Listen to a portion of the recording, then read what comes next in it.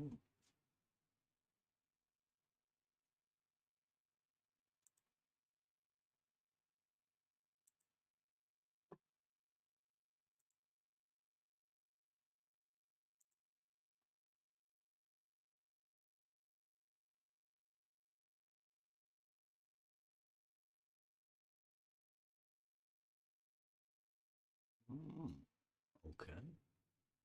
Yes, this is basic geometry. Your flat Earth geometry. Flat Earth geometry.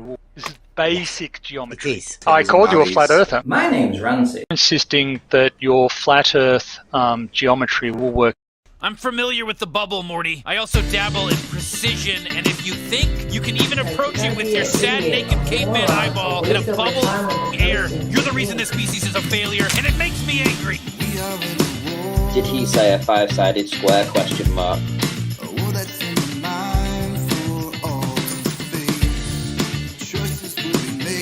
You're a universal horizontal waterer. You're drunk. I called you a flat earther. You want to experience true level? Do you? Yes. You want to experience true level? That auto level is establishing a horizontal. That's just the way it is. Because I've done the test with an auto level, which gives you a horizontal. Yeah, it's gonna look super flat. All right, come on.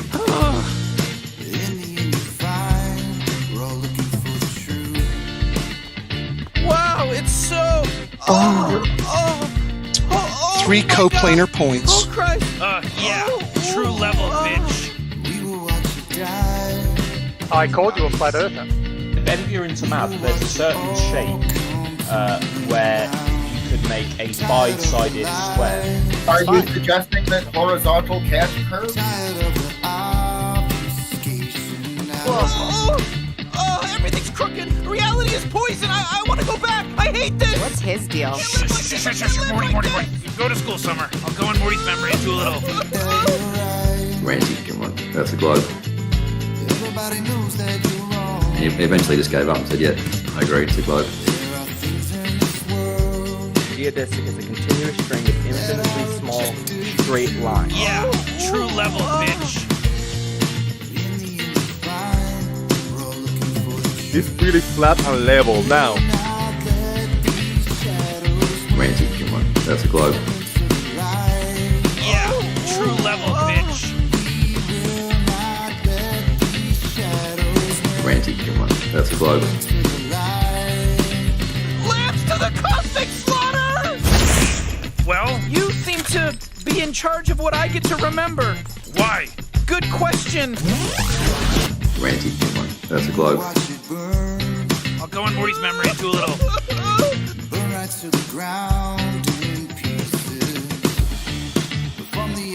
Wow, it's so. Oh my God! Oh Christ! Yeah, true level, bitch. If you're into math, there's a certain shape where you could make a five-sided square.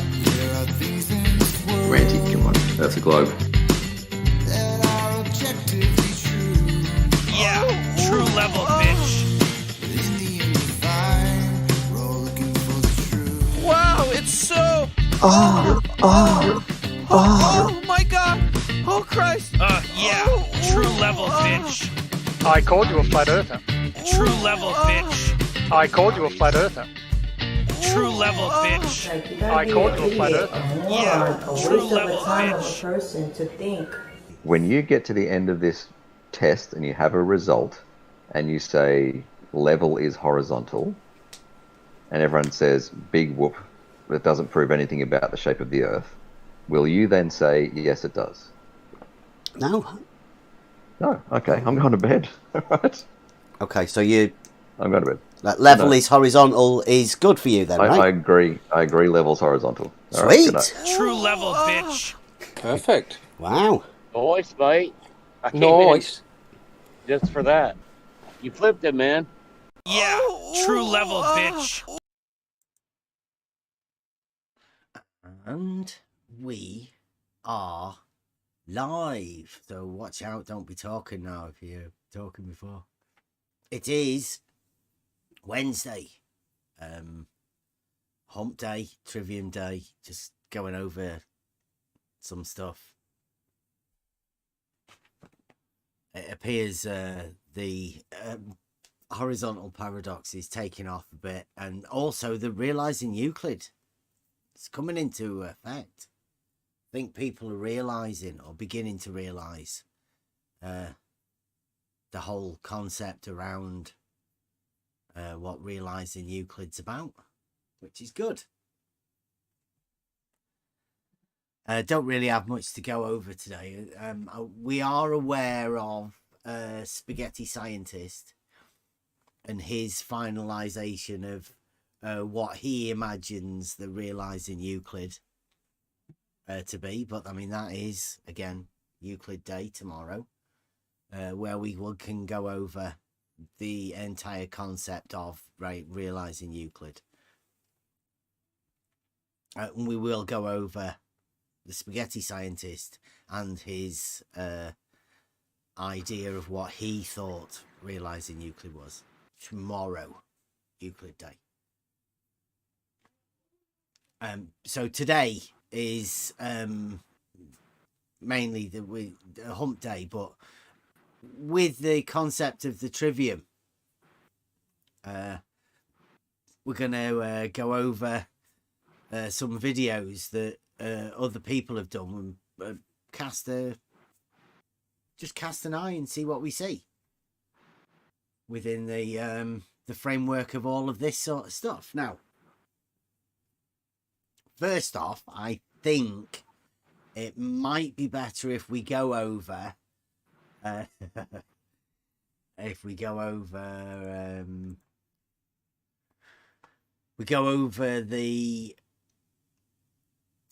what I'm going to call the religifying the globe. Just at least just brushing up against religion, just sort of giving them the concept of the belief and bit of faith, right? Because in order to have a belief in the globe, you require, we were talking earlier, I say quite a lot of faith myself. I couldn't, I don't think I could acquire the amount of faith required to believe the globe model. Just, it is a lot. Yeah.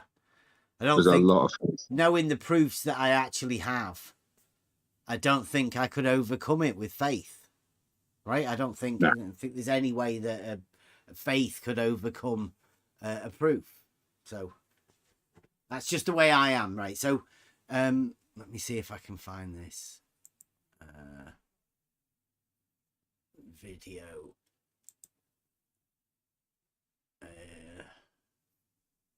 Here we go.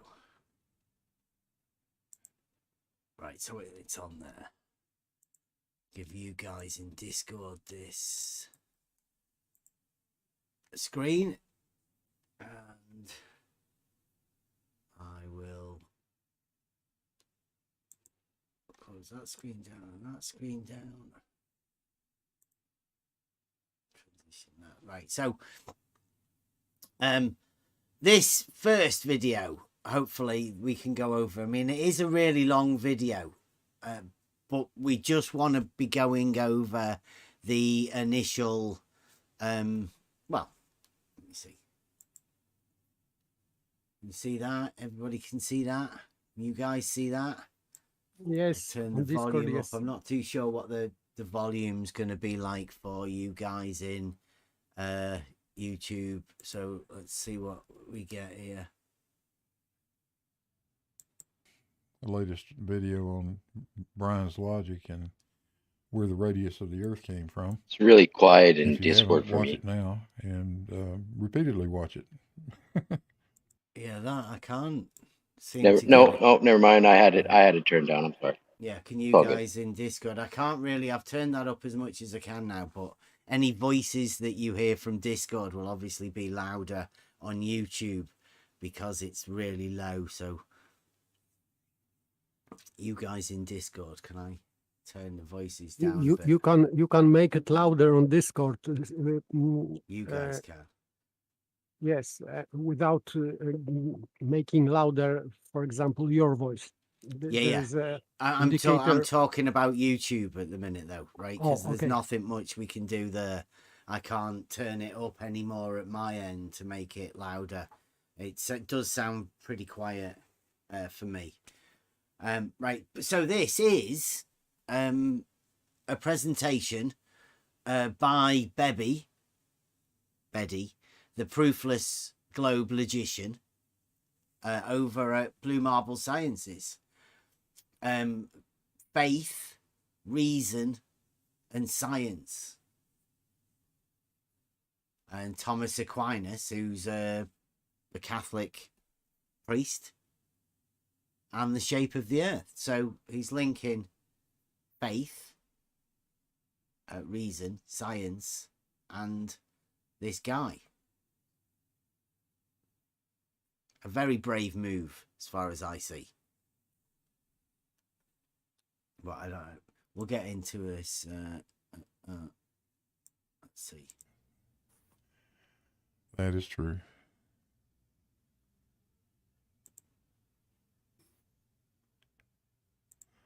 Well, alrighty. You know, I guess there may be no time like the present, so let's go on mute. And Bibby, why don't you just introduce yourself and then tell us what we're going to be hearing about today? Sure, thanks. Thanks, Blue. Yeah, well, I'm Bebby. You all know me from my adventures here at the Next Level server, and I'm going to say my adventures here at the Next Level server.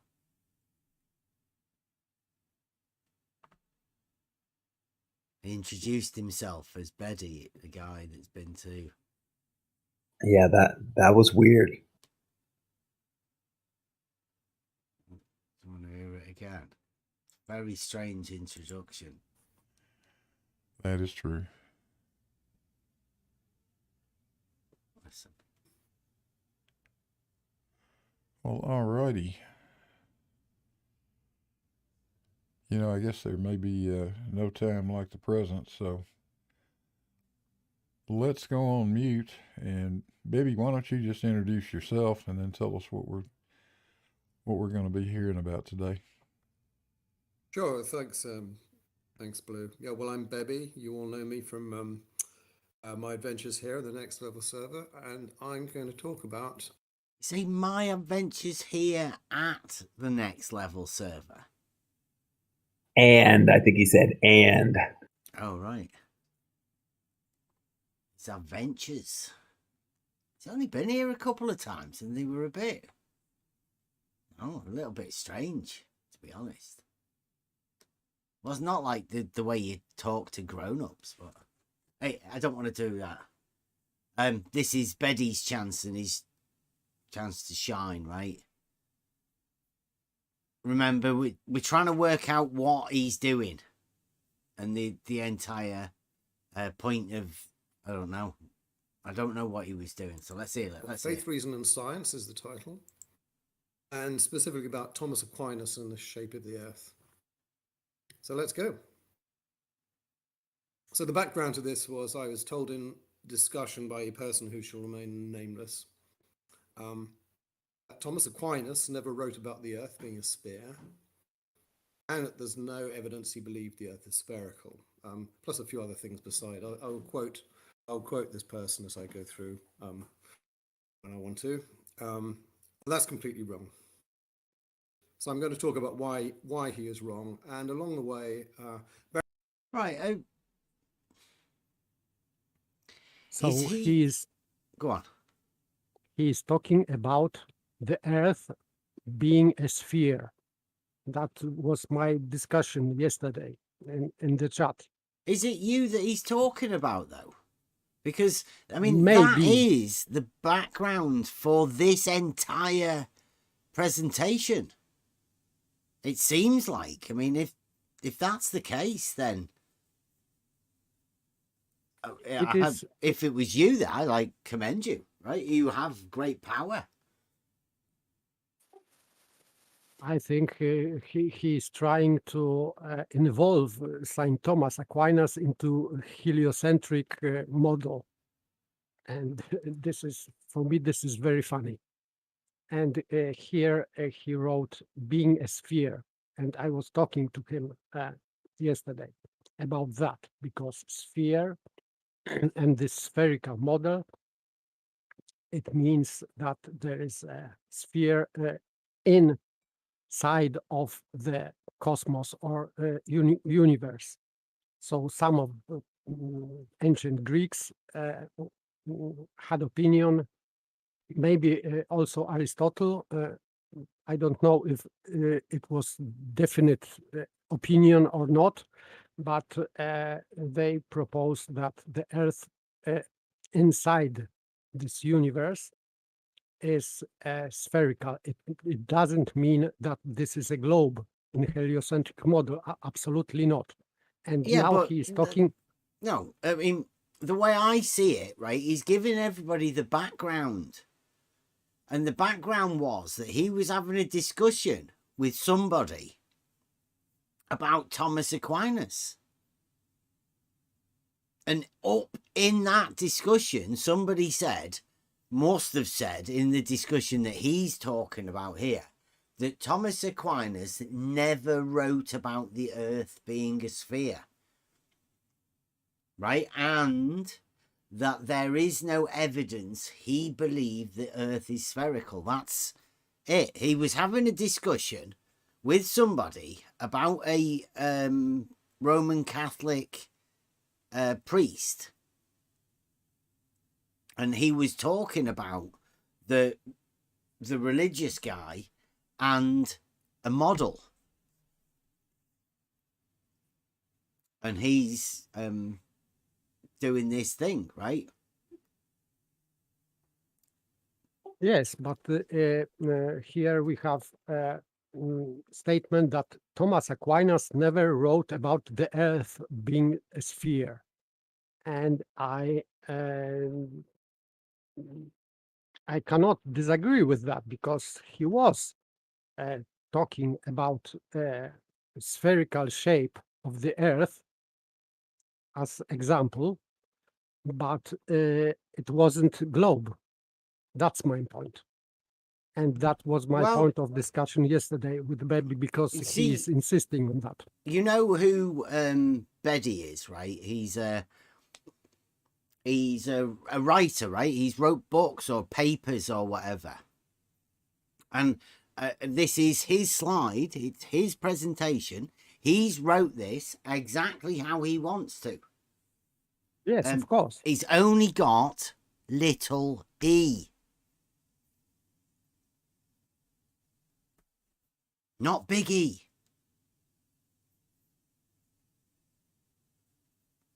So would Thomas Aquinas ever have wrote about the Earth, little e, being a sphere? Mudballs. The Earth has two meanings, and I cannot say that in Roman Catholic theology, because this is not about theology. But you know, at the beginning of Genesis, is stated that at the beginning God created earth and heaven, and this earth, it means just material, physical world. It means he created universe. So the earth has meaning whole material world at the first, for the first. So the earth has meaning just material world, means cosmos, means universe. This is the first meaning in Bible of earth. So you can have earth as dirt or soil. So again, we're religifying it, right? The whole purpose about, yeah, I think that's what he's doing. Even you've gone to it as well. You've gone to the book, the word. This model, this E, whichever way you want to think about it, You're going to linking it in some way to religion, right? To this concept of making it a greater than it actually is. No, I am talking just about what earth meant, for example, for Thomas Aquinas, when he was using this word. So this word in the first instance was used as it was used in Genesis, when these words were said, that God created earth and heaven. Yeah, you're putting that earth into a religious thing. I think that's what Beddy's doing. That's what I think. The whole concept of what Beddy's doing here is doing what you've just done yourself. You're linking this earth into some sort of a religious thing. No, I am talking what Beddy is doing, that you, from this first statement, you don't know about what earth Thomas Aquinas was writing. Yeah, you don't he was know. in a discussion with somebody. Why was Beddy in a discussion with somebody about Thomas Aquinas, a Roman Catholic priest, about the shape of the earth? Right? And something that somebody said to him while he was in that conversation upset him enough for Beddy to point out that the religious guy, the Roman Catholic priest, had already linked the globe model to the religious ceremony, right? Which Beddy's doing also. Same thing. That's, to me, that's the way I see what's going on. For me, this is just what Thomas Aquinas said about Earth.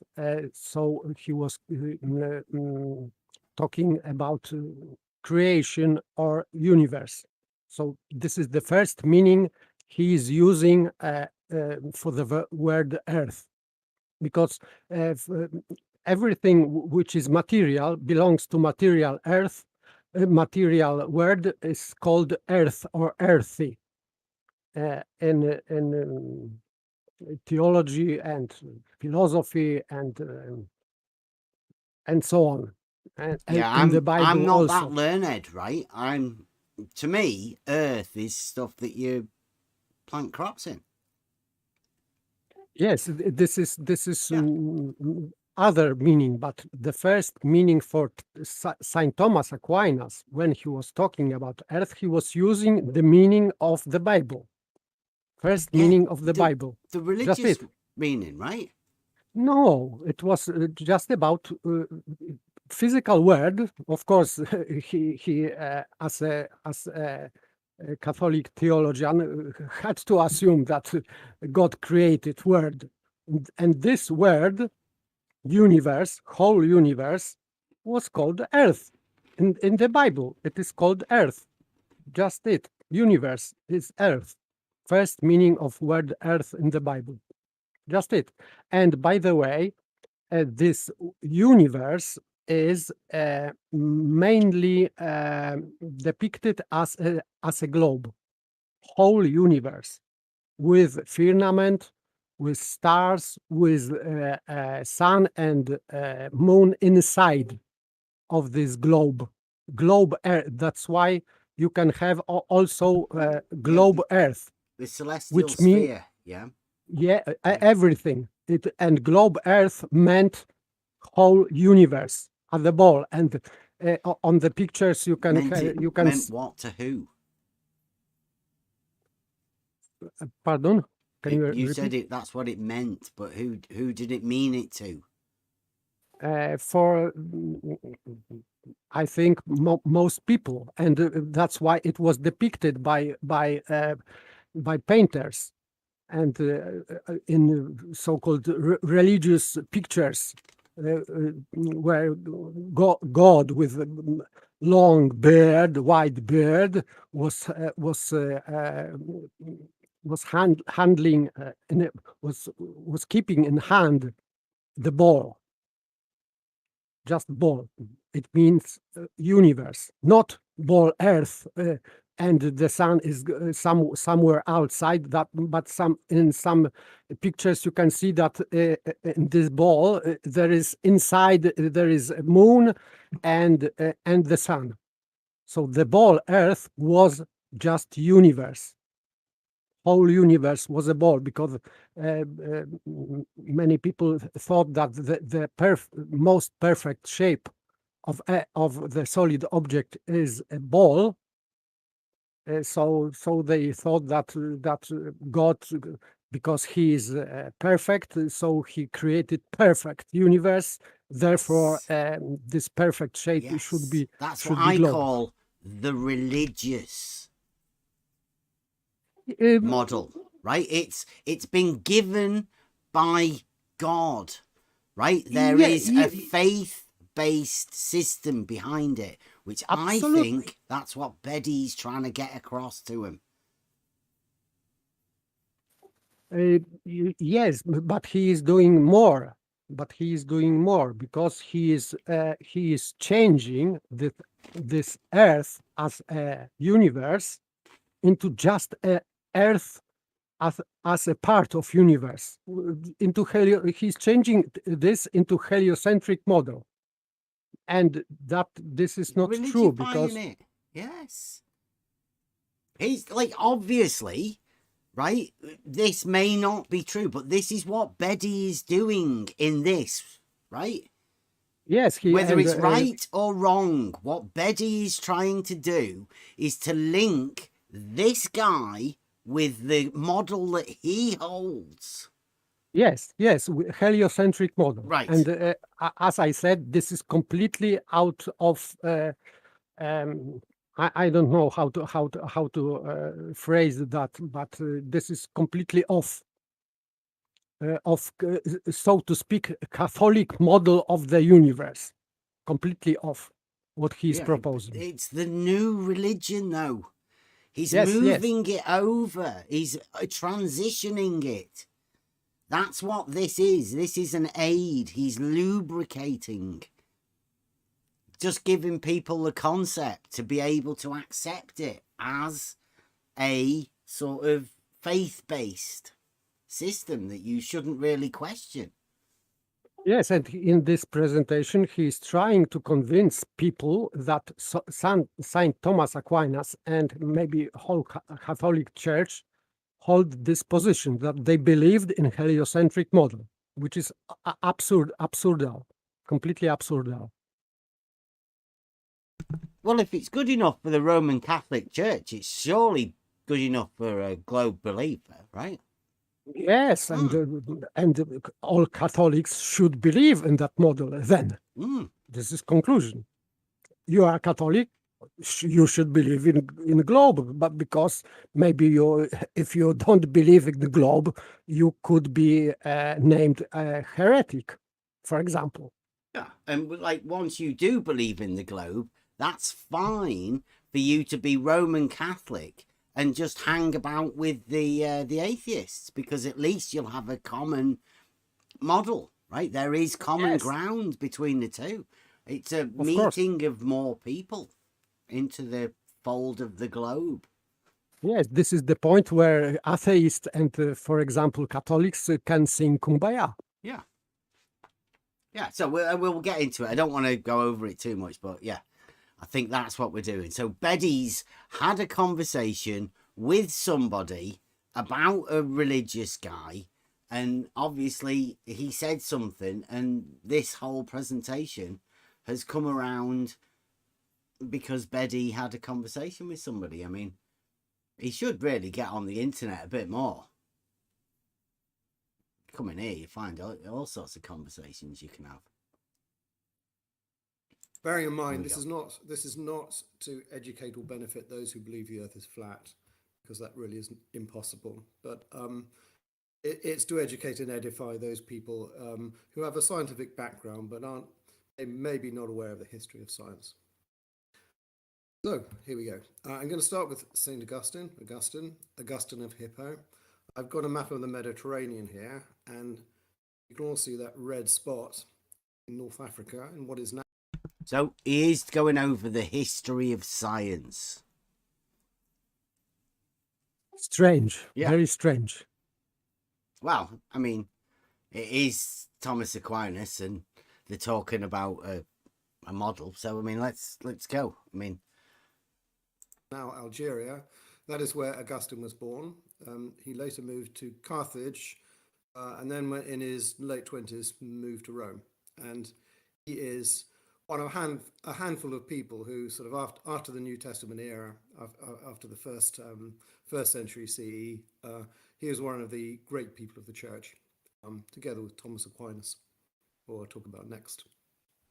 So I included the geography here because it's important. I don't know if you can see the mouse here. Yeah, the cursor. So we've got the whole of the Med. We've got Greece, obviously, which is where ancient Greek science came from. We've got Jerusalem. So we have Athens and Jerusalem. We have Rome, obviously, the sort of capital of Roman Catholicism. Then we've got the whole of the North African coast. And that geography is going to be pretty important when I come to discuss Aquinas.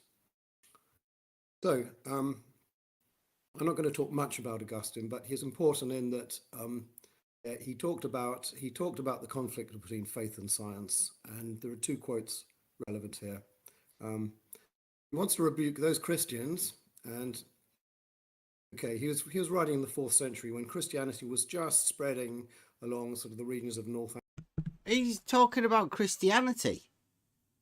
Yes. Thomas Aquinas was a Roman Catholic, isn't he? Yes, but he's talking now about Augustine, who was also Catholic, of course, and he's talking about ancient history, and this is this part which I don't understand completely. Yeah. This is the bit that got me at the beginning, because if this is how you start off, I was really confused. I don't know, like, talking about the history of science, and he keeps swapping religions. He's talking about Christianity for some reason. I don't know. Africa and reaching into Europe. And not everyone, not everyone then, nor indeed now, was a Christian. So he is rebuking those Christians who embarrass the faith as he sees it by an excessively literal understanding of the scriptures. The two quotes here we've got. First of all, the first one is showing what Augustine knows about science in his day.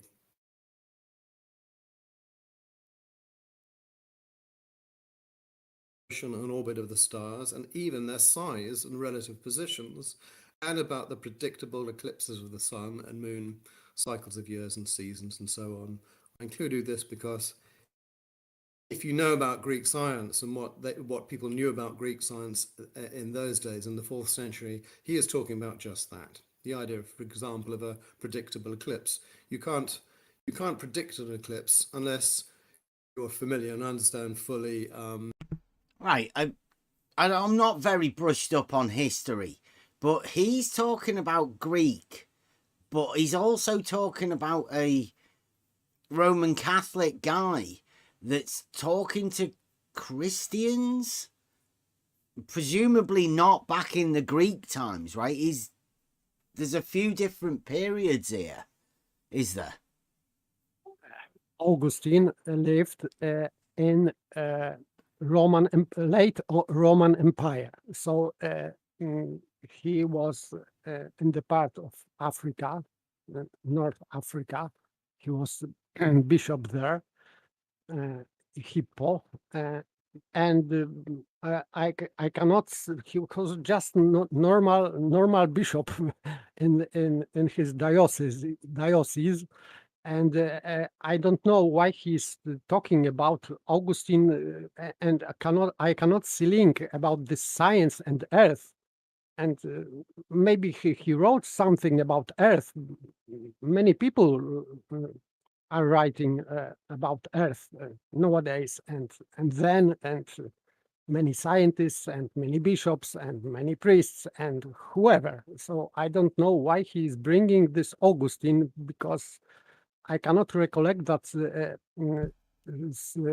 Saint Thomas Aquinas is specifically referring his allegedly theoretical model of heliocentric model with Augustine. I don't know what he says the motion orbit of the stars and even their size and relative positions. Now, he doesn't really, he doesn't think that's science of the day, does he?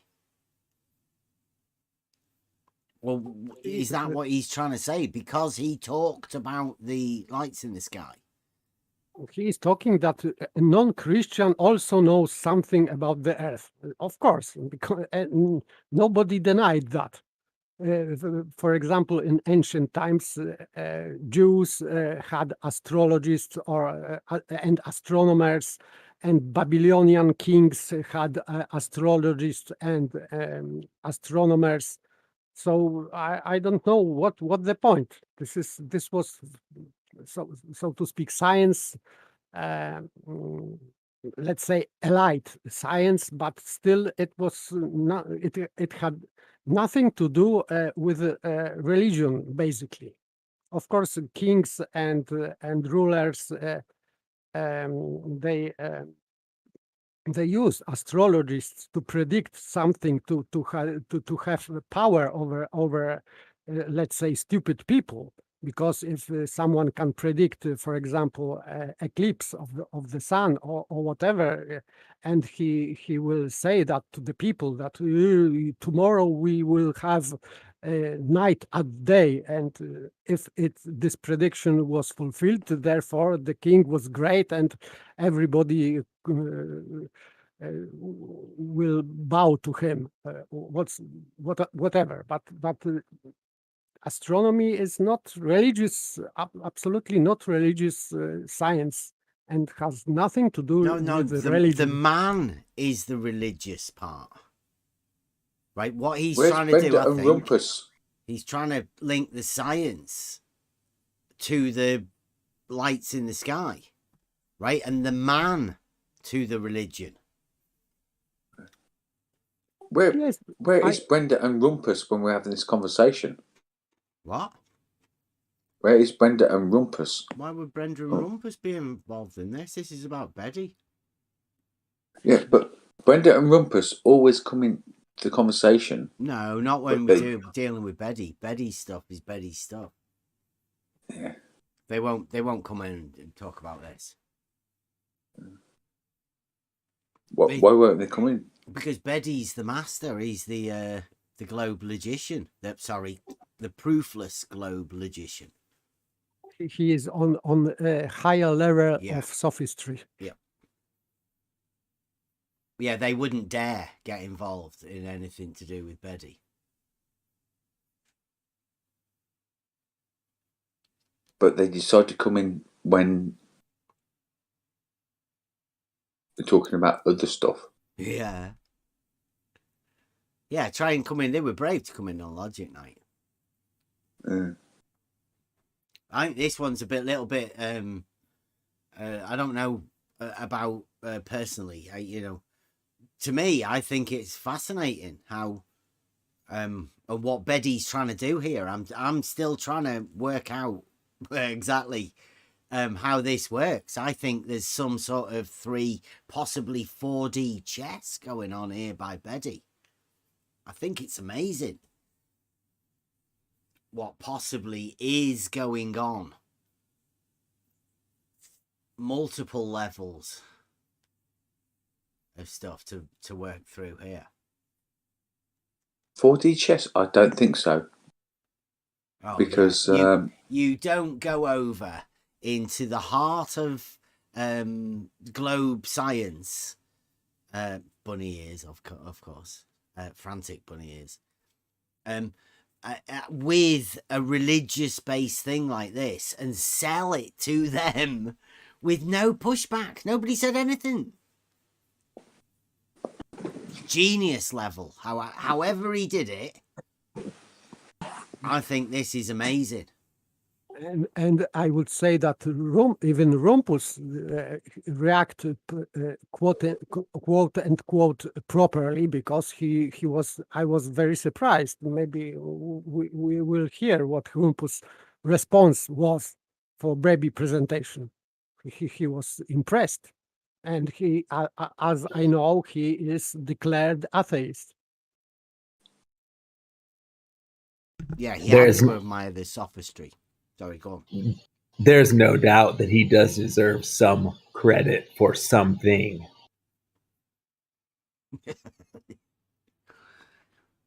Whoever it was that had the initial conversation with Betty to make Betty want to do this, they deserve the utmost credit, because, like I say, this is a brave play, and I think it may be completely on the spot sort of thing, uncontrollable. What was a brave play against what he was saying? No, wanting to be able to go and link religion to a globe model in the heart of the atheist community is a very, very amazing thing. Because he's basically saying here, I think, the globe model came from these religious people. These are the ones that laid out the globe model for them. Yes, and in this example, it would be that globe model and heliocentric model basically is a Catholic model. Mm-hmm. I think he even go as far as to bring in Aristotle as well. So, I mean, you're going back about as far as you can. Maybe next will be the Babylonians. So there's never going to be any need for them to prove it, because everybody already knew it, which is a completely brainwash thing. I have to say it. It makes it the most faith-based thing ever.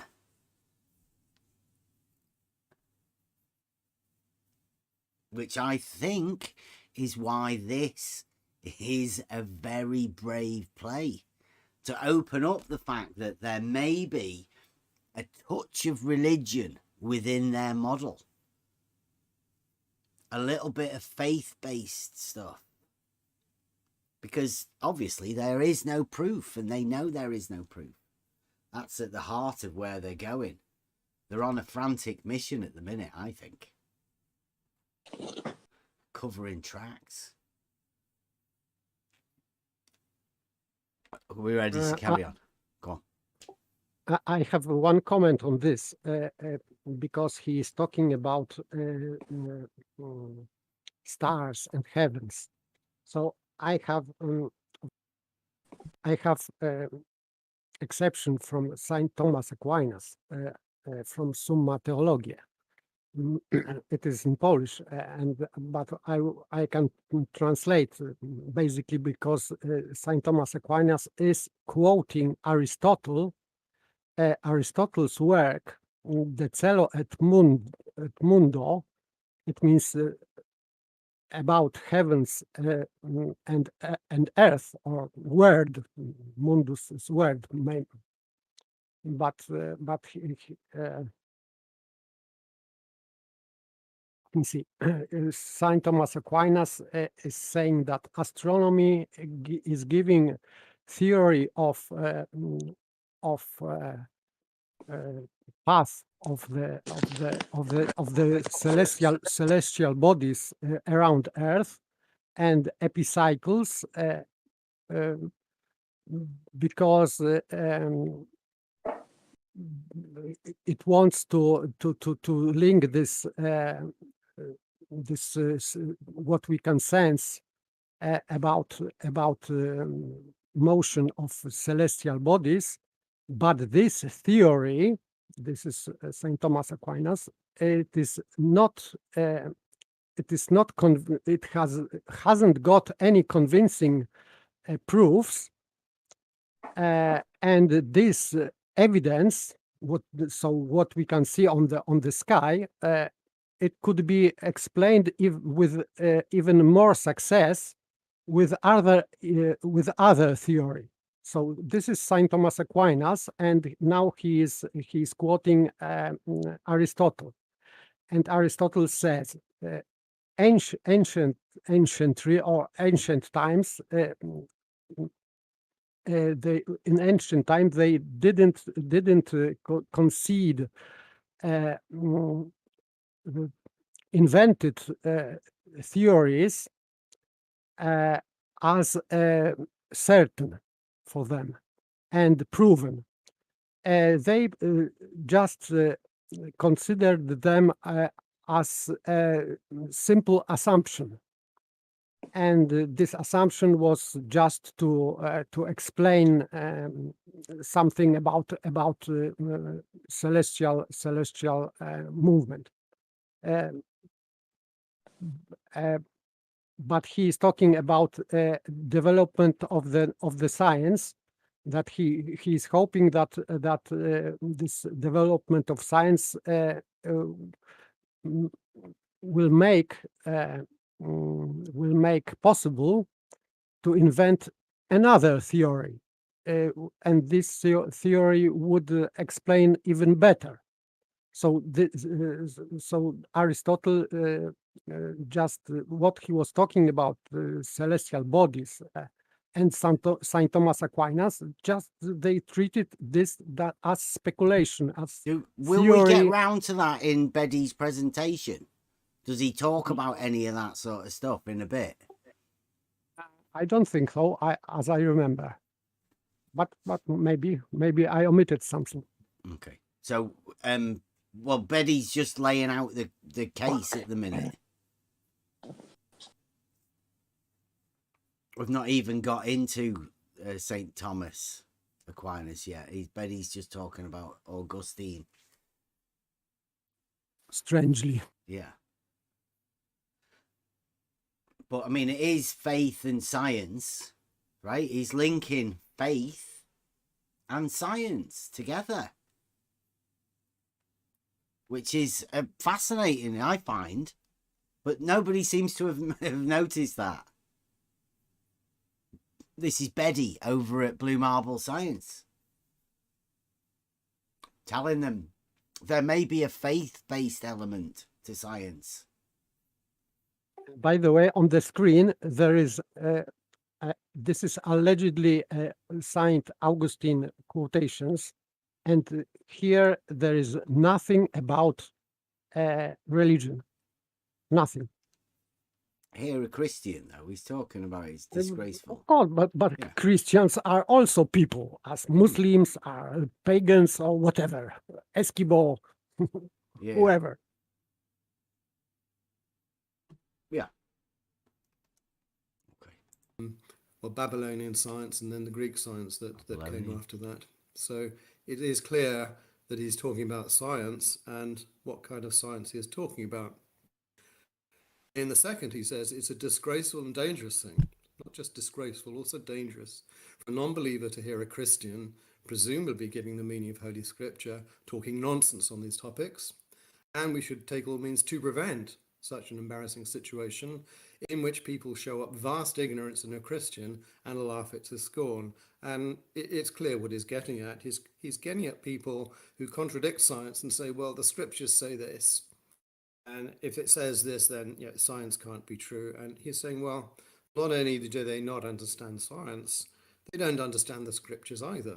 When he says they're talking nonsense on these topics, he is clearly referring to their poor interpretation of Holy Scripture. And that's a damaging thing because it's... Is he saying that this other guy was adjusting the scriptures to fit science? And that the Christians weren't understanding or knowing how to read the scriptures correctly? no, Saint Augustine was and many other old so-called old fathers of the church was talking about that some Christians were debating with non-Christians, for example, about scripture and science, and if they were lacking about some knowledge and they were too stupid to make a debate, decent debate, for example, with pagan. He's linking it to the globers, right? A glober shouldn't be talking about the globe if he doesn't know the globe argument well enough. It's a warning. It's a warning to the globers not to step out of your lane. But he will link this to the globe, but really Saint Augustine and the others, of course, were talking about don't mean just for they were saying to Christians, don't misrepresent scripture, don't misrepresent science because you look stupid in the eyes of pagans, and they will think that Christians are stupid and the religion. So we're the pagans then, right? We're the pagans, of course. They're the globe scientists. And it's a warning to the globe scientists. Don't come and talk to us. You might look foolish if you step out of your lane. It's a wise warning. Betty, yes, but Saint Augustine was talking about something else, of course. Yeah. In that time, but he is just making the link. I don't understand why. Yeah. Well, he's obviously making some sort of a link, right? There'd be no purpose in doing it otherwise. If it doesn't mean something, I'm trying to scramble to find the possible meanings for what Betty's actually doing here. And that makes sense to me. Yes, because religifying the globe model, moving it over into science, globe science, bunny ears, frantic bunny ears. And then he's saying, look, you people, he's setting himself up as a priest, I think. I think that he is trying to do that way, that don't say that the Earth is not a globe, because as allegedly Saint Augustine said, you will be misrepresenting Catholic Church teaching. Yeah. I like it.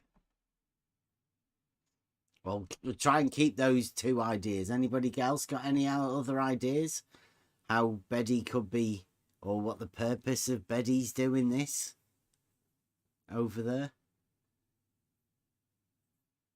I get the fact that he's trying to link it to the religious leader, to the globe model, and therefore he's telling people and warning people that don't fall into this trap of a non-believer of the globe, obviously, globe science.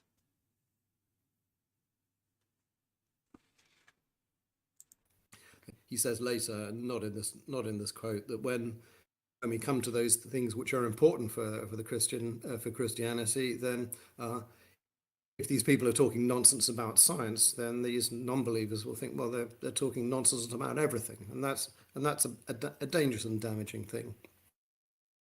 So he says that in a work called The Literal Interpretation of Genesis, where he goes through and tries to show how you can interpret scripture, you can interpret Genesis in a way that's perfectly consistent with science. And I'll quote this, which is relevant for obvious reasons. I've got the Latin and my translation underneath. For since water still covered the whole earth, and here he's talking about the part of Genesis where God has sort of created the earth. He's created the water, but there's nothing else apart from water covering the earth. Nothing prevented the watery and spherical mass, globosa, right, So he's clearly not talking about a flat Earth here. He is talking about an Earth that is a globe. Again, see, this is that guy's interpretation of the scripture, saying about water covering the Earth, right? Yes, and Right, and he's saying spherical.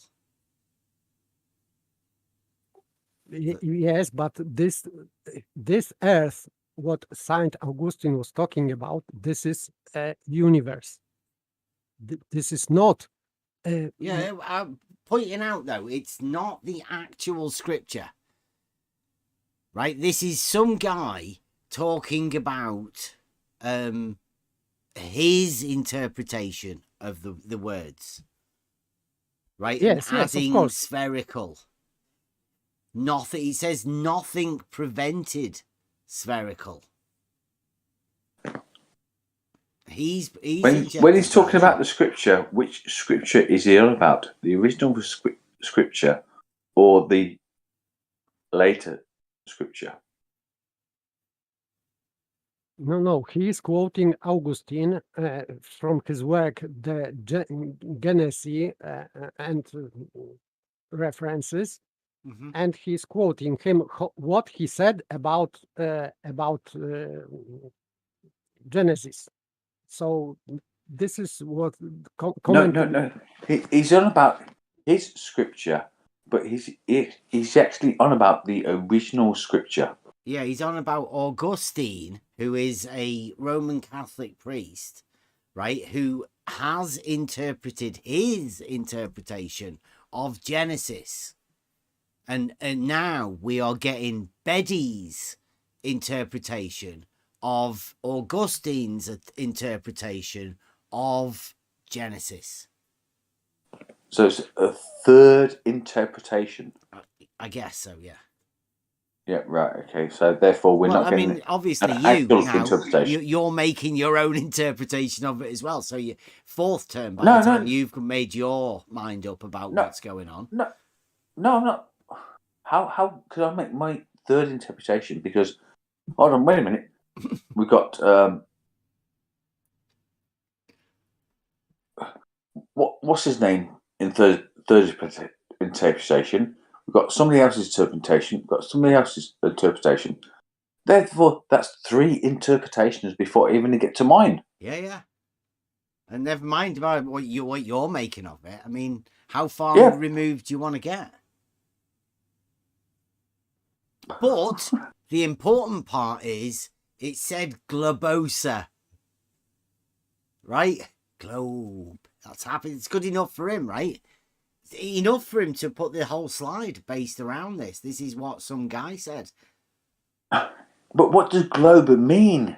Yes, as I said before, globe means Earth globe means universe, whole universe with stars, with firmament, etc.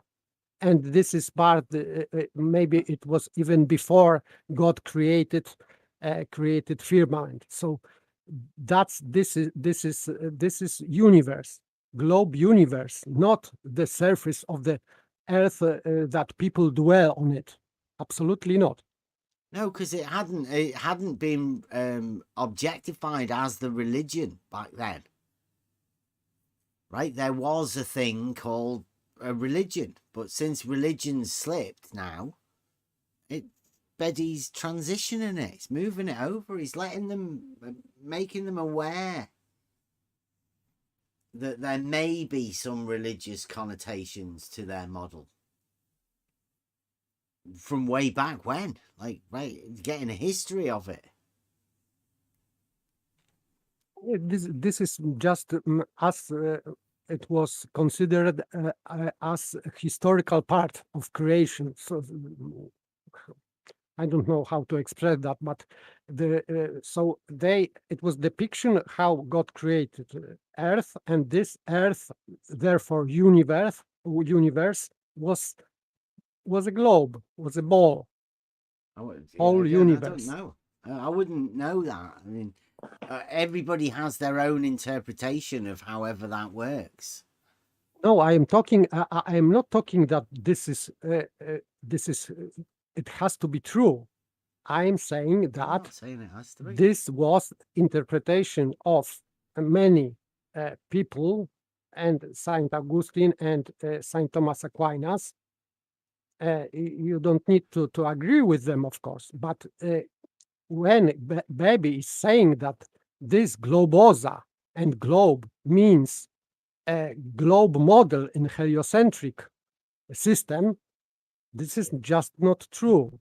But he is suggesting that this is it, that they thought that globe means a heliocentric model, and absolutely Why not. do you have to say globe means model? No, I Why don't do know. you have to say that? I don't say it. I don't believe it. I'm saying that creation in the perception of Catholics, for example, and Christians, and some pagans, for example, Greeks, they thought that the universe, cosmos, is a ball. Just it, because of perfection. Do you believe the that? shape. Yeah, but do you believe that? I am inclining into that, but this is, of course, I cannot prove this, but I'm saying what people believed then, but I'm not proving that they were right. But Baby is using this as an argument for a globe heliocentric model, Copernican model. He's just doing this. Like, it seems to me, I mean, we're what, 9 minutes into this particular thing, and we're an hour into the show.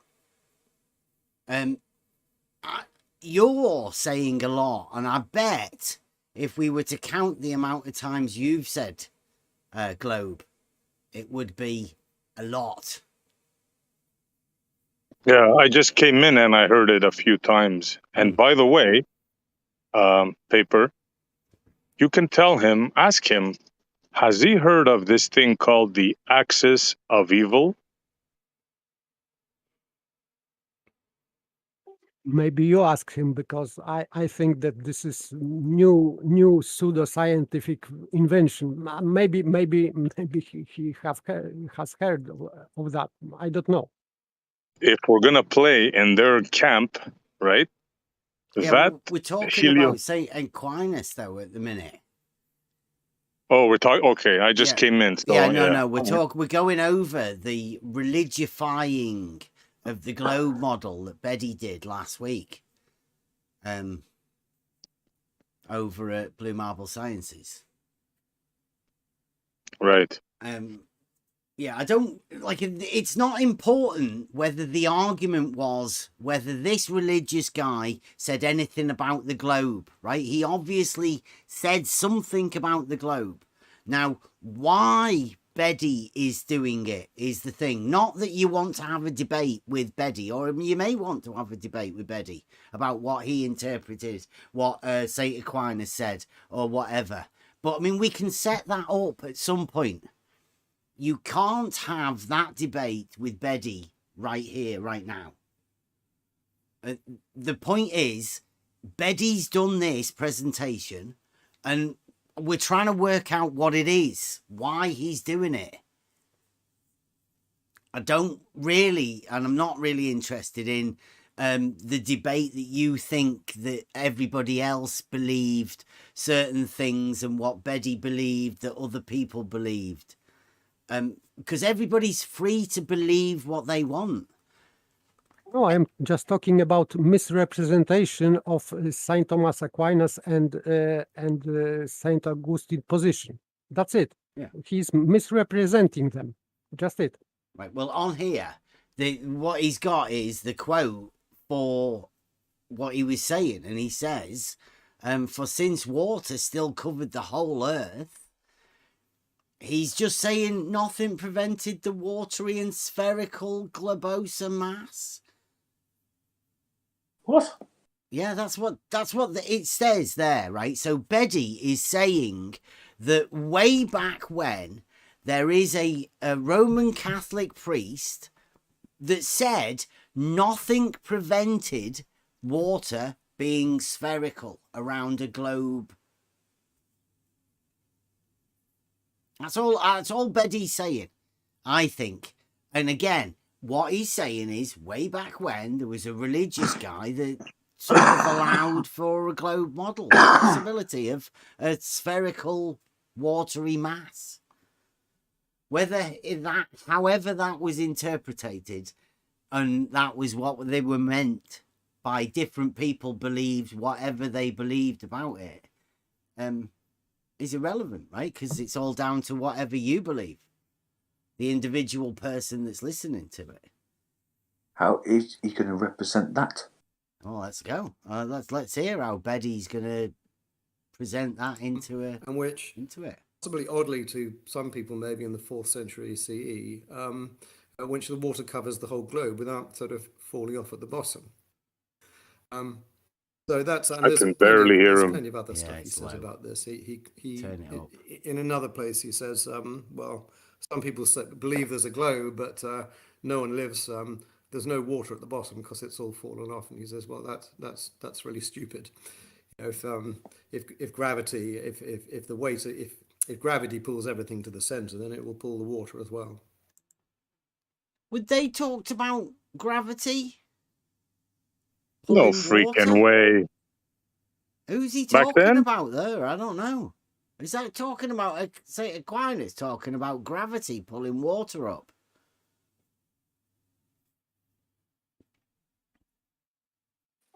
I want to hear that again. Let's see, listen to who he's talking about. He in another place he says, well, some people believe there's a globe, but no one lives. There's no water at the bottom because it's all fallen off. And he says, well, that's really stupid. You know, if gravity, if the weight, if gravity pulls everything to the center, then it will pull the water as well. Gravity back then? Really? That's interesting. And this quotation, this Saint Thomas Aquinas, not Saint Augustine, is talking about, I think, the second day of creation or something like that. So before stars were created, and when this matter was in this order, and God started to make the universe in order.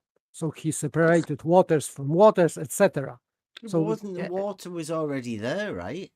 Yes, but it was, so to speak, it was a mess. It was disorder.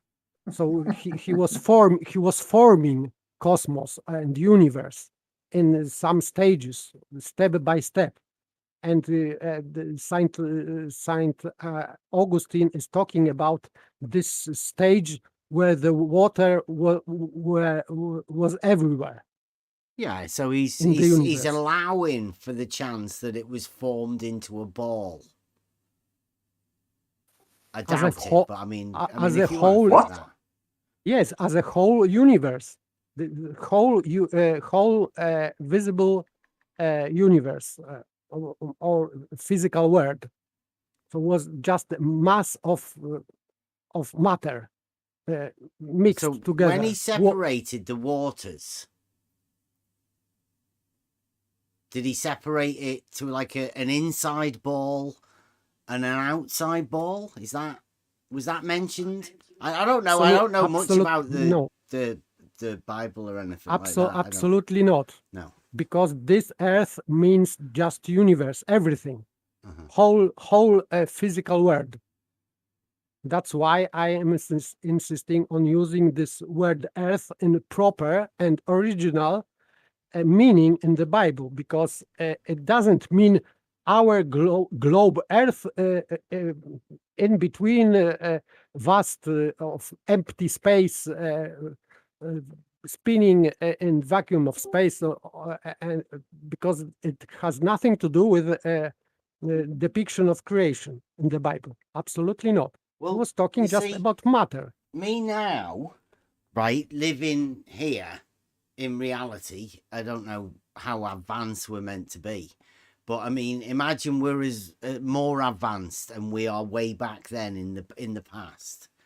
When somebody said Earth, would it mean anything different to me?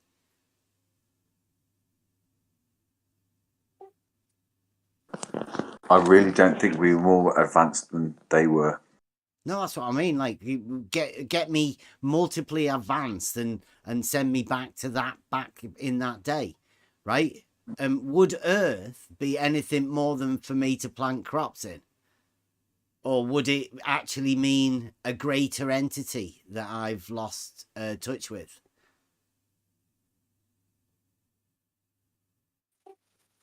See, Earth was more. I'm just looking at it from reality point of view at the minute, and Earth is just soil. It's dirt. It's not rocks, and it's not water. It's not a whole. It's not a big entity. But this meaning was first in the Bible, and that was translated as earth. I don't know why. Don't ask me why. But at the beginning, God created earth and heaven means a spiritual word in the Bible. So angels, and earth, it means material word, just it, physical words and angels. So but heavens, the waters were already there, and they are physical.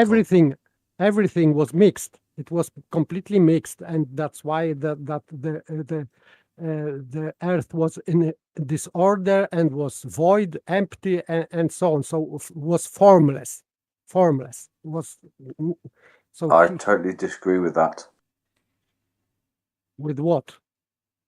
With voidless and emptiness. It means that empty means that it hadn't form, hadn't have form. So was this I agree disorganized? With Earth was not voidless and emptiness. Okay, maybe I am using bad words. I am not. I don't voidless know. Be solid if there was no voids. Maybe not void. It means that it was lacking of form. That so everything was mixed all together without separating, for example, elements like solids, water, and gases, and everything was mixed. And God started to separate this. Again, we're doing this again. We're going into some sort of a conversation, but that's nothing to do with what Betty's talking about, is it? It is, in my opinion, it is, because this is meaning of the word earth in the Bible, and how this Saint Thomas Aquinas and Saint Augustine was talking about earth. Because if they were talking about earth and they were referring to the scripture, their meaning was supposedly the same as it was in the scripture. So therefore, not globe in heliocentric model at all. But to me, and probably the people that are listening as well, or the people that have stopped listening, it's boring as fuck. I would say it is, because... why are we talking about it then? We're trying to talk about Betty and what Betty's presentation was, not the debate that you want to have with Betty or the presentation that you think Betty should have had. Like, we're never going to get through this presentation. To me, right, in today, Earth is just soil, right? It's just Earth. Yes, today, mostly yes, but in that time and in the scripture especially, it was that meaning. And you cannot go around it. And Betty knows that. I think he knows that. And yeah, and he's managed to get us to have a conversation about it without him having to talk about it. Oh, carry on. Let's get this done. Right, going to talk a bit about Aquinas and the Greeks, first of all. So Thomas Aquinas lived in the 13th century. So we're winding forward now 700 years, and I'll just go back to that map. So Augustine's writing in the 4th century and into the 5th, and he's already aware. In fact, it is central to his work, The City of God, that he believes that because of the Roman religion and their superstitious belief in the Roman gods, these beliefs are the cause of the empire collapsing, and it was pretty close in his day. In that part of the world, you could see the whole thing breaking up, and indeed it did. From the 6th century onwards, that whole region from what is now Turkey, which was then Asia Minor, it was then Greece, was subject to the incredible advances that the Islamic proselytization, which reached all the way around to Morocco and then at one point into Spain. So because of that, and because the Western Empire completely broke up, as we all learned at school, learning was lost in the West, and it wasn't recovered. So Aquinas was in the 13th century. It was a time of intellectual upheaval in the Latin West, the Latin West, the western part of the empire. They call themselves Latins, Latini, and the others were the Greeks. So the Dark Ages have happened in between, and they're just acquiring the science back again, I'm guessing. That's what he's trying to say. Yes, of course, not true. What the fuck is he saying? The decline of science led to the empire being lost, and the Islamic scientific thing took over, Al-Biruni, angle trick, and this is Aquinas sort of bringing it back again now.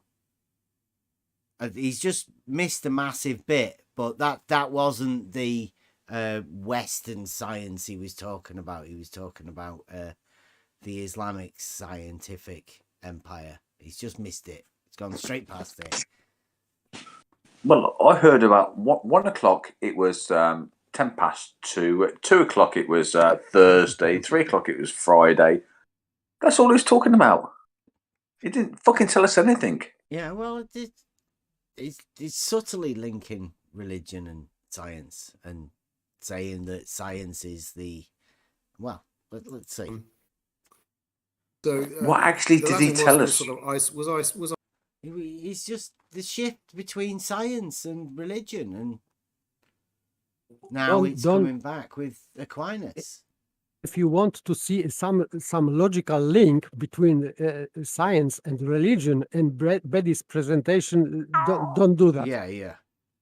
We just these are our interpretations of what we think he's trying to do. Everybody's confused, really. I mean, when I was listening to it live, I was stunned. I'm not aware of what he's trying to do. Like, remember, this is Betty, the proofless globe logician, doing a presentation at Blue Marble Sciences. I personally did not get anything from it. Yeah, imagine what they are like. They're going, what's he doing?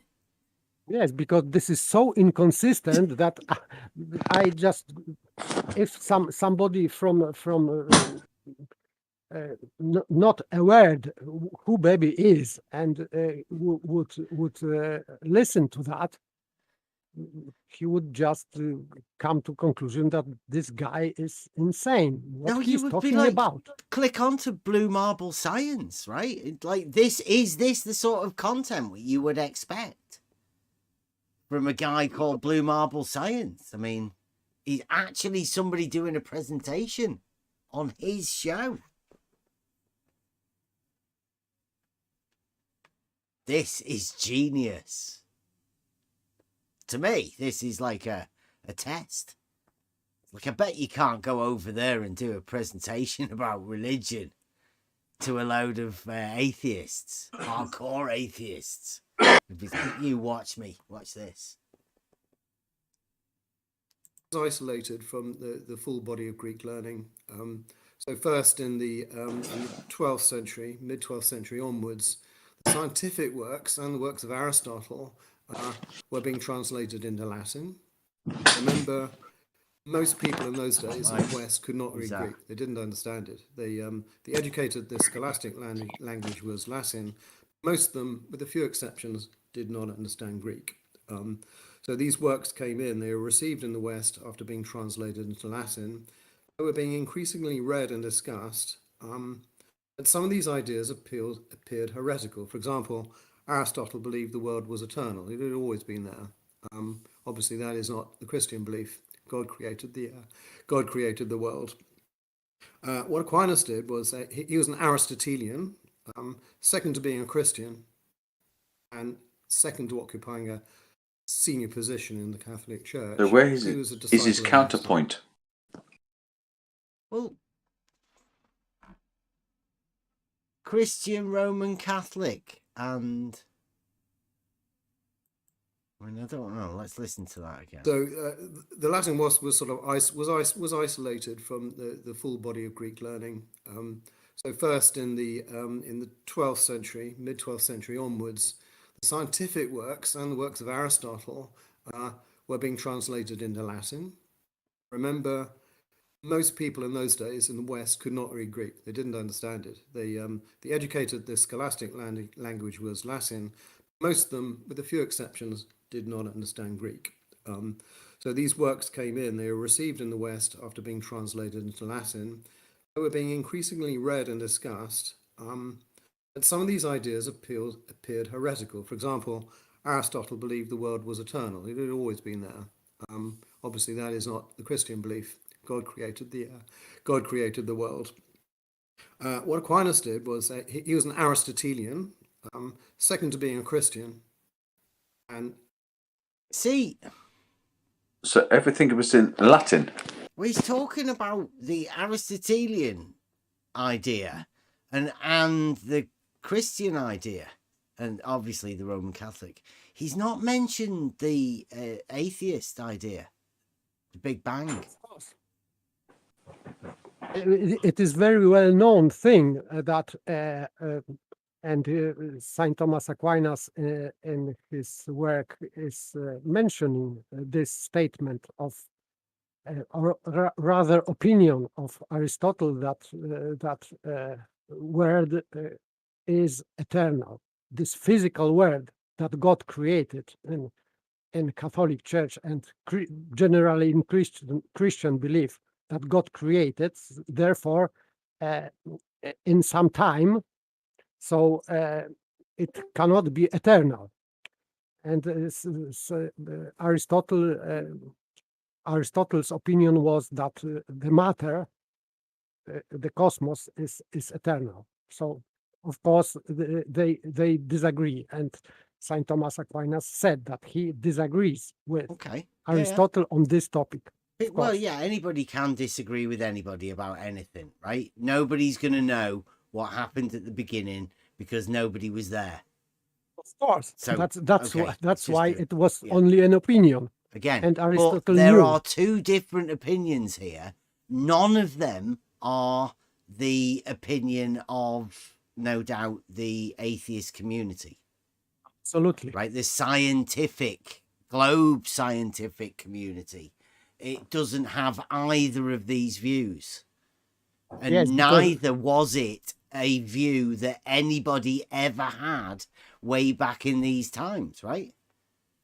Considering the times and he's talking about here, the Big Bang is a relatively new idea, right? Really new. Yes. Yes, of course. So, nobody's pointing that out to Betty at all. They're just letting him go with this. It's fine. But he's just pointing out these two. Nobody is aware. Second to occupying a senior position in the Catholic Church, he was a disciple of Aristotle. And many of his writings are aiming to synthesize, to bring together the ideas of Christian faith and Greek science, what we called Athens and Jerusalem.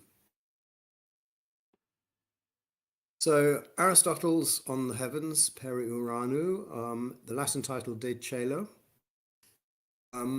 That's a Greek manuscript, I think, from the 13th century. But as I say, very few people would be able to understand that. I think very few people now, given the style of the writing has changed. So these works were all translated into Latin. This is the same work. Look at that, this beautiful script. I love looking at these things. This is the bit we're looking at here is the part where Aristotle says you only have to walk a short distance, 50 miles, say, and you will see the appearance of the stars change. What was directly overhead when you started walking is no longer directly overhead when you've walked some distance, and we'll discuss this a little bit later. Brilliant. So Aquinas wrote some lectures on this work, De Coelo, which my little buddy, my friend, called a book review. But they didn't have books as we know, printed books in those days. Printing wasn't invented until the early 16th century. Sorry, late 15th. So if you just look back on this, that's all they had. They had every copy of a book, of a work, had to be copied by hand in this quite beautiful Gothic hand. So the lectures, they're actually not lectures. I asked a few people about this who know a lot more than me. Aquinas never gave these as lectures at all. He was writing towards the end of his life, and indeed he was meant to be writing on the 4 books of De Coelo, but he only wrote 3, and someone else completed the 4th. He wrote them in the style of lectures, but these were just written, and they are detailed. They're very detailed commentaries, analysing all the points of what Aristotle has to say, and that's typical of what he does elsewhere. I mean, that is Thomas's style. I didn't actually count the number of words, but it looks like for every sort of 100 words that Aristotle writes, Aquinas will write 300 or 400. So a very, very, very detailed point-by-point analysis of what... Like basically an entire rewriting of everything Aristotle did. He probably just built upon it. If you read all of the Aristotle stuff, it's pretty simple. And I think it's wrote as, well, I mean, I suppose people could interpret it for themselves. But what I hear is there's a guy that studied Aristotle and then wrote some stuff about it. Just exactly the same as you could, as I could, as anybody could. They could just study somebody and then write about their ideas about what those other people wrote. Yes, and he studied Aristotle thoroughly. Mm-hmm. Yeah, there's nothing wrong with that. But again, it's just somebody else's interpretation of something. You're best off always doing it for yourself. But I admire people for looking into stuff. Aristotle says to explain it to people, you know, who wouldn't be able to follow Aristotle, who's a difficult writer. He would add extra material when necessary, and he would also sometimes disagree with Aristotle. He normally doesn't, because he's an Aristotelian, but clearly he disagreed on the age of the universe on that question. Also, where more up-to-date knowledge is available, for example, from the Arabic astronomers and people who measured the size of the Earth later on, he won't disagree with Aristotle, but he'll say, well, how did they measure these more the measurements Earth of the? How did they measure the size of the Earth? Al-Biruni. But the trick is what Baby is doing. That Saint Thomas Aquinas would agree with Arabic astronomers. Yeah. Or Aristotle would agree. How he knows that? Maybe he would disagree. Well, if you talk about other people's beliefs, then you can quite easily talk about other people's beliefs or ideas or thoughts about what they were thinking. So, like, that's what opens Betty up for the ability for him to be able to do this. Speaking of other people's beliefs, allows you to do this. Absolutely, Aristotle and Saint Thomas Aquinas were open for new theories, as I maybe not very precisely translated from Saint Thomas Aquinas and Aristotle. This, and I was quoting from this De Coelo et Mundi. So he was talking about that these are only theories, and they can change. Yeah, the way I see Aristotle laid out the basics for everybody, right? But then you can always go a little bit further for yourself. For yourself, you have specialities. Then there is nothing wrong about speaking about things. You can predicate on anything. And you can predicate especially to inspire. Doesn't mean everything has to be taken as your word.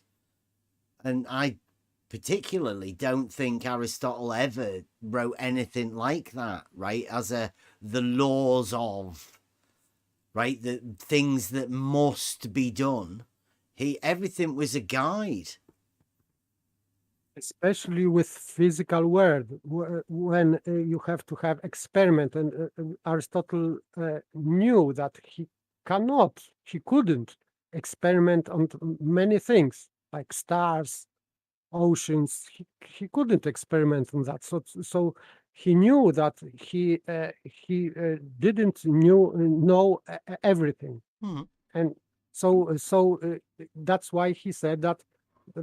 Many times when Saint Thomas Aquinas was quoting Aristotle, he was bringing this sentence of Aristotle that it would be should resolved by experts in the future, because he didn't know. Pardon? Proof for yourself. Mm-hmm. Yes. So if he couldn't prove something in physics, he didn't say that it must be that way, as I think. No, he said it has to be resolved in the future by experts. This is what Aristotle said. But yeah, I think that's why he said you can't predicate upon in. I'm pretty sure it says in, but we are going to have to go back over it again. But yeah, you cannot predicate upon something that you can't see. So you can't prove for yourself then? No, you can't. You can't predicate on things like the stars and the lights in the sky and love and things like that. It's not able for you to speak of them. They're individual things. Right. I think that you can speak, but you cannot speak that way, that it must be that way, as I say. Yeah. Yeah, you can't lay it down as a law for things that you can't predicate upon. Yes, so he dissected laws and opinions about things. There can be no proof gained from that. Probably be better, right? Like a unicorn. You can't predicate on a unicorn. Yeah. Yeah, and if you cannot predicate on something, then you cannot give a proof for it. And if you can't prove it, then you can't really lay down a law for somebody governing it. I think that's what. Yeah, the same way like a star. You can't predicate on a star because do you know what a star is to begin with? Uh-huh. How can you predicate on something to which you don't know? I would say that you can predicate, but upon this predication, you cannot create proof for anything. Yeah. Because this is just, you can create only opinion. And Aristotle was aware of that. And he distinguished between apodictive proof, logic proof, that something has to happen, and something what may happen, but we don't know the cause of that, and we don't know the substance of the thing, so we cannot really prove something, but still we can have opinions, and he had some opinions. For example, can we though? Because isn't the predication part of the sentence, isn't that the explanatory part? Yes, it is, but you can explain. So how can you explain something of which you don't know? You can explain, but this explanation cannot be part of your proof. This A is star is all a star is a light in the sky. That's it. Yeah. so you can predicate, but your predication, if this is opinion, so you cannot create a proof with that. You can predicate, you can have a discussion, you can have nice chat about opinions, but nothing else. You cannot prove anything, and you cannot to force anyone to concede your proof, so-called proof. Okay, so besides the light in the sky, then what is a star? Oh, You can we get through this presentation, please? I've got another video which is miles better than this one. This is boring. Yes, agreed. Right? Can we just get through this one, right? This is Betty linking Aristotle now to the globe. Just before you move on, to be honest, I think this whole day has been riveting. Yeah, we've not finished yet. I mean, this is good, but I don't want us to get caught up on a debate within ourselves while we're going over this. It would be much better if Betty wants to come over and have any one of these debates about any of these things at another time, not now. I want to get through this. Yeah, but all of these conversations, definitely, we need to talk about these sort of things. And it's good. I'm glad that Betty's brought this around, right? If anything, we now have some extra topics for us to talk about. I want to get through this, though. This is just another lovely example of the manuscript at the start with Latin on the right. This is from Thomas's lectures on De Coelo. The Greek universe. The concept of science is not actually that different from what we have now. So Aristotle says in the Posterior Analytics, which is his theory of scientific method, he says that a demonstration is a scientific argument, and that a scientific argument is one whose possession brings about knowledge. So it's not enough to believe, it's not enough to know if it's an intuitive kind of knowledge. Your knowledge has to come from sort of argumentation based on sort of better known premises. That's what science is. It's not sort of making stuff up. See, now that is interesting. Yeah, that's good. That's correct. Everything, Jeff. It comes from argumentation. That means a discussion, right? People proposing arguments, which we know they don't have any for the globe model. That there is no globe argument for the globe. It's just arguments to negativity all the time. But that's interesting that Betty can sit there and say that to these people. Science is the acquiring of knowledge through argumentation. This is not Betty's. He is quoting Aristotle. This is Aristotle's in analytics. So this is what Aristotle said about science. Yes, and that's what science was, the acquiring of knowledge. That's all it was.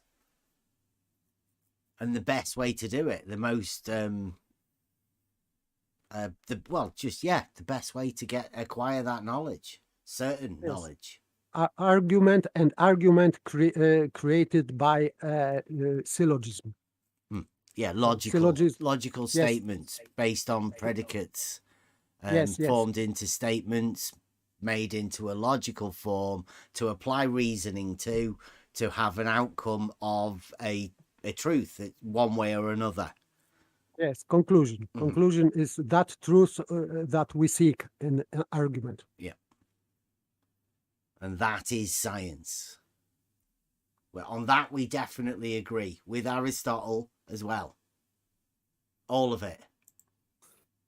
And from that, absolutely, from epistami, which is the Greek verb to know, I know, that was translated by the Latin scire, to know, from which we get the verbal noun scientia, which means knowledge or science, or informed knowledge, from which we get our English word, science. So the difference, I think, is that science is kind of a religion now. People regard scientists, Did you hear that? Yes. Did you hear that? Nobody said anything. I'll go back and do it again. Which means knowledge or science, or informed knowledge, from which we get our English word, science. So the difference, I think, is that science is kind of a religion now. People regard scientists, the word scientist, as a kind of priesthood who say stuff and it's just there to be believed, follow the science. That's the exact opposite of what science should be. Science began. Nowadays, scientists are priests. And he's saying that goes against what Aristotle said. It's changed. He's telling them, I'm telling you. Betty went over there to tell them science is the new religion. They have the ability to gain a priesthood through globe science. That's what he's going over there to tell them. They should be thinking more of themselves.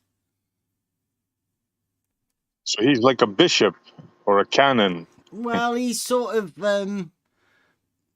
sowing the fields of this, right? He's offering it up to people, I think. He's giving it to the flock. Mm-hmm.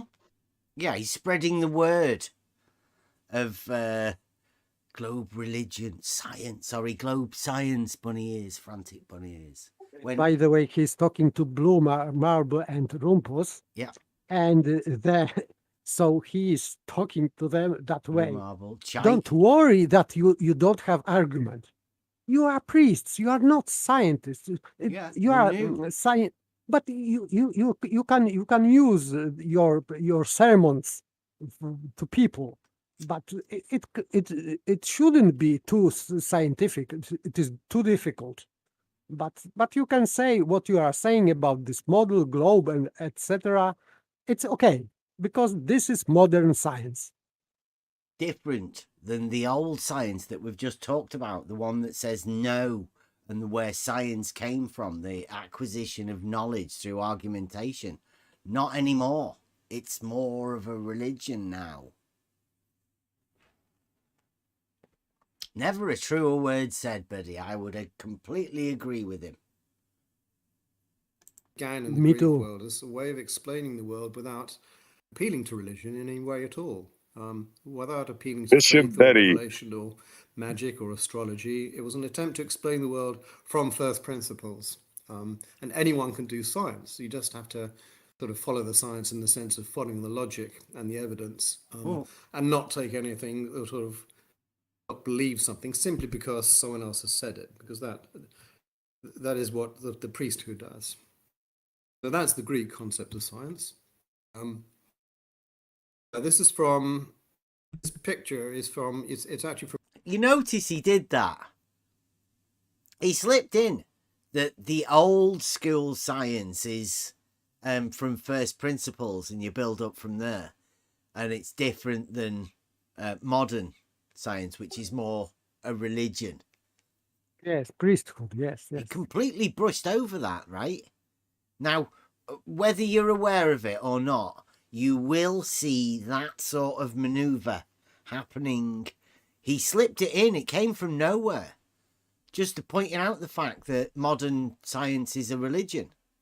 And then completely ignored it again. Slipped past it.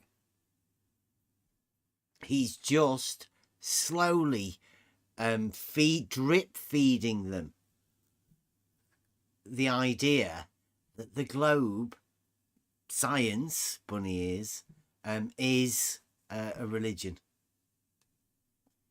I've been trying for years with LeMay, the Big Bang boy, a Jesuit trained Catholic priest. Yeah, maybe now it'll sink in.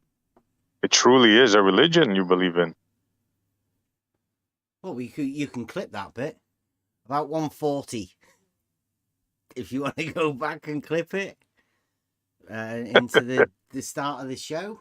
Betty saying that modern science is a religion. Right in order. He said it to Rumpus, Paid NASA's Shill, Chaiki, Blue Marble Science, Alan Evans, Albino Bad Guy, J Mac, and Rob Barton. So they can't say they didn't hear it. Oh, Well, they all interesting. did go on mute, right? They all did go on mute, and they're letting him do his presentation. So we'll see afterwards when he asks for any questions. See what they say. Can't speak while the bishop is talking. Come on. From a printed work, probably early 16th century, but it is a printing of a work by John Sacrobosco, John of the Holy Wood. Who wrote this in the 13th century, and what's fascinating here is that so much that's on there is the sort of stuff we still have. We've got the Arctic Circle, we've got the North Pole, the Arctic Pole, we've got the Tropic of Cancer, Tropic of Capricorn, we've got the Equator, the Ecliptic, the axis of evil in there as well. You've even got the Antarctic Circle. Nice. Which is weird because no one in the West had ever been to the Antarctic Circle and would never get there for some time. But it's amazing that they knew it was there. They knew it existed. That destroys their fantasy. So the Greek within view, their fantasy. Some ways similar to the modern view, but weirdly different. So they thought the center of the Earth. Right, he's all over the place now.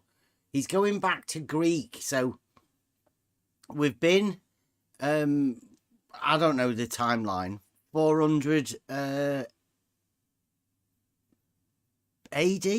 was it, up to 1300s? No, and now I'm we're not going doing back. anything nice. We're going back to the Greek. Can't you just do it yourself? Oh, hot mic. No, you fucking gotta learn. Hot mic. Have we got anybody there? We can't mute. We can only time out. Where is he? Can't you do it yourself? There you go. Right. Back to it. They believed the Earth had a center and that it was spherical. We'll come to that. They thought it was also the center of the universe. So the universe, although not the Earth, rotates around an axis defined by the North and the South poles, so Polus Arcticus and Polus Antarcticus.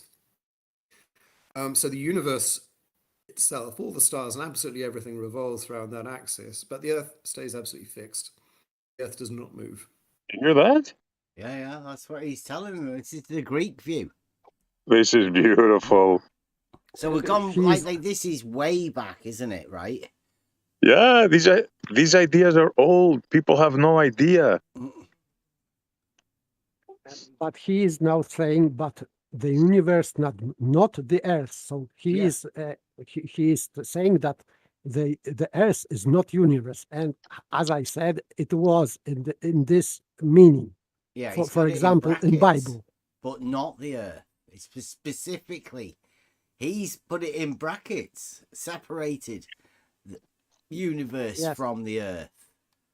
Why has he done that?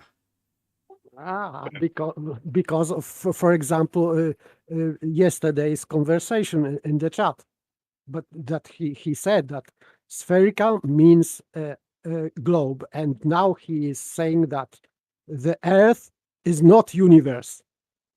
To remind people that no, globe is separate, and this is not universe.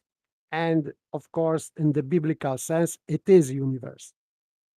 So he's just making another trick for me, as I see that. I wonder if Debbie knows the current center, what the current center they say of the universe is. I won't say it, but we'll leave it for later. I'm just trying. I wonder if he knows.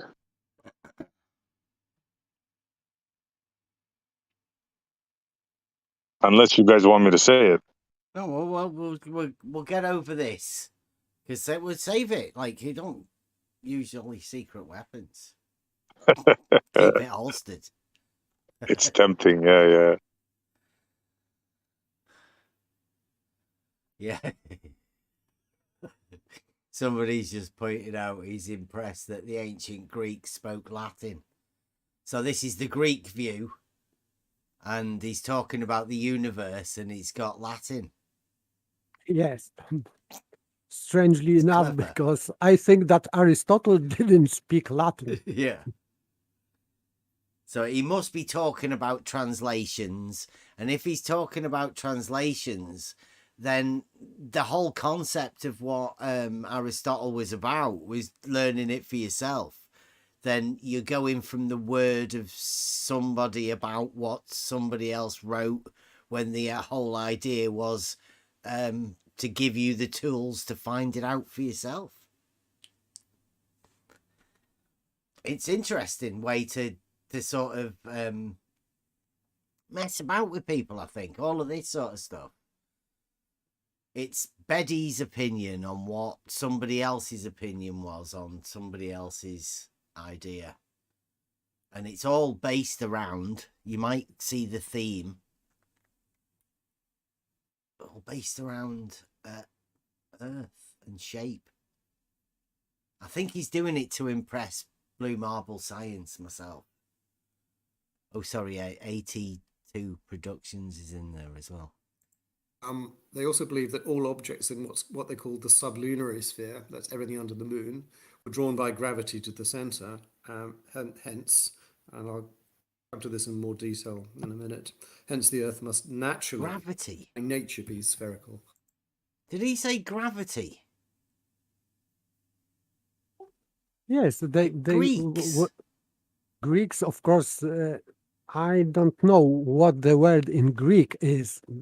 Of course, this is a Latin word, and in English, gravity is from gravitas. Of course, it is Latin word and means weight. Within argumentation, right? It is a like a rhetoric thing, isn't it?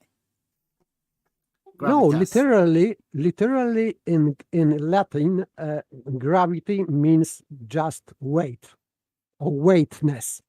Well, the way I understood it was to be able to give weight to an argument, like somebody of stature, of knowledge, an expert within a field would have gravitas over somebody that didn't. They were able to cast more weight upon the argument due to their known ability, right? We still use it today. Yeah. The gravity of the situation. Yes, but this is analogic sense, and this is secondary, because first is normal physical.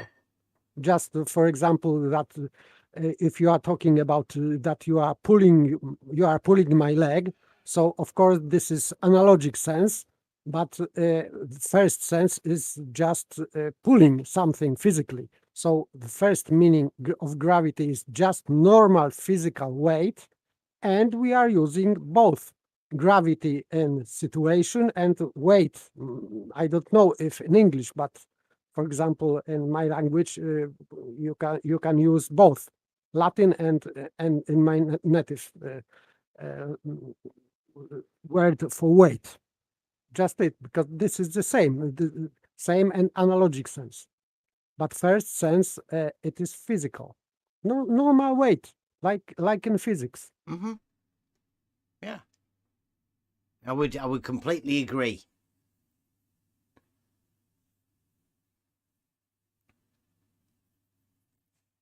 Same thing. It's all about the weight of whatever, right? In order to be able to substantiate what a weight is. It's the addition of something, isn't it? Within the Aristotelian view of the word usage. Weight was always considered as a thing in medium. So even if they didn't speak about medium, but they just said that heavy objects are going down and light objects are going up. That's it. What they said. And St. Thomas Aquinas was repeating after Aristotle this statement. Heavy things going down, light things going up. Simple. Logical. You don't have to name it, or it's obvious. Yeah, at the bottom of this thing here, he's got a little an addition. Mountains and valleys are explained later. So it's pretty obvious the sort of idea he's doing here. He's trying to link Aristotle and this with obviously so. mountains and valleys, spherical.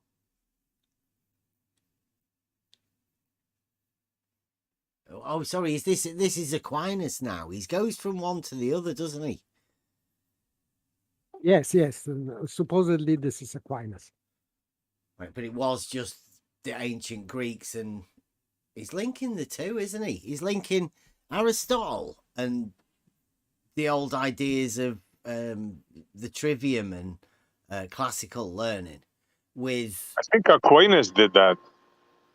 His philosophy is Aristotle, blending Aristotle and Plato, I believe. Nice.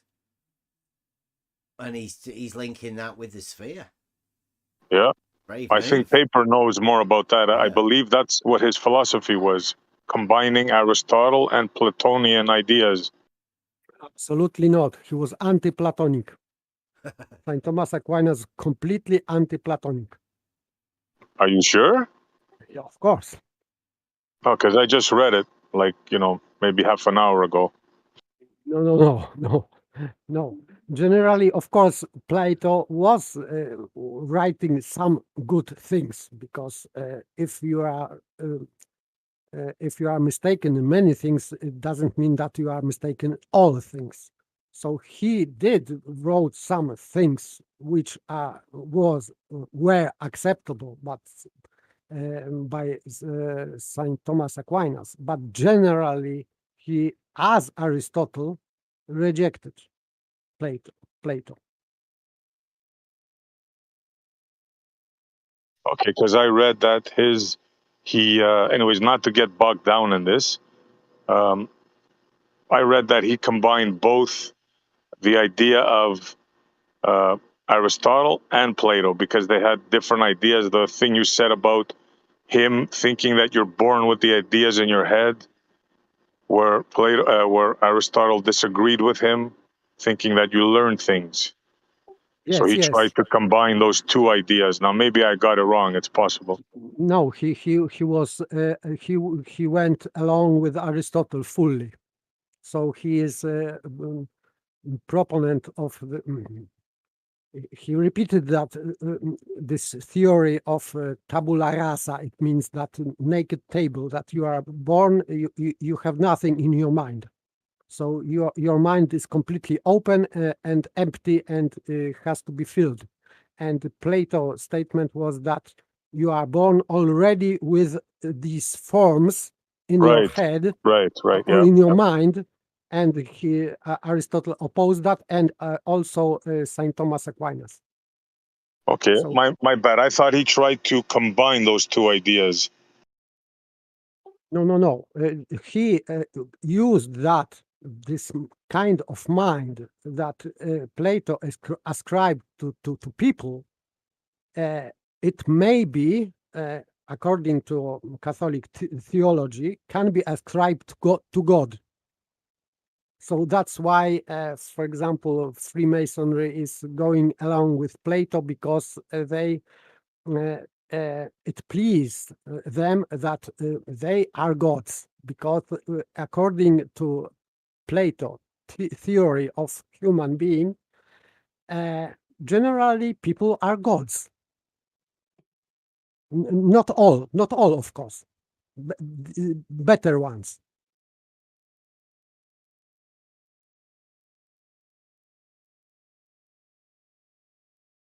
Interesting. Can we get through this, please? Yeah, our bad. We're 20 minutes. We're running every 10 minutes to an hour so far. And I've got a lot more of McToon, and that's way better than this. I can't wait. Shape. Aquinas discusses this idea. He talks about this idea of the ancient Greeks. The Earth was first in potency. Well, what does he mean? The ancient Greeks again? I'm not entirely sure, but I think it means that sort of all the stuff was there, all the matter was there, if you like, but it wasn't sort of heavy. It was just sort of some kind of gas that was floating around. It wasn't physical at all. And then it sort of, as he says, becomes heavy. Gravis. Gravis means heavy, from which we get gravitas, then gravity. Gravity just means heaviness in its original meaning. Once the stuff became heavy, it from being dispersed and unconnected, moved from every direction to the middle of the universe. And from this will result an Earth spherical in shape. I talked about lunary and sublunary. Now, on that view, that was all the matter was sort of there, and then suddenly became heavy, and then ended up at the center of the universe. There's a clear problem there. Why doesn't the moon and the sun, the planets and the stars also fall to Earth? So the Greeks arbitrarily suppose that the laws governing the heavens are different from those below, which is what we now call an ad hoc explanation. You can't really, something doesn't fit your theory, the existence of the moon and the others, lunary, superlunary stuff. So, well, clearly there are different laws. So they thought that from the moon. Right, so the different laws, rather than doing that, you come up with a different explanation that allows for these discrepancies rather than having an ad hoc explanation. Obviously, much better view to do that. It's very confusing. What is Beddy doing at the minute? Is he trying to say that Thomas Aquinas or the Greeks knew something that they didn't know, that he now knows more than they did? You know what I think he's doing? I think he's trying to say, look, even the ancient Greeks knew the Earth was a globe or is a globe. That's what all this is about, But I they think. weren't scientifically advanced enough to be able to give explanations to why it happened, right? Because he said then that everything pulled to the center. Yeah. Well, that's what made the Earth. So the Earth's at the center. Interesting choice of words, right? He's getting this religious guy to say that the globe was that, but now he's going to say, well, this new religion that we've got, that knows better than this old religion. How do we know? Yes, Well, we already knew it. Yeah, that's his kind of argumentation. But of course, this what he was quoting from Saint Thomas Aquinas, it could be, for example, that he is quoting someone and he is arguing with that. Yeah.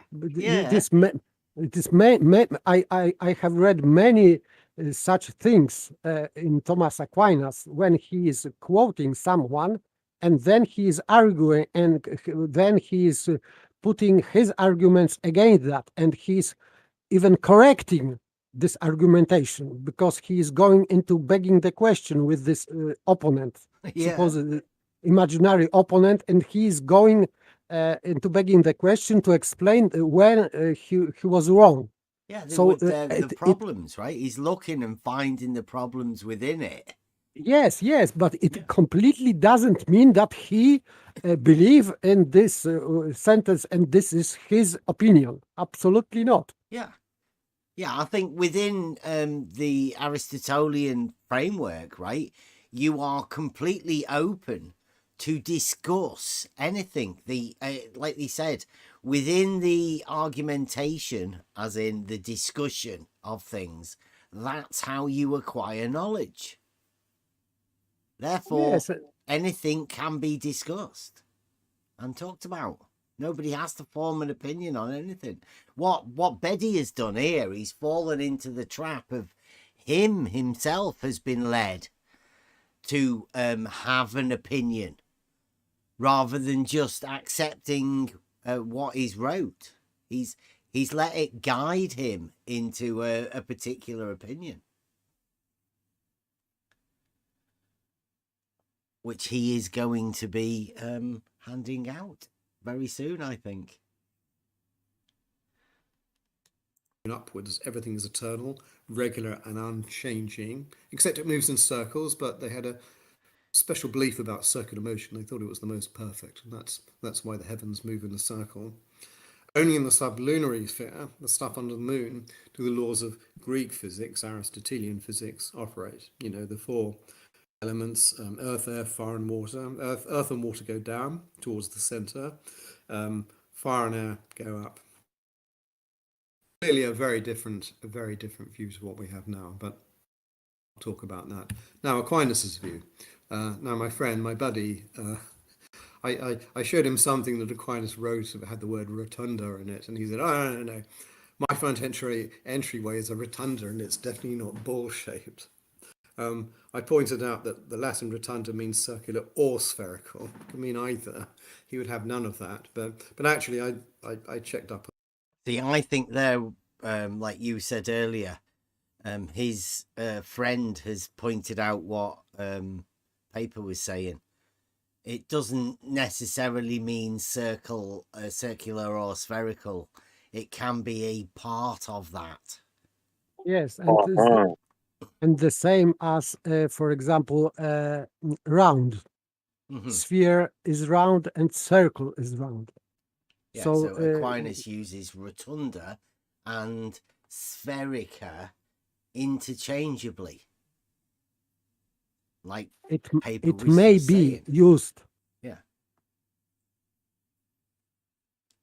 Yeah, it doesn't necessarily mean the geometric sphere that people are thinking about, because it's not sphere, it's rotunda and spherica. Different words. Yes, and by the way, in the Bible is used expression circle of the earth. This is translated, I think, into English in that way. It means it is orb. Orb means circumference or circle. Orb. So that's it. And it has nothing to do with a sphere. It rather indicates circle, not sphere. Yeah, let's go. On this, and I read through the Latin of De Cello lectures, and he uses the terms rotunda and spherica interchangeably. They mean almost the same thing, not quite. E.g., rotunditas terra, the rotundity of the earth, since it's spherical, referring to the earth being spherical, est causatalis figurae circa divisionem lunae. What's he talking about? He means the rotundity of the earth, its curvature, is the cause of how the moon appears under a lunar eclipse. And I've got a little drawing here from one of the scribes. You can the moon is being eclipsed. It's on the other side of the earth. The earth is in the way. I'm not sure that the scribe has drawn that correctly. I think the curve should be the other way around. Perhaps someone else can comment when I finish. But that's what Aquinas is talking about. The sun casts the shadow of the earth onto the moon. You can see from that, well, earth must be curved because it's got a curved shadow. Genius. Right, rotundity again. He also so what says, he's doing. That was a lead in the audience there. Betty did very well. The picture from 18th century explaining Saint Thomas Aquinas in Middle Ages. This is perfect. yeah, that'll be his picture. It is called extrapolation. Yeah. And then Betty's interpretation of that as well, leading the audience to not notice those sort of things. Very cleverly done. Aristotle says the earth is rotund i.e. curved, because in the north-south direction it's curved because we see different stars when we move further south, and also when we move further north, stars which before would set going around the pole star would not set anymore. So that's one kind of rotundity on the sort of on the longitudinal axis. Also in the latitudinal axis, in the east-west direction, those in the east see stars rise earlier than those in the west, which is clearly referring to Ptolemy's account. In fact, if you look at Aquinas' Latin, it reflects very closely the Latin translations of Ptolemy. Is this just a list of all of the things when anybody's ever said round, circular, curvature? Just a list of all of that different people have, well, just particularly 2, maybe 3 different people. It's very... Generally, if St. Thomas Aquinas was talking about a roundness, he was talking about roundness of the earth, it is because it is written in Bible that this is circle of earth, and that's why it has nothing to do with sphere in that case. But if he is referring to Ptolemy, so it would mean that Ptolemy was a heliocentric modelist? I don't think so.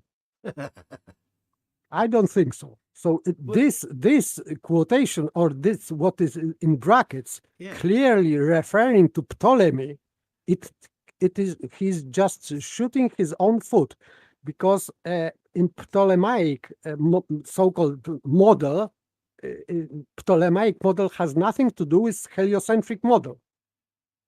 Sorry. Yeah. Well, let's get through. Let's get through this. Almost the word. Okay, my friend also says, well, we've already confirmed, which we didn't, that St. Thomas never said anything about believing in a sphere-shaped Earth. And quoting Aristotle doesn't mean he shares the deluded view. Okay, but it's not merely quoting. As I explained earlier, the lectures go into every detail and more of what Aristotle says, and often adds material such as that on Euclid. Right. So his friend has said that he hasn't done what he set out to do. It's very confusing. What? Because he didn't prove anything. Remember that this is proofless logician. Yeah. Right, okay. I mean, Euclid or Ptolemy or the Arab astronomers, that wasn't in Aristotle at all. Where he does disagree with Aristotle, as he sometimes does, he always says that he disagrees, giving reasons for the disagreement. So that's one reason. Why would Aquinas give lectures that will be sort of published, written up and handed out to students? Why would he do that when actually he didn't think that what Aristotle said was true at all? Why on earth would he do that? Also, in a number of places, Thomas says that Aristotle proved this. Now, if it's true that someone proves that P, this is a bit of logic. If someone proves that P, by the definition of proof, it must be true that P. So X proves that P implies it is true that P. I'll leave that as an idea. Likewise, if Aquinas says that Aristotle proved that the Earth was round, rather than tries to prove or attempted to prove or thought, if Aquinas says Aristotle proved that the Earth was round, i.e. spherical, then he implies that the Earth is spherical. wow, is he saying that the proofless logician said that Aristotle proved... Why doesn't he go and get that Aristotle's proof? Yes, I was expecting a real quotation. Yeah. With references where, for example, first book of physics, chapter 5, and edition, dates, everything. Aristotle's proof of round. Earth is round. Little e again. round. So round and spherical is in brackets. So I think that is maybe not from Aristotle. Yeah. Maybe wasn't Aristotle's conclusion that the Earth is spherical, but maybe that the Earth is round only. Yeah, the in brackets equals spherical. I mean, that may be a Bede's interpretation. That I think so. Yeah. I think so. Yeah, interesting interpretation. Who knows? Okay, a little about the Earth's natural shape, because this is just interesting. Another problem we have to explain, apart from the fact that the moon doesn't fall to Earth, is why mountains and valleys exist at all. Aquinas, following Aristotle, says, yeah, well, it's okay, it's not entirely spherical. Because but it nevertheless has a nature to be spherical. So we can say without qualification that it's spherical. It's the essence of the Earth to be spherical. You know, mountains and valleys are just sort of something that's just a mere accident. They come from an accident. Says, yeah, well, it's okay. It's not entirely spherical. Right, who's writing this? I have no idea if he's quoting quoting Saint Thomas, or he's quoting Aristotle, or maybe he's quoting Aristotle from Saint Thomas Aquinas. I have no idea. There's nothing of anything. The accidents from some accident. No, yes, it means Although that by some accident the Earth is not entirely spherical, and yes, from some accident. And then he says at the bottom, the accidents are the bulge of the mountains and the concavities of the valleys. Accident, huh? Oh. Huh. Nice.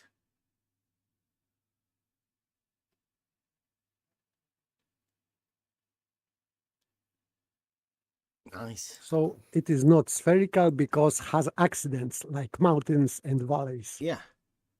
Okay.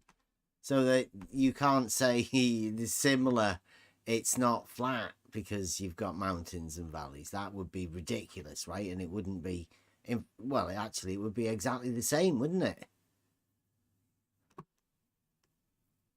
Yes, that's why it must be said without qualification. Yeah.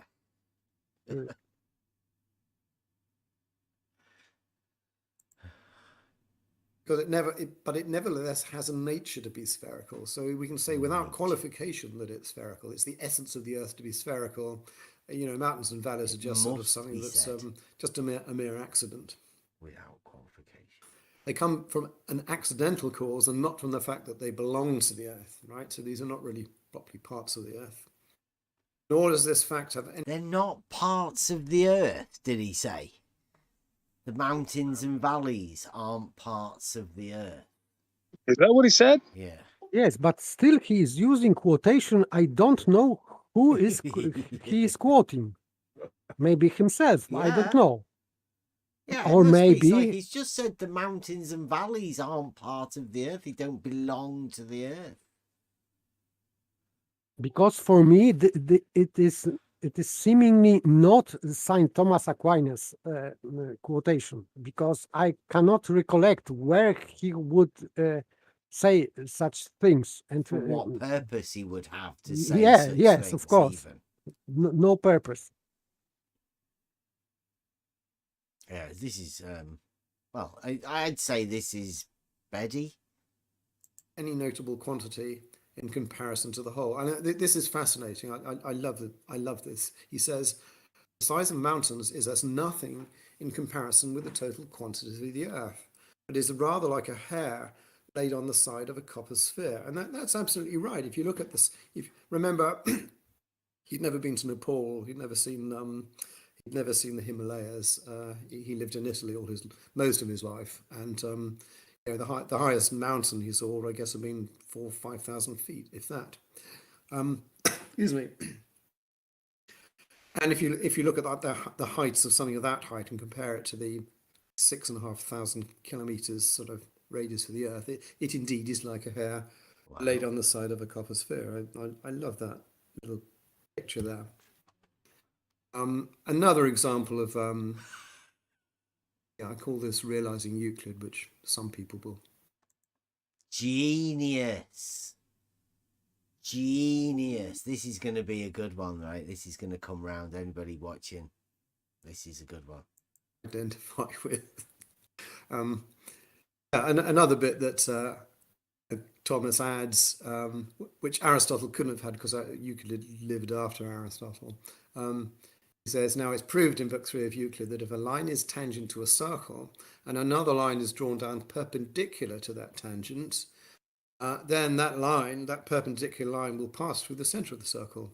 Thus, it is plain, it's provable, it's demonstrable, it's obvious. It's obvious that all heavy bodies are moved towards the center of the Earth in such a way that if there were no obstacle, things moving from different directions would meet in the center of the Earth.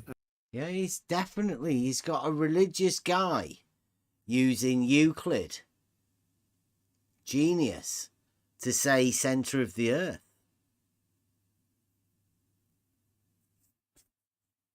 But he just called a line to a circle perpendicular. Yeah. There you go, look. It's got it there. Euclid. It's proposition 16, if you want to check, book 3. It's very, very interesting. And how you can apply that proof. The Globers don't really know what they're talking about, but let them go with it. It'll be interesting if any of them ever get brave enough to come and talk about it. And very helpfully, the scribe at that point, the Latin is on the left, which is exactly what I just quoted you. The scribe has helpfully, for those who didn't guess it, drawn a circle with a tangent to the circle and a perpendicular to that going down through the center of the circle. Who would have thought it?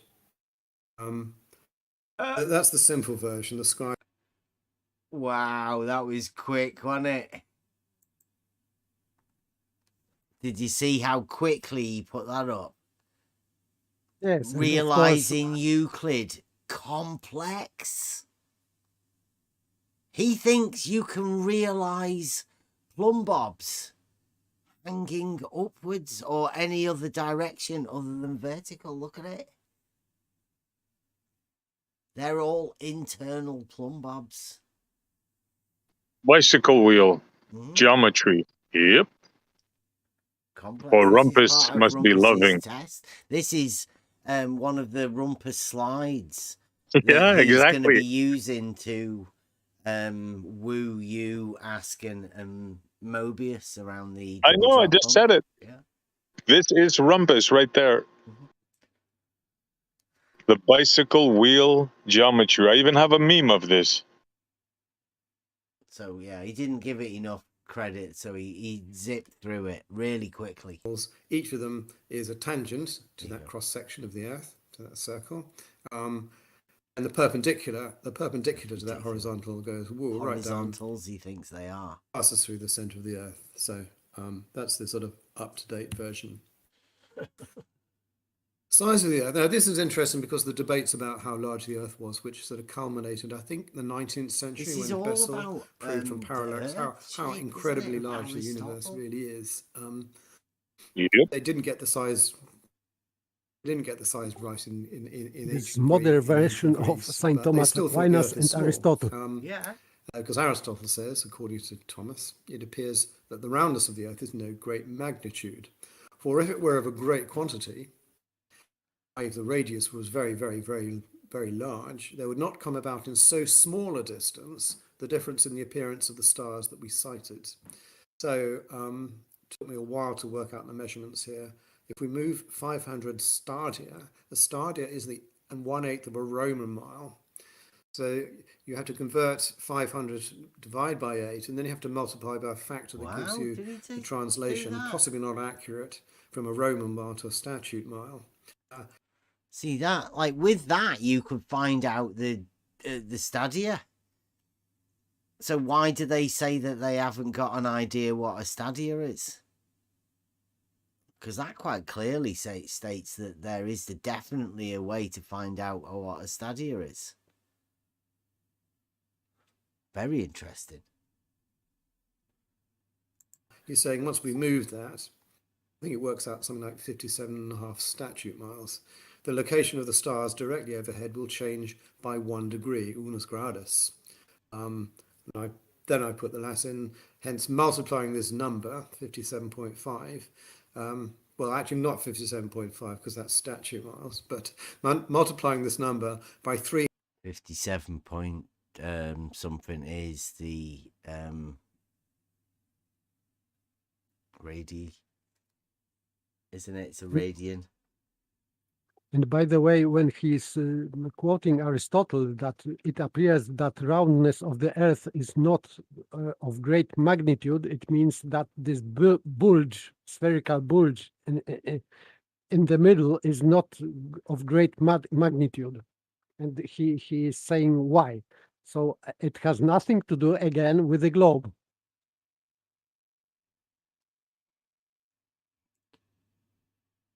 Interesting. 360, which is the number of degrees in the sky.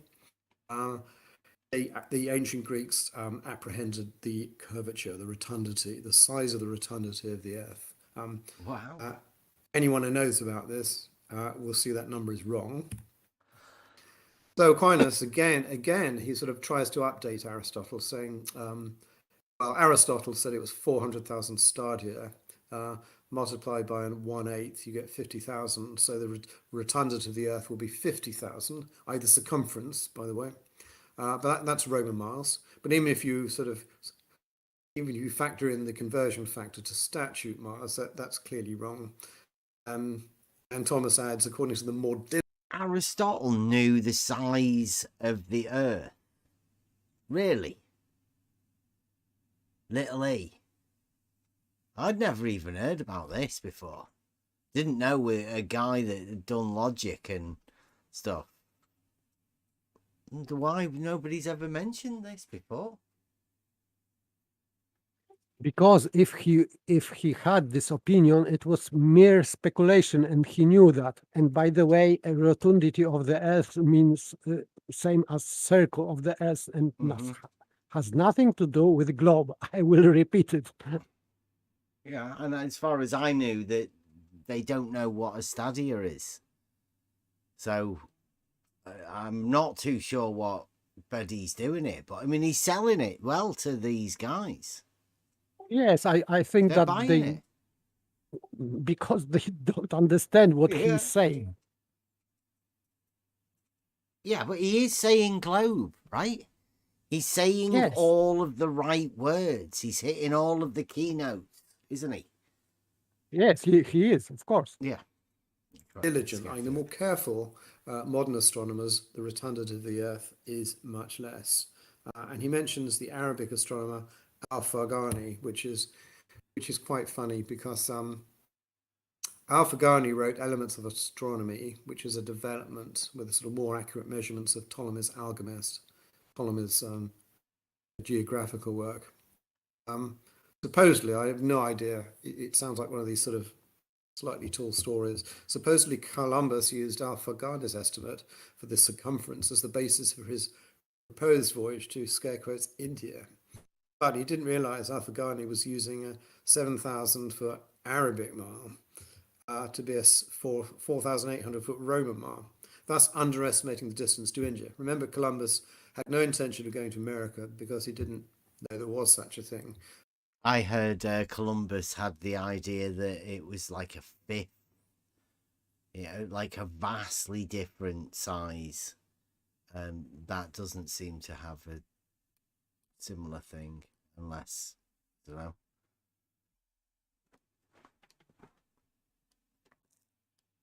Just what I've heard, to give another opinion, seeing as Beddy's coming over with his. His measurement of the distance to India suggested that was doable. They could they could get there with all the provisions they had.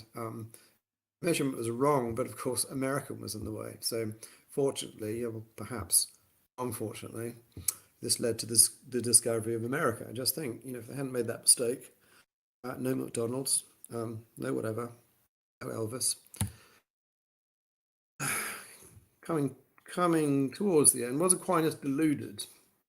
There was my friend referred to a deluded belief earlier, and yeah, the belief that the Earth is spherical is clearly bonkers.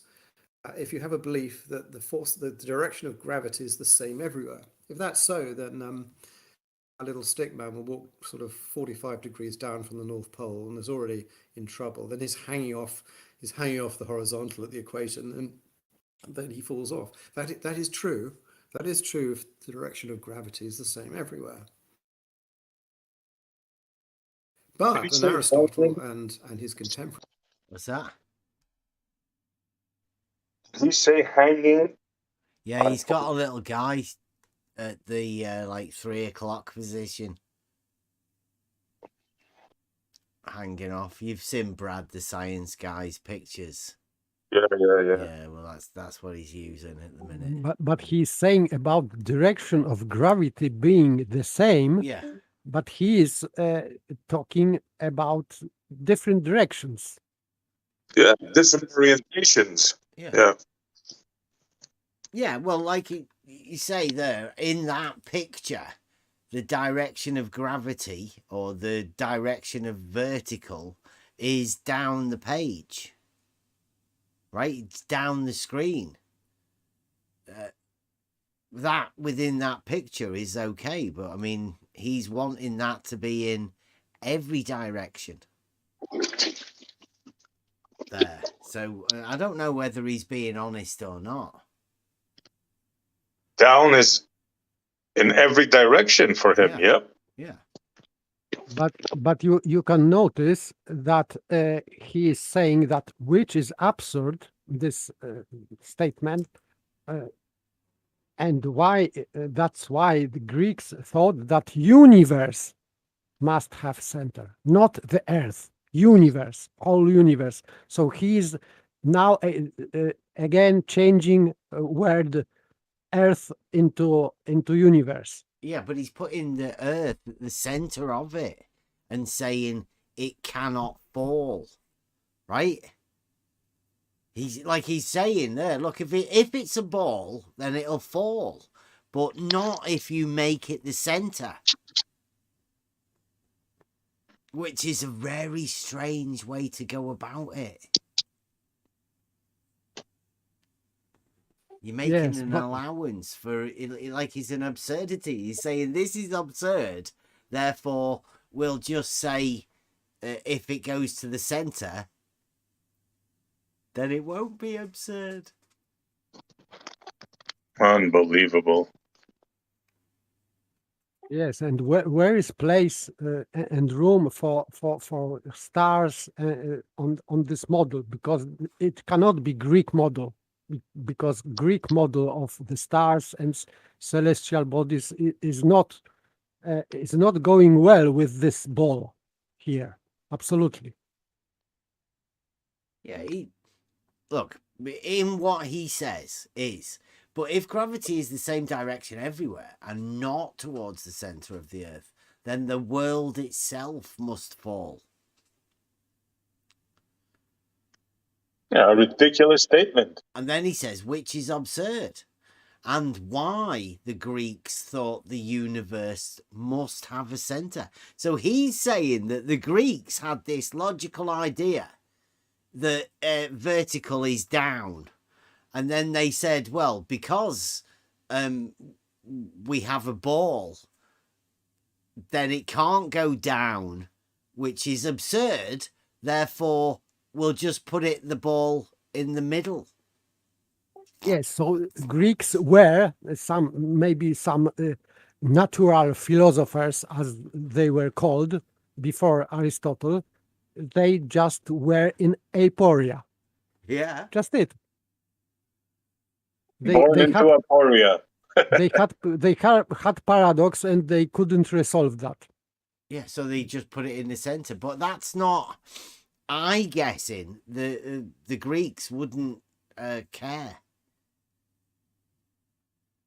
Myself, like, why do you have to have a model? He's making all this up, I think. It's only at the moment that you inject a model that it makes any difference. If you don't, if nobody's ever told you about a model, then it doesn't matter to you. Even all of the fantasy stuff that they have with rockets and all of that, you see it on the TV. The stuff on the TV is just as real. The films, the documentaries, everything's all just on the TV. Yes, that's why these opinions were only opinions of some people, and some of these opinions were really, really stupid.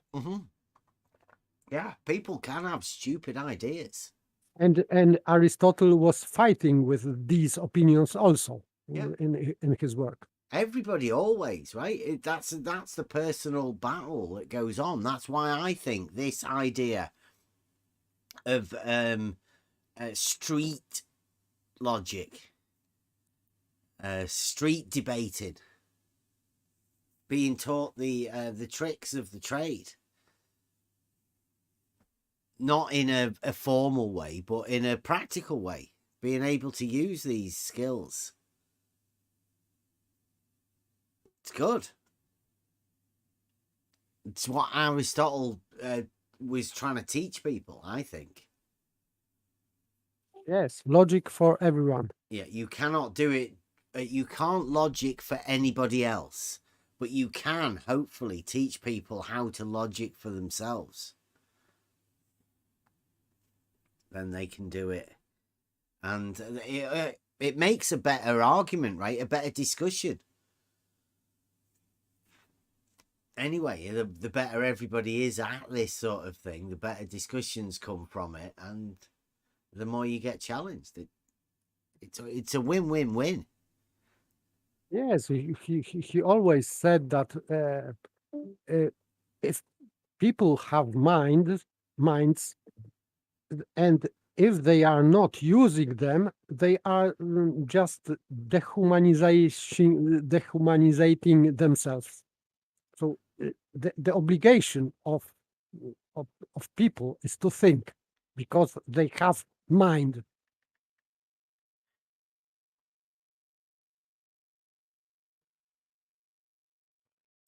Gave this following argument. Well, if the gravity is the same direction everywhere and not towards the center, then the world itself must fall. Aristotle says, heavy bodies, clod of earth, a stone, fall to earth. But the earth itself is an extremely heavy body. Why doesn't it just fall through with the rest of the universe perpetually downwards? That's clearly absurd. And that's why the Greeks thought that the universe must have a center. Aristotle says it would indeed be a complacent mind that felt no surprise that while a little bit of earth let loose in midair moves and will not stay still, and the more there is of it, the faster it moves, which is a wrong belief, by the way. He didn't realize acceleration was constant. The whole earth, free in midair, shouldn't show no movement at all. Why does the earth not move? And yet here is this great weight of earth, and it is at rest. And the only reason that he and the ancient Greeks could see was that the universe has a center. All the heavy stuff that's under the stars gravitates there and turns into a sphere, and that's why the Earth doesn't move. What? What? He rushed through that. But I mean, hey, if that's what Aristotle thought, then who are we to argue? It's not logical at all, that, Betty. You can tell he's a globe logician. Like, it doesn't move, therefore it has to be a sphere. Is completely illogical. There's no way he's gonna start Aristotle that. never did that at And all. No. by the Chance. way, if you go back to the previous page, what he was posting, Aristotle was talking about center of universe, not center of globe Earth or Earth itself, universe, center of universe. No, not this one. While a little bit of Earth let loose in midair moves and will not stay still, and more of it there is, the faster it moves. The whole Earth, free in midair, should show no movement at all. Yet here it is, the great weight of Earth, and it is at rest. Yes, so this is about Earth being at rest, and so not spinning ball at all. Yeah, it's not floating, it's not doing any of that. It's free in midair, he says, which I think he says it can't be free in midair because it is at rest. It's not moving, it's not doing anything, so it cannot be. It is still and not moving. Yes, so not in vacuum of space. Yeah, and definitely not conclusion must be a ball. Like, absolutely, it doesn't make any sense at all. But that's what Betty comes to, conclusion.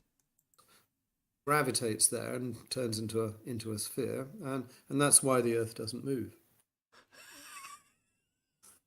After the 13th century, that's wrong. I should have said it's Aristotelian. Aristotelianism was not the official doctrine of the Catholic Church, but they certainly accepted it, and a lot of great astronomers and mathematicians were Jesuits who were. It's Aristotelian because it just taught you how to learn. The rest was up to you. And Aristotelianism was it is not true because it was becomes it is hard, this bad spelling by him, because bad wording, because Aristotle wasn't doctrine. Was part of doctrine. Saint Thomas Aquinas brought his this kind of thinking, or his logic, or theory of logic, and it was used, of course, in theology by him, but it didn't become doctrine. This is just nonsense. And the second point is completely untrue. Absolutely, a resistance to Copernicus was not on scientific, but at theological grounds only. Yeah. Yeah. Also Aristotelians. The resistance to Copernicus. So Copernicus is the first person who not only thinks but dares to say, look, the Earth must revolve around the sun. The sun must be at the center of the universe. Resistance to him and to Galileo, who got into far more trouble for saying this, was as much on scientific as theological grounds. So when the Inquisition investigated Galileo, they didn't just say, well, off to the stake with you, because you've said something that's against the church. They commissioned all sorts of astronomers and experts and scientists to see whether whether Galileo's views made any sense. And then there's obviously a lot of history after Galileo. Then it all changed. Newton's theory of gravitation finally displaces the idea that the whole universe has a center. Rather, it's gravitation, and the fact that the force of gravity decreases as you go away from the Earth finally explains why there can be different sort of centers of gravity, and that's why the planet. You go away from the Earth, Newton. Maybe, but in reality, it's quite opposite, because if you are going up and the air is more rare, so you are heavier. You are heavier. In dry air, for example, you are heavier. because the air is more less dense, so you are heavier.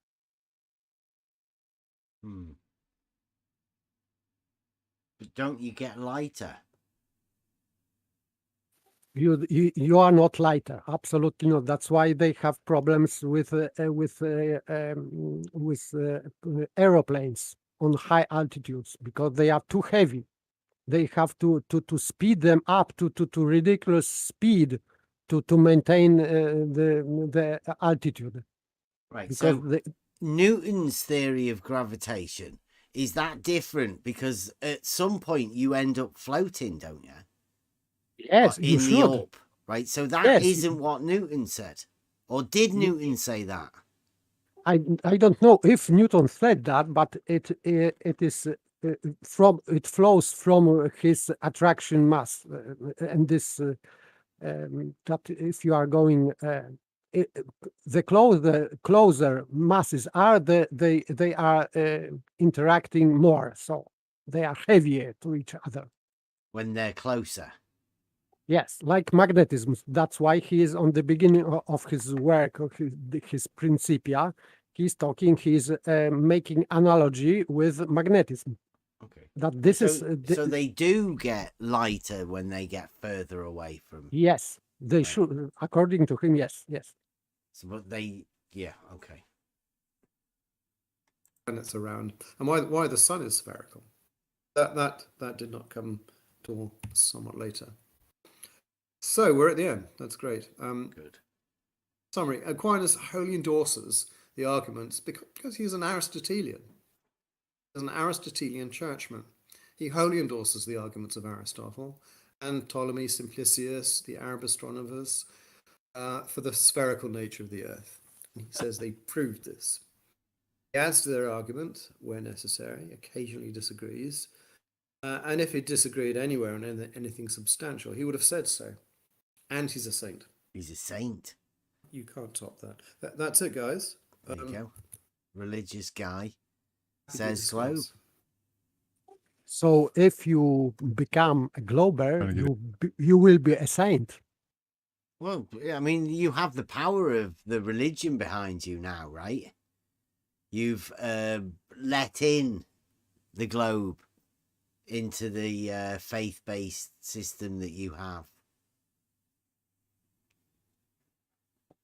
I mean, you're okay because a priest said it was. So, oh, sorry, a saint. Not just priest, but the greatest Catholic theologian and philosopher. Yeah. So, the great authority. But what I've noticed is, as long as you agree that it's a sphere, you can say whatever you want. Mm-hmm. I think so, yeah. And you can come from any position you want, even religious people, like highly religious saints, even. That's acceptable if Betty can interpret you as saying is globe, right? Was globe. He thought it was a globe. He had a belief that it could be a globe. Perhaps good enough. I just want to go over the because he's offering anybody questions now. So obviously now would be the time for them to point out maybe some of their views. I don't know. Let's have a listen. Everything turned off. Get back off mute. That's great stuff, baby. Fascinating. Thank you very much. And it always amazes me when you look back at how smart those guys were. Yeah. And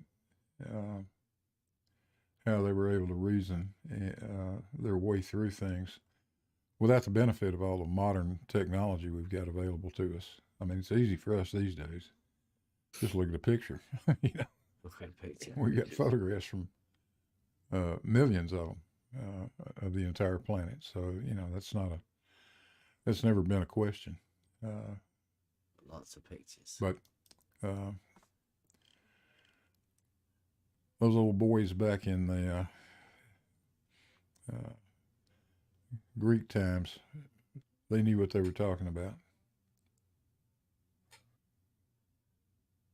You guys feel free to join in. They figured it out nicely given what they had available to them, both informationally and methodology-wise. Every step of scientific progression, when you look at it, is standing on the backs of those who came before. And when you go back far enough, yeah, that's where a lot of it started. And the beautiful thing is, if any bit of it was shown to be wrong, as Bebby's presentation showed on a few points, guess what? We leave that wrong information in the past where it belongs. That's right. That's right. You say. So they're happy with the religious connotations of the globe model and the backing it has of the saints. Fine. But did you notice how enthusiastic Blue's voice was when he was talking about Saint Thomas Aquinas, that he was a smart guy? He's got to say something, but couldn't believe that he said this. I'm just looking here in the chat as well. There's a guy called Repo Sandman, and this is in Blue Marble's chat. I mean, it says the FBI raided Bev's house today. All they found was a pile of gullible flirt money. Live in the UK? Why would the FBI that's be satire. coming to my house? No, he's trying to make a joke, but it wasn't very funny. It's in the chat of Blue Marble's. I know. It's very strange. But yeah, they're definitely strange. I think that Baby's presentation was too intelligent, and he wanted to be a star too. I am also intelligent, and have intelligent jokes for you. Yeah. Well, let's see if anybody else says anything they want to get on. How did they get to the poles? It's something that came from the logic, from what they knew about Earth, and logic that if everything is pulled to the center and that caused the Earth to be round, it must be South and North Pole. So the question is that what that Chaiki doing logic? Because logic, there must be a South and North Pole. Do you want to hear that again? Because I mean, yes, I did hear, but it doesn't indicate that it has to be this kind of pole of as Arctic as a point and Antarctic as a point too. It doesn't mean, but for Chaiki it is proof.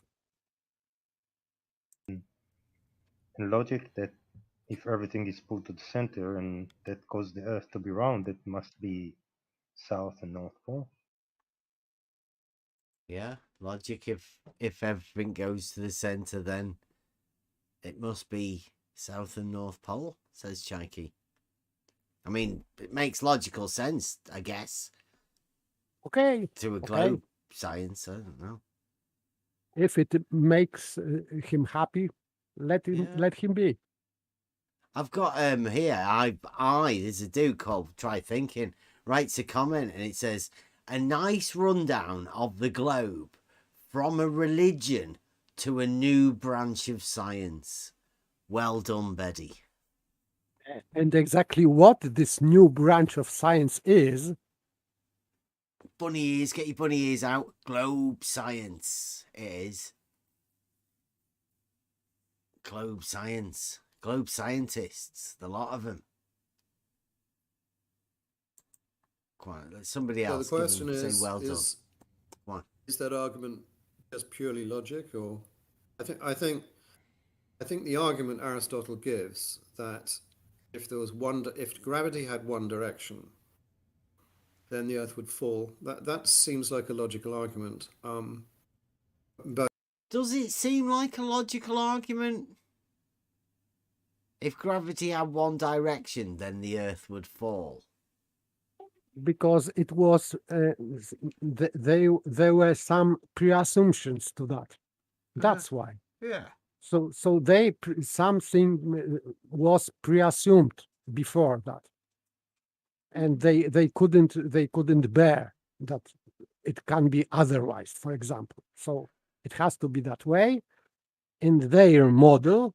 So therefore, gravity cannot be downward. But they were at least aware that this is natural thinking, that gravity is down one direction, not to the center in all directions, but one direction.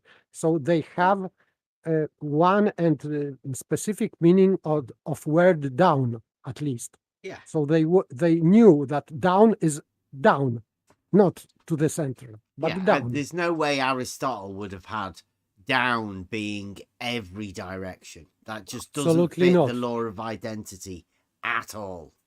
Absolutely. Yeah. So yeah, that's ridiculous. You can tell Beddy is a para-logician. Paralogic. Sophist. Yeah. Well, yeah, but I think there's an idea of this para-consistent logic in there. I'm pretty sure Beddy has at least been made aware of this other form of logic. What is it, I guess? Is there some hidden assumption there that it's non-logical? No, my question was about the pole. How did they guess the poles? That's right. So it starts with an observation that a lump of earth or a stone, if you drop it, will fall to earth. That's not necessarily true. That's observed. Plus the observation that the earth itself, which is really, really heavy, doesn't fall. Why are we not all falling in free fall through space attached to the earth? It's not entirely logical.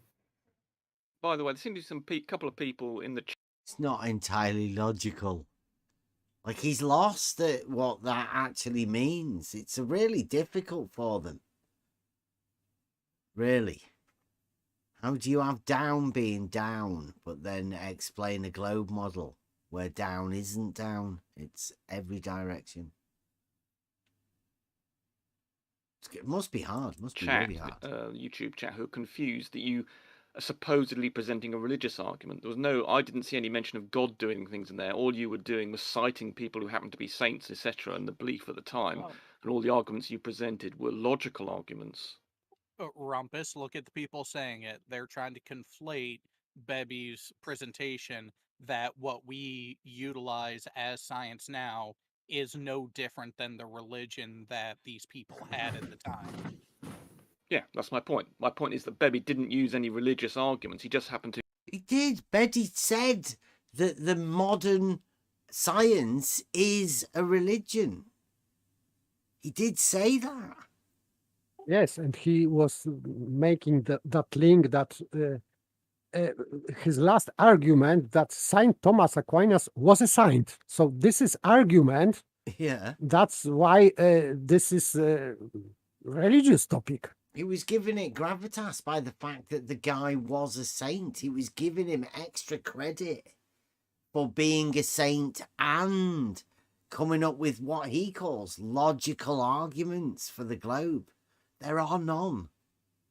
There was not one logical argument made in favor for the globe model.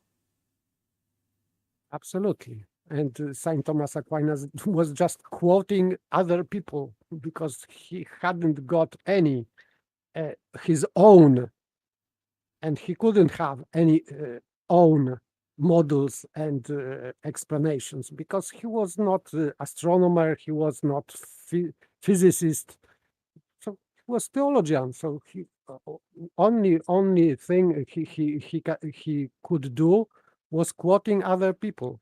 Just it. Mm-hmm.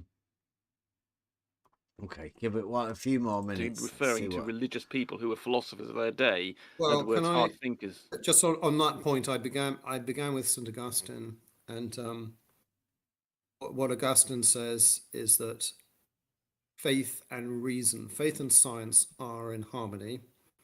And he rebukes those people who are saying, well, science must be wrong because the scriptures say so. So that is, and elsewhere, and he's not the only churchman to say so, God gave us reason.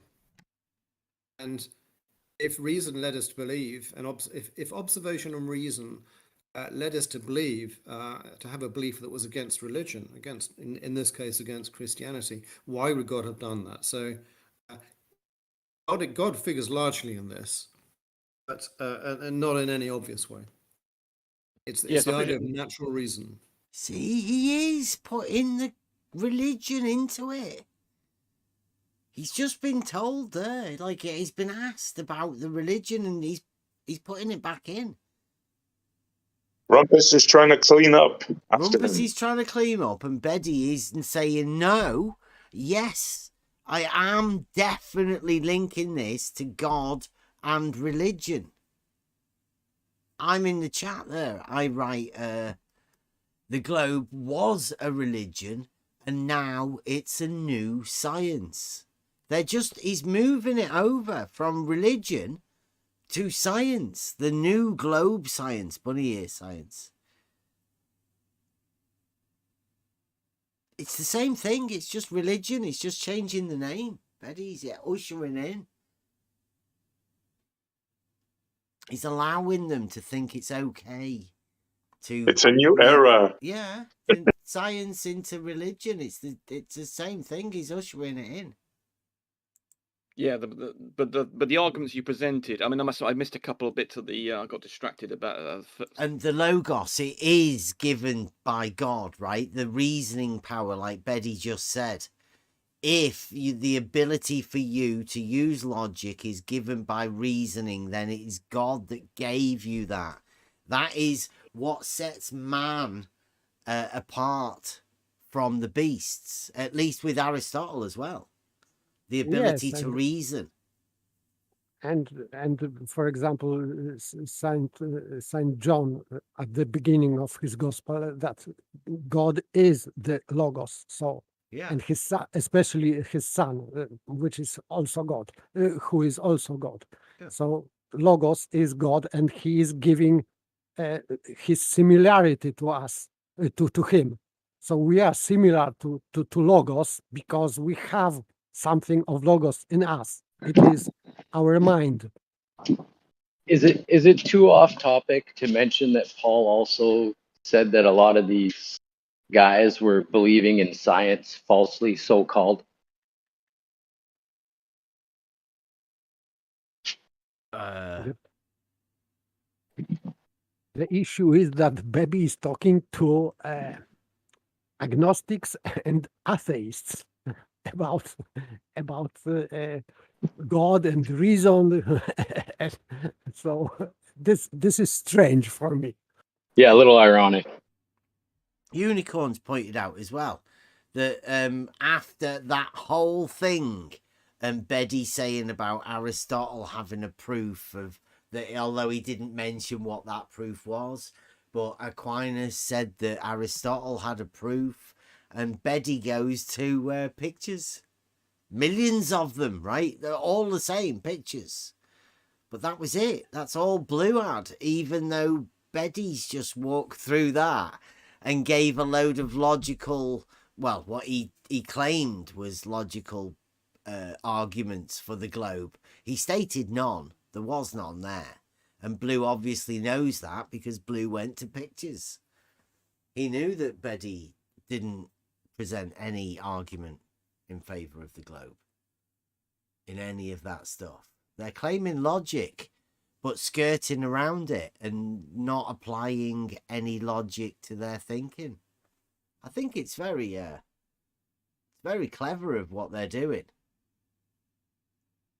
It's very good sophistry, but this internal sophistry where everybody pats each other on the back and says, well done, isn't going to help them, unfortunately. You're best off using logic within the argumentation. Honestly, and then you get some growth out of it. Practicing sophistry to pat each other on the back won't serve anybody any good. Over the first 5 minutes, but the arguments I saw you present were those of logical arguments based on evidence and reason, and they were not Yes, but based on the existence of God. Yes, that is, but that's why I began with first of all with Augustine, who says, look, you must take science very, very seriously because it discredits. It appears when naive people sort of argue with the scriptures in a way that contradicts science, that brings Christianity into disrepute. So that's, and then Aquinas, when sort of the new scientific ideas of the Greeks became known in the Western world, his job, as he saw it, was to reconcile these sort of scientific theories with Catholicism, with the Christian faith. So faith figures in this in a big way. That's why I called my presentation "Faith and Science." Right, but the arguments you were presenting about the shape of the Earth were what we'd regard. They're all, yes. These are all logical. But I understand you're pointing out their motivation, though, was they had other issues which you didn't really, aren't really relevant to the arguments you're making about. The motivation, certainly for Thomas Aquinas, was to show that faith and science are entirely complementary. They complement each other. Faith and science are complementary, says Beddy. They're telling you it's the shifting of religion into science. Beddy is ushering it in. Very clever. The globe model is now taking on a religious form, and it's okay to have faith-based science. Globe science, bunny ears, get your bunny ears out. Globe science, with a little bit of faith. And the faith is, it just is, isn't it? It has to be. Let's just have a bit of faith. And he's talking about in the science that they knew. They know it is. Is he trying to play to the religious crowd as well, as ridiculing the flat earthers? Yeah, he's trying to gain more people into the globe. He's trying to rubbish religion, but he's trying to usher science into the religion as well. He's trying to reincorporate religion into science and bring the religious people over and convert them to their new science. It seems that way. That's what I thought. And after going over it, I've not changed my view. I really think Beddy's trying to usher in a religion into science within the globe. Adding in faith-based. Anybody got any other views? I mean, let's hear what everybody else thinks.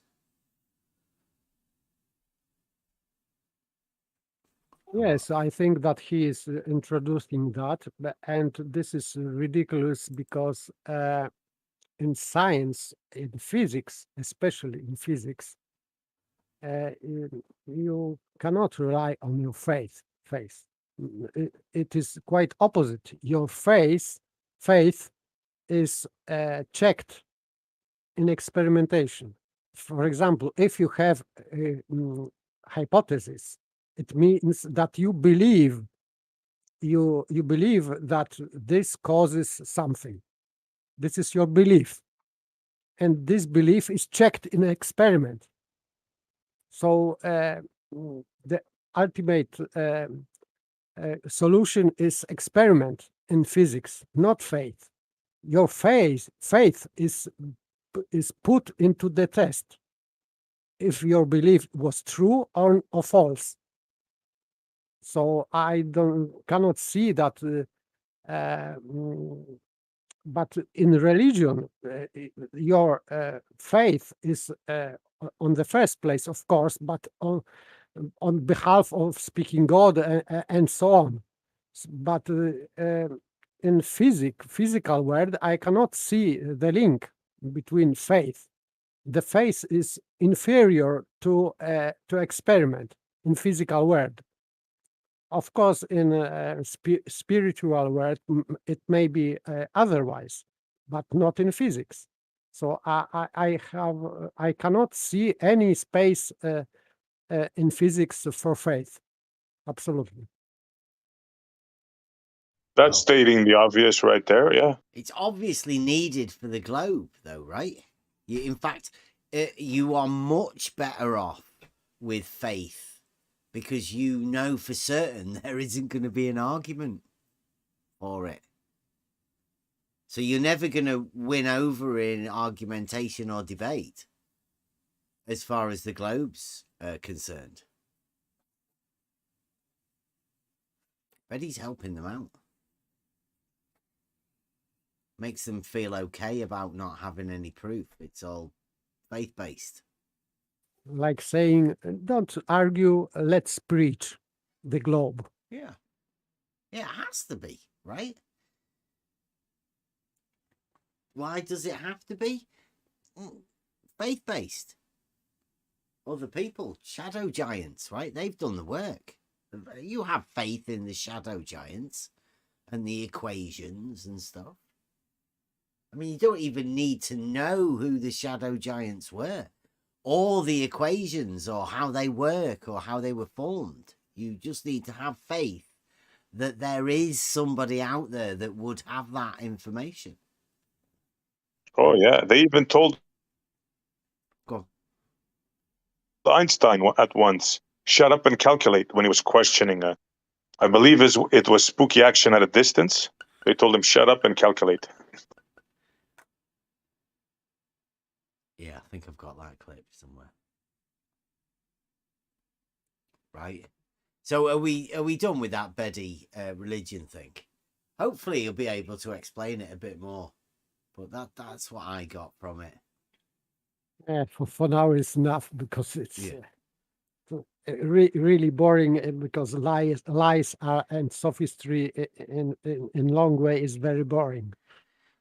Well, luckily enough, we're going to go and look over a MacToon video, right? Which I don't know how I came about this today. I think somebody put a thing about this. Now, this is MacToon, and he's been messing about on TikTok because it's all the rave for the kids. There's loads of kids over there on TikTok, and they're fighting for views and content or whatever. So that's where MacToon is. He's been rummaging around on TikTok, and he's found this guy, Drano Pit 1, he's a flat earther that MacToons has got.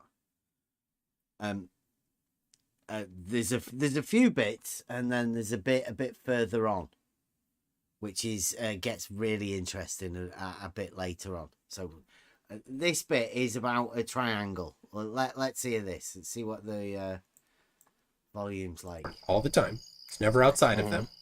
Okay. So all right. So if I'm not standing at the subsolar point and I observe the sun away from me at an angle like this, I can still create that right angle either way. Yeah. So you don't have to be there. Exactly. So so you are where you are in America, right? Right. So this is MacToon. Now he's dealing with. This is a bit similar to what Beddy was doing earlier when he was talking about the different religious views of whatever the model was. He didn't have the Big Bang model. Well, you might notice the same happens here with MacToon. MacToon's debating this guy here. He's a flat earther, and you may notice what happens. Let's see if anybody does. Whatever your location is, and that subsolar point, and then you can solve this triangle, and then you know how high for flat Earth, how high the sun must be. right? This is a pretty easy calculation to do. And I've done this. All right. So what I'm thinking is, I've done this on all of what I'm thinking is, all right, if you had 2 observers or 3 would be better. And all of you went, I stand here, you got one guy, he goes over 50 yards or whatever, 100 yards, 200 miles, and then the next guy takes an exact right angle from him. So you have a right angle created on the ground through the observers. Now, if you're looking up at the sun, you still have that right angle on the ground. You shouldn't have to be at the subsolar point because you're still creating a right angle. The right angle is there. It's just not, sitting like a plane on a plane like that. Why are you get doing? What I'm saying? Why are you doing 2 people? So that you wouldn't have to have the subsolar point as a reference. You are making a right angle on the ground between your observers. Right, now, at this point, I'm thinking, who's doing what? And, who's playing what game? They've already said subsolar point. Where has anybody ever heard that before? What does it mean? It's putting a light in the sky on the ground. For anybody unaware of what they're talking about. But this is a ridiculous argument. Where does the sun go on the ground? I don't know. But he's playing the game with McToon, but he's about to make a slight error. But there's no right angle on the ground. Then the problem is there's no right angle on the ground. Yes, there is. Between 3 observers, if you do your calculations correct and y'all are 90 degrees from each other, that creates a angle on the ground, right? So you have your right angle there is what I'm saying. Let me get this straight. You want 3 people standing on the surface of. What I'm trying to get at is let me finish this. I just want the subsolar point to have the 90 to technically. You can get a 90 anywhere on Earth. The 90 doesn't have to be directly below the subsolar point. But straight up from that person will not. Straight up from that person, says McToon. 90. Can anybody else see what's going to happen? Not be the sun. You need this. You need the subsolar point to get a 90 to the sun. You're creating the 90 at your feet with the multiple observers. Okay, so the 90 is on the ground. So to be clear, you get 3 observers on your hypothesized flat Earth, and then you have those 3 people create a triangle with 90 degrees between each of them. Right. So they create an equilateral triangle. They're the observers with 90 degrees at each corner of the equilateral triangle. That's on the flat Earth. Okay. Anybody see what McToon's got a big grin on his face? Yeah, because he's thinking it's going to turn into a square or something, 90 degrees. But don't they have triangles with more than 180 degrees? Why is he finding that funny? You're doing the same thing as well, aren't you? Am I? Yeah, well, I think what the guy's talking about is a 90 vertical. You can have vertical. Yes, he is. I'm talking about McToon. Yeah. McToon's doing it on the ground and going 90, 90, 90. Yep. Hang on, one more 90 would make a square. You know what I mean? Yeah.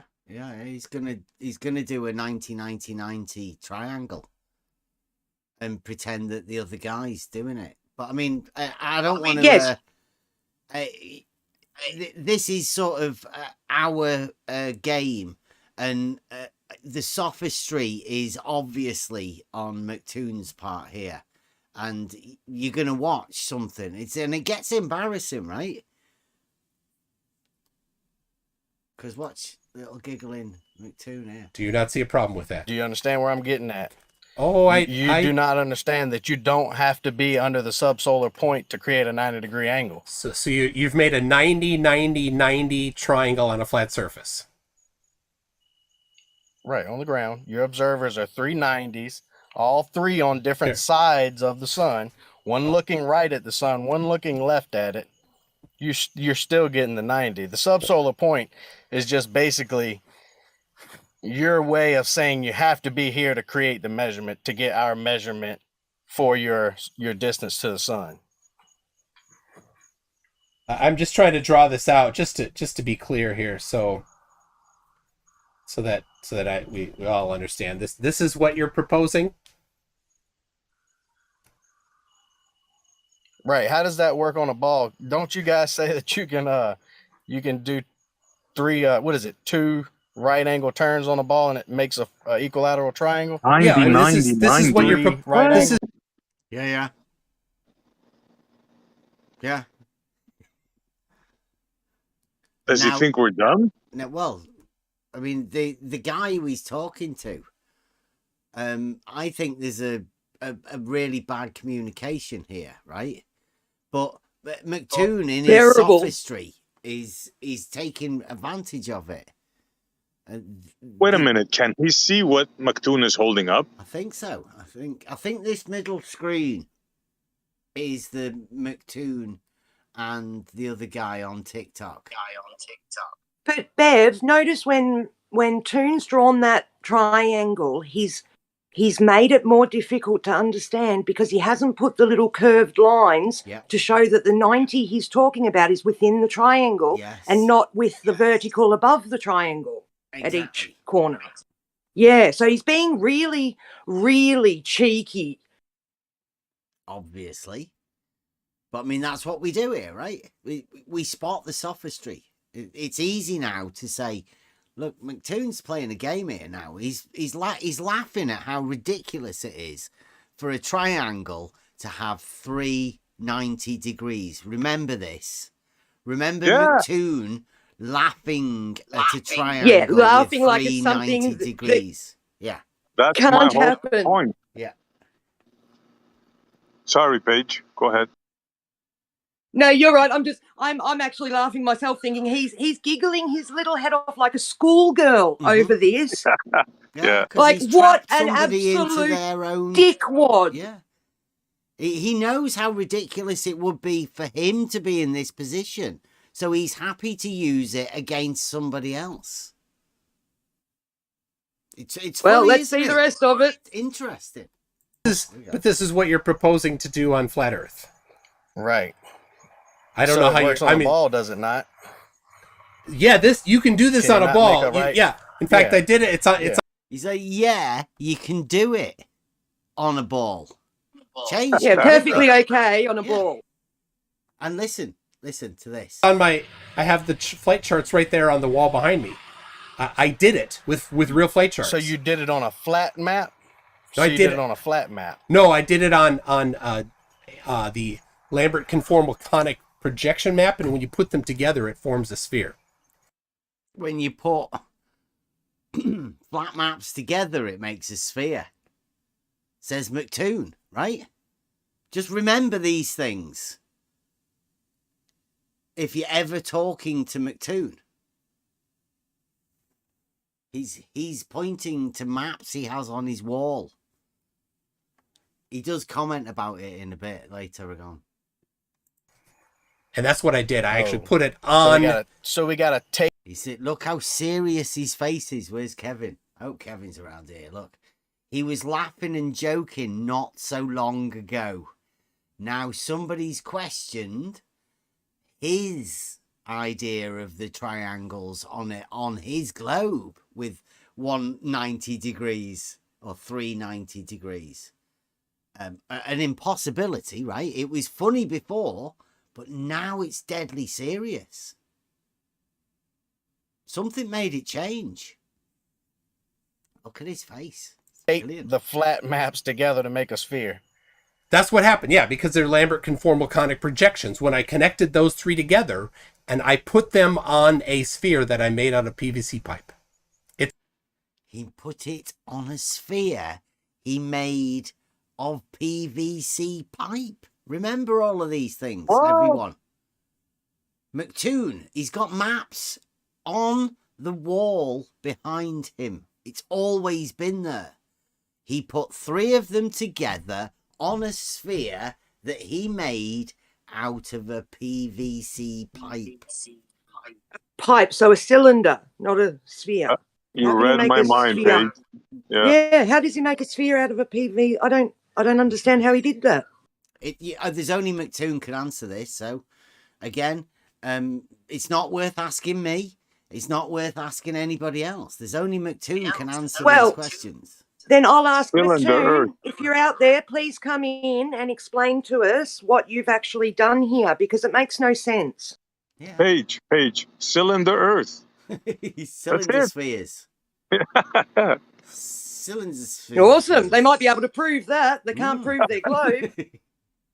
Well, it'd still be Euclidean, wouldn't it? Anyway, so I mean, I don't want to get involved because there is some better stuff, right? This is just to show the dishonesty. It's the second and third videos on my channel. Second and third videos. Look, so you're standing on a sphere now. If you go out in your yard, can you go walk from your back door, make a right angle, then walk 20 or 30 yards, make another right angle, and come back to your door? No, each leg has. How it works, because you're still on a sphere, right? Each leg must be 10,000 kilometers long. Why does it have to be a certain distance long? Because that's the trigonometry of it. That's the trigonometry of a triangle that has 390 degrees. They have to have a certain size. 10,000 mile That's arm? some new information I wasn't aware of. I know. I'm saying that's why we're watching this. That's why we're going over this stuff. This is 10,000 mile arms. So this is spherical trigonometry. Well, okay. It's a triangle with a length of side 10,000 kilometers. I mean, everybody else is out there to work it out. It's a triangle. For me, this is strange because even Copernicus didn't do that. Yeah. And he explained that he cannot do that. Well, as you'll find, right, McToon is the expert of all of this because he's making it up. All of the words and all of the things that he talks about are the people within this arena that are literally making this up. They're making this argument. 10,000 mile arms. This is ridiculous. Look how smart Smug he is. Look, he knows this. This is how you do it. You have to have triangles with 90 degrees, 390 degrees. And in order to do that, you have to make the arms of the triangle a certain length. Fantastic geometry. Miles. Impossible geometry, right? But McToon says he can do it, and he's got a big grin on his face, and he's getting one over. How many magic markers you think it will take? It's the only way that equation works is on a ball. But you can't you guys can't It doesn't work on a ball because you can't measure angles on a ball. And I can show this. But create that in reality. Time. Oh, we can. It just has to be. You actually can. You could kilometers on a ball. You could fly those. Yeah, that's but the reason why it's a flat map, though, buddy. But it's not a flat map. It's a Lambert conformal conic projection map. It is a flat when you map. when you put them together, it forms a sphere. Remember that? A Lambert canonic projection map, right? It may look like a flat piece of paper, 2D, but when you put them together, it makes a sphere. Goes against all known mathematics and disco but ball. hey, it works on a globe. Obviously, McToon's done it. Look how serious he is. I think this process would be that it is Mercator projection put on cylinder, this PVC, and change into conic, and then change into sphere. This is conical, not spherical. What's he talking about? Is that like it's a conical projection? It's a conical projection. Yeah, conical. Yeah, but you make a sphere, although you can't. It's impossible. But McToon says you can. Just remember that for any time anybody's ever talking to McToon. This is the biggest pile of garbage I've ever heard. He makes it He all. never No, he makes this argument for people to talk about. It's brilliant. That's what I did. It's on my channel. You can watch the video It's yourself. on his channel. So you can print out your own charts. Striking together composite images like NASA. We're striking together composite images. Yeah, like they're NASA. since they're Stitching all them taken. together. Since the source is from the same globe, and it's projected onto a Lambert conformal conic projection, when you put them together, they form a globe. Yeah. See, when you put them together. So, back to So this. you- This you is know, you this can- is what you But they're want to. flat. This just to be clear, this is what you want to do on your proposed flat Earth to measure the angle to the sun. You want to have 3 people. Right. So, yeah, dishonest shit. Yes, and why he is dishonest? Because he said that the source is a globe. No, his source is flat map, and he admitted that in the beginning. So map is flat or a plane. So the source is not a globe. Right, and if you see all of this, he goes with his map and he keeps bringing that little picture out of his drawing, right? So we'll go here to 110. Now, let's see what this is. If you finished high school successfully, and I'm So, assuming you did, you went through logic this tells stuff. you. You went through this stuff. Logic tells you. Logic Yes. tells you That if you this keep will never drawing get to dots 0. and you already have established why will it not? It never will. That's just geometry. This Because isn't. you don't have this enough is an paper asymptote. there, buddy. This is an asymptote. You don't have enough paper. It's an asymptote. Bev, Yeah. they use a steel sphere model. Toon's got that as a straight line of the sky. McToon never touches a sphere model. You watch this. It's the guy is He's not even he's a flat representing earther. Yeah, he never represents his model. He's always talking about the flat Earth model. That's all even the McToon talks about. That's not correct, because those stars, that line, the sky, it's a celestial sphere model. So those dots across the top that he's making straight lines to should be a curve. Well, no, as you move away, you move, not the light. You move. And the light drops. So that isn't a very good depiction of what actually happens. No, it's not. Right, It's definitely not. it's dishonest, right, on McToon's part, right? But the part I was thinking about was he says it's geometry. He also says it's an asymptote, which I don't know if anybody knows much about geometry. Probably not. But an asymptote is something that doesn't really occur within what he's talking about there. He's talking about a linear relationship.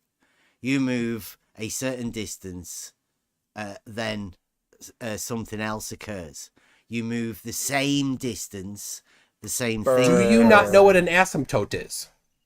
Asymptote, this is the line which is going towards other line. For example, a line with angle inclination to, for example, parallel line, but it never reach this point of parallelism. It's like but it's like a parabola. Yes, that yes. Never approaches. It it never is- reaches like a 0 point. Yes, it's going closer, but it will never reach parallelism. Right. So Which this doesn't would be happen Yes. within a linear relationship. It's not an asymptote if it's a linear relationship. Yes. So McToon, right there, although it may sound really clever, and McToon, a lot of people, wouldn't know what an asymptote is, and you definitely wouldn't know about it in high school. Nobody would be taught about an asymptote in high school.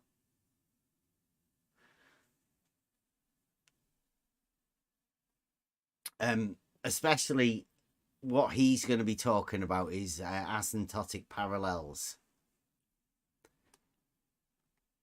Look how serious he is. And look, listen to the dressing down he's going to give to this guy. Poor guy doesn't really understand what he's talking about, as not many people would. Which is why it's worth learning a little bit of Euclid for this reason, to stop people like McToon walking all over you like this. Paper. Yeah. So How many here's the degrees problem. Did your angle decrease from Here's 90? Here's How the many problem. angles did degrees? We on know. them lines, just them 4 that you drew. Yeah. It decreased what? 45 degrees. Yeah. It's nonlinear though. It's an arctangent relationship. It's linear, isn't it? Looks like linear. And how can it be an arctangent relationship? The light in the sky. Where's McToon making this up from? What's he doing? I think what he's doing is he knows the problems that he has on his model, and he's dumping them on this other guy and trying to hand them off to him as though he doesn't realize them. But he doesn't know what's going on. And now this is your problem. You explain it. Yeah, you explain my problem. For me. I know you can't answer it. It's pretty dishonest, but... Drano. Arctangent relationship. It doesn't go down linearly. When you double this distance to here, right? Double it. This distance, and then you take that, and then go another, it doesn't decrease the same number of degrees. It's a smaller decrease. And then you do it again, it's yet another smaller decrease. And so you get these diminishing returns on the amount that it goes down. This here, so this eventually angle, gets to what? It will never be zero. No, it actually never gets to zero. Oh, it increases. Yeah, it just never gets to zero. It just stops decreasing. What he's talking about there is asymptotic parallels that occur on the non-Euclidean stuff, not in reality. I think he's being very dishonest. We've not ended it, yeah. No, it's an man, you can't prove it's that. An asymptote. You cannot prove that. You cannot prove that. It's actually proved. Some you cannot prove. If that's what that means, it means in you geometry. Prove it. It's proved in geometry, says McToon. I'm not too aware of anybody wants to go back and look at it, but McToon says it is proved in geometry. You cannot prove it. You cannot. You can say that, but all you've done is show that you don't understand the geometry of this. So here's the problem: if the sun is 3,000 miles up, and let's say that the Earth is 30,000 miles, which I don't think that you're going to say that. Let's say it's 300,000 miles. Well, if it's 300,000 miles, this is still a significant number. It never would set. Never could set. Simple geometry. Because your perspective, you can't see this is forever, McToon. You can't not see forever, bro. Is it perspective or when can't you look see forever? out into Which the one? night sky, are you telling me you're seeing 93 million miles away, millions of miles away? Well, that's what you can see, flat, literally. I want to be clear because you're making two separate claims. You're claiming it goes to zero, which it can't, and it's proven. It's geometry. You don't understand how perspective works, obviously. Actually, I do, and it's easy to calculate perspective. But if I've done it wrong, easy to calculate perspective. He did say it was proven through geometry, so he thinks perspective is proven through geometry, which is again another ridiculous claim. But this is McToon. But where is the perspective? What he's drawn? I don't know. He's just drawn two sort of parallel lines. Yeah. Yeah, he's getting somebody's model. Oh, he's so disingenuous. Well, I don't know who this other guy might have given him this model for him to work off. But for him to say that it's an arctangent relationship and not linear, which it is in reality, is sort of got somebody to agree to something that maybe not aware of. I don't know. I mean, like this particular conversation opened my eyes to some of the stuff that we do. It's as though McToon is learning the geometry, but he's actually using it and against all of these other people. He's learning and using the impossible geometry and handing it off to other people rather than just how simple it is in reality. It's very dishonest. That's the formula. I'm sitting right here, right now, and I look Drano, out. If Right, you understand it better than me, what's the formula for it? You understand it better than me. According to you, flies over your head. Drano, according to the plane you, flies over your head. You understand it better than horizon. me. What does it do? What's the formula? It sets, does it not? Is the plane flying into the ground? What's the formula for what? What's he asking him for? I think the formula that allows I think he's asking for formula for sunset. I Yes, think so. yeah. Yes. Plane flying into the ground, Drano, you made the claim. Okay, then. Is You it made at the claim. 0 degrees? Drano, No. you made the No, claim. it is not. Drano. Because your logic is shot. Drano, Because your listen. logic is shot. You claim that you know geometry McToon, better listen, than me. You know if a plane perspective flies better over than your me. head, does it hit 0 degrees when it gets to out of your perspective? That's because it goes over the curve of the Earth. But Drano, So this is assumption, of course. Yeah, these are like it's just a shit show, isn't it? Doesn't half sound like Brian Leakey though as well, doesn't he? Yes, Brian Leakey is much better. I thought it was. Yeah, no, it's not. It's No? somebody else. Oh, holy shit. They do sound almost identical. Oh, it does You- not. you are claiming You're busted. that you know better than You're me how busted, perspective works. So show me I just what showed is you the how I do formula. it better than you. What is the formula? It's the perspective formula. That's what he's asking for. He's asking a flat earther for the perspective formula. McToon says it's got an arctangent function. I just explained it to you. When a plane How do we flies over calculate into your this? horizon, into your view, is the plane coming from 0 degrees? It's coming from under the horizon. Is Yes, the plane coming it's from been- 0 degrees? It's been obstructed no, by it's the not curve because of the it's Earth. not touching the ground. Yeah, it was It's obstructed not, by the curve of because the Earth. The plane, you don't see the plane. You do not see the plane belly up first. You do not see the belly of the plane first. I've watched You plenty of don't? planes. What do you come see, from the top distance. first? You do not. No, All right, you now- see the top, the side, in the airport. I can literally see the light, pollution in the sky at night. Yeah, okay. 60 miles away on my horizon. Okay. So again, how- planes do not come up over the horizon belly up, flying it's straight it's- up into the sky. Yeah, over it's a because curve. it's because the angular size is too small for Right, your they're eyes to flying make level out. and plane. So you say, but they're not. All right. So if you know You're gonna perspective tell me better again, than me, As I said, I sit here and watch it all day. yeah. Because your eyes have a certain limit to what they can resolve for detail.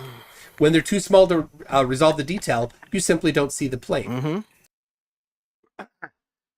So he does understand. Well, this is brilliant because he opens up again the fact that there are certain arguments and certain things that McToon says, but he doesn't say them fully because there are hidden facts, right? In order, and there are a few pieces that need to be put together. So you can hear what he's talking about, right? Okay, so now if you know, you're running from this. But If I you can know see the light- perspective, If I can see the light, yeah. All right, you still run from this. You gonna run from What's Uh, this that? again? You gonna run from this again? If you can if you know perspective better than me, then what's the correct formula? Draw a couple more dots up there and let's see how much. That's a ridiculous statement, right? If you know perspective better than me, what's the formula? You could just use the formula he's used. Anybody's aware of perspective. For perspective, it does the same thing. Right. Do you know anything? Does anybody know anything about any of this sort of stuff? I think you might be surprised. Much more will decrease. What's the correct formula? Since you say it'll come to a point that we never just stop decreasing. It's called, and if you had successfully completed high school math, you wouldn't recognize this term, an asymptote. But that's why I said I doubt that you actually successfully completed it. What I'm telling you is, I can sit out here at night and I only learned what an asymptote was once I started looking into Euclidean geometry and non-Euclidean geometry. That's where I got an asymptote from. But as we can see on the screen, he is using orthographic view to explain how perspective works. Yeah. So this is ridiculous. Yes. Because in his drawing, if he's taking perspective into consideration, he has to show the drop of the sun and rise, so to speak, of the line of this plane of horizon. The compression ratio, right?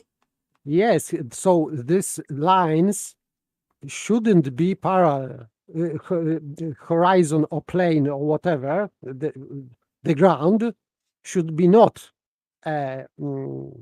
horizontal in perspective view, but it should go up, and the path of the sun should go down, because that's how perspective works. Yeah, the ground rises, sky lowers. Of course. Well, what they call the horizontal line, right? The where all of the verticals are fixed and all of the compression go into, right? Right. Yes. So horizon plane, horizontal line wouldn't be really horizontal in perspective view. It should go up as we can see it.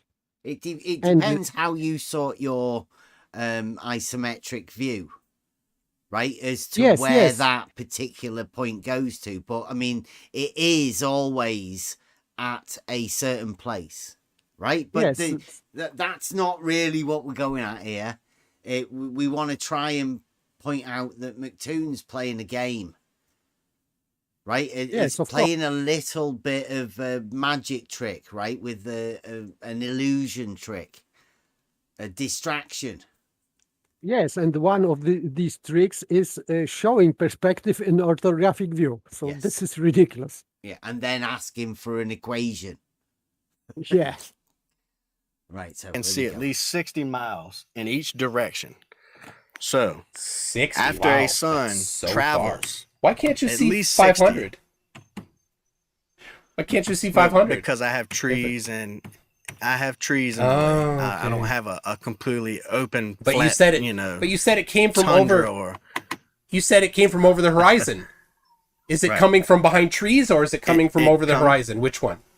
Make up your mind. It's coming from behind the trees, which is right next to the horizon. Okay, the trees aren't very tall on my horizon. All right, so you don't see that. You see it emerge from behind the trees, is what you're saying. Oh, so you're trying to assert that it's flying straight up when I first don't see it behind the trees, and then when it gets above the trees, it just levels off. I'm just testing your claim. You said it came from behind the horizon. Then you said you have trees in the way, so you don't see the horizon. So I just want to know which one you see. My trees are. Then we've got 62. There is another bit like They're not. It's not linear. Trouble for you. Come on. trouble. Did you not know this? You didn't. You thought it just went down at the consistent rate, didn't you? All right, I'm getting there. I'm almost done. Apologies for the looking at the top of my head. Got no worries. 36, and then we've got 33, and then we've got 30. All right, here you go. Measured all these.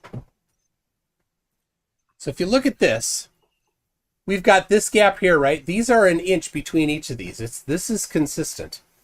This gap here went from 90 to 80, 10 degrees. 10 degree difference. Then it went from 80 to 69. That was... Can you see this? Now, the idea is, from what he's trying to depict, is lights in the sky. The actual formula, or what they measure, is 69 miles distance traveled and a 1 degree drop of the light in the sky. Can you see his drawing there? It's first to note is that this is completely out of scale, because we are talking about depiction of, for example, 69 miles, and so it is just ridiculous that at this short distance on this paper it cannot be shown anything. So for me, this is just a joke. At the bottom should be traveling, shouldn't it? Yeah, he's doing each measurement from the first point, even though you've got to travel 69 miles each time to take the next degree drop measurement. Yeah, it's not depicting what it's meant to be depicting in any way. At all. No. He is so dishonest, Bev, honestly. But I mean, is it that he's being dishonest, or is it that the other guy isn't aware, right? He's being tricked by McToon's sophistry, but he's just not aware of it. No, I mean, yeah, McToon's being dishonest. Yeah, McToon's definitely being dishonest, but this guy isn't going to see it. No, he's not. But this guy is in the heat of the moment, right? He's on his own, and he's with doing a McToon thing. Probably the first time he's ever done a debate like this. They get you away from everyone else, and they bully you. So that's what he's doing to this poor guy. You know, McToon would never come in here with all of us, who can, actually give him a run for his money. Oh God, no, he won't do that. He's a coward and a bully. Gets good though. This does get good. 11 degrees. Obviously, my measurements are a little sloppy there. We got 69 to 62. That's 7 degrees. Yeah. We got 62 to 59. That's can be used to describe things. You can lie in languages, can't you? Right. Okay, so no, this is proven. No, this is proven in math. If you think it's wrong, you have the onus to show where it's wrong. Mathematically. Good luck with that. I think the math is a bit over your head. See, it's proven in math. Okay, we'll see. I'll definitely ponder on that, and I'll show you how to draw at least 500 dots, and we're gonna at least try. Your challenge for flat Earth. You constantly keep stopping. Yeah. You keep stopping. Well, and you also all right. So that example too. Yeah, I get it's not physically getting to 0 degrees because it's never going below a horizon on the flat Earth, but we have at ground level, do we not have atmosphere? You have water droplets in there, you have dust, you have everything that all play with your convergence point of your perspective. No, they don't. When you're standing, that guy standing there looking at the sun, he cannot see forever because of perspective, can he not? If he's standing on the beach, he's only seeing his dome of view is what? Maybe according to Globus, it's only 3 miles in each, direction around him. It He can depends only see on 3 miles. Completely depends on elevation. Right. So, like I said, So if they're you're higher, not it's gonna much have- more than 3 miles. It quickly gets higher than 3 miles. So you're not, by your example, yes, you're not going to have it. You may not ever have it get to 0. I can agree with that. Okay. I haven't Could tested take it myself, the but I water can right there. Oh, is that a hot mic? I see. Sorry. see how you could say that it's never going to get. But that example isn't accounting for perspective. It's That not actually- accounting to a ground that level is perspective. exactly You're not accounting for- throwing trees in front of the guy. You're not trees You're are not not accounting for the perspective. light source brightness. You but live your you trees live do- near the water. Do You can mess get with to your the ocean. perspective, do they not? You can Okay, get to but the yeah, ocean. There's I'm no talking trees. about trees and There's no everything, trees. You go to the ocean. You look. The sun sets. There's no trees in the way. There's just the water And the that sun- you we're claim talking is about- flat. Just stand a guy in the mountain. When that sun sets, that reflection of sunlight across that water will be a straight line across the water. If it was a curve, the sunlight had hit that curve and not come all the way across the water too. So that's proving again the water's horizontal. Yes, you could not have reflection going towards you on the globe. It is impossible. Mm-hmm. Yep. You could not have a horizontal plane of the horizon either. Wouldn't work. Yes, of course. This reflection is impossible if you have not a horizontal plane. Yeah, If you have there's not loads of horizontal proofs, plane, but they're never going to get to that on this McToon, and I don't think McToon will ever want to be able to have a discussion with us. Obviously, I don't think because so too. McToon here God, just no. plays with the flat Earth model, and I don't think we'd entertain it. So that's where McToon would be lost, because he never talks about his globe model. Well, except for smug faces like this. Mountains. We're standing a guy back in the mountains now. We're in the mountains. You where didn't we like were that water observing one, the huh? crepuscular shadow. That water one was Well, tough for the you. water, it doesn't matter. You can still see 3 miles from there. You can see 3 miles from the ground anywhere. You can get where you don't have trees right up against you. So yeah, I understand where you're coming from. You can probably say that due to your little And optometrists. yeah. Yeah, you're smarter than that. Because you're better. You're better at the standing field. inside doing You're- a test. You're better at the standing field of inside optometry of a closed than environment. optometrists. You're standing inside. When they do that test, you're standing inside. Come on. So your horizon It's not a isn't point. even a point. I said it 4 or So 5 then times. How can you measure to it? How can you measure? It's to not it? hard to measure to it. It doesn't have Well, to it's be a not point. You can't measure to It something doesn't that's have to not be a there. It doesn't it's have not to a point. You can't measure to something that's not a point. Of course you It can. has to be a point there. It's for you easy to it, measure. does it not? You can measure things that are lines and curves So and you're edges. doing wizardry magic. We're just going to measure to something Why that's is- not even physically Why- tangibly there. Why is this hard for you to understand? You just said you couldn't. You you've just told skipped- me you couldn't measure to a. You You've could measure skipped to a point down that wasn't past. You've skipped down past middle school and gone all the way to not understanding elementary there. We're school. measuring to points geometry. that aren't there, McToon. Listen to yourself. No, it Listen doesn't to yourself. We're go measuring to to a points point. that aren't physically It's there. an edge. It's an edge. Can you measure to this So if I'm- edge? Yes, you can measure to this edge. If I'm In standing fact, there on the train tracks, if I'm standing on train tracks looking at a 2-3 mile stretch, what happens to those train tracks appearing? What do they they appear converge. to do? They converge. To a what? To a what? We say to a point, but it doesn't go to a point, because if you got Oh, that's my You- point exactly. We're using perspective. do you had to interrupt We're me? on the beach looking at the Hey, sun. Are sun you does what? scared to hear the Goes actual to a answer? Point. Are you It afraid? converges to a Are you point on afraid of the actual horizon. answer? Drano, are you afraid of the actual answer? Is that why The you won't let ball- me say it? Look at McToon, doesn't he get angry?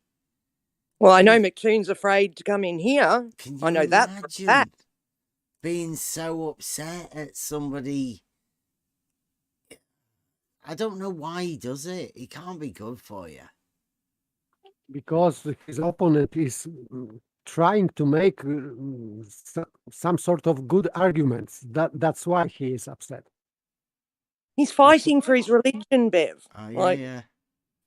Nail biting, edgy seat shit for this guy.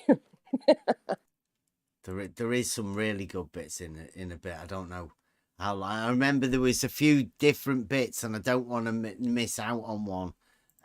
Drano, are you scared? So you won't even let me answer. That must be the problem. You are too scared of the answer. That's why you won't let me say it. Correct. Let me explain it to you. Sounds like a shit show, doesn't it? I've got wrote down on my board, right? And I think everybody should take this one on board, right? What's the argument? When you're listening to McToon and this guy talking now, what is the argument? What are they arguing about? Really nothing. They don't know. It keeps changing. It's always swapping and changing. And they're both always trying to argue something completely different. Nobody's hearing what each other's saying. But silly thing is that many people think that this is debate. Yeah. And it is not. It doesn't even sound anything like it, does it? I mean, you do have to step out of the other debate, bunny ears. Wait, but this is entitled FE debate. Yeah. So people think that this is debate. Yeah. Yeah, that's what I'm saying. McToon makes all of this, all of the arguments that this guy's coming out across for what he imagines is flat Earth. McToon is either complying with the conversation or not, and he's swapping it to different ones. He's imagining what the flat earthers should say. The flat earthers imagining what arguments he should be arguing about. It's just a bit of a shit show. You said it correctly. Are you ready? Are you ready to explain it, or are you still scared? Are you scared? Are you scared? All right, here it is. Your eyes do not have. I'll never be scared. Do not have the angular resolution to discern that the end of the track there, where you think that it goes away and that you don't see anymore. But if you had more angular resolution, what you just need is something that has a larger iris, like a telescope. You could see farther. So we can bring objects back in with a zoom, huh? Is that what you're saying? If they're too small to see, you can make them larger. Yes. If they're too small to see, you can make them larger. If they've gone so we can bring things over back into perspective. You keep using that as if it's a get out of jail free card. You don't actually understand. Can we not? You don't actually understand perspective. You've just heard your Papa Flurf say it 1,000 times. You're squirming right now. Have you seen this as well? This Papa Flurf thing. It's the way that they like to link arguments to different people. And he says that down here because at the bottom right-hand corner that it says, somebody said, Drano just said wizardry. His Papa Flurf must be Bev. So that's where McToon's got that from. It's been on the screen all the time. Oh, he's more reading free his chat. Papa Flurf is like you link an argument to a person and then you can dismiss the argument completely because somebody else has been linked to it. It's that was what I understand. Oh no, I'm laughing at your you're just all you've done is parrot your Papa Flurfs. You don't know what perspective actually is. And you just keep saying it because you've heard them say it. And you repeat the same things that they've said because it's been indoctrinated into you. And you've never tested it. You've never confirmed. So McToon knows that the entire argument has been indoctrinated into them. By McToon. He's the one that's given it. He's projecting all of his own. Like everything he's saying is about himself. Yeah. To pass it on like that. Yeah, so he doesn't have to think about it. Jose, no. Chaikey's. It'll be on Twitter. He's moved to Twitter now, Chaikey. And YouTube. He's a YouTube star. You just answered it for me, McToom. It was you that answered that train tracks converge to a point, and then you try to tell me it gets too my small horizon, for you to see. Your perspective doesn't come to a point. Nothing actually goes to a point. That's the deal. Well, we know that, but it appears to be. We are arguing that it appears to be, are we not? And if you get a telescope, the perspective, it appears to converge to a point. That if you get a telescope, that point is now resolvable. So it didn't go over a curve. What if there's too much fog and haze in the way? Oh, that and that absolutely was why it disappeared in the first place. Then you can't. Correct. You can't. You're going to bring it back into Zoom then? No, you can't. Not if there's fog and haze and dust. We started this flat Earth model from the beginning. That first absolutely. I wanted you to do that equation for your son on your model. That's not how you do it. Took it to the flat Earth model. That's not how you do it on the globe. We do it a different method, which he never goes over, ever.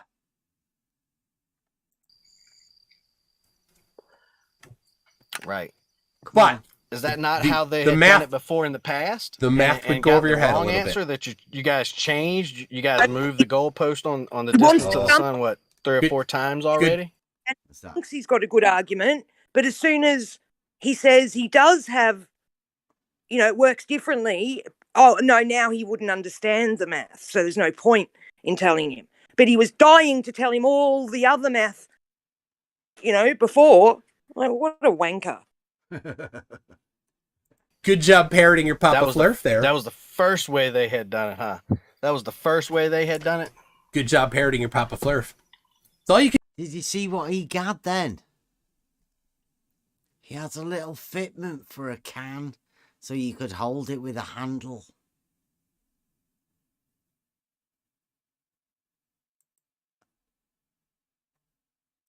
On the I distance of the didn't sun, notice, just some kind of cup in hand, but it was made from the can, Pepsi can or whatever. 3 or 4 times already? Good job.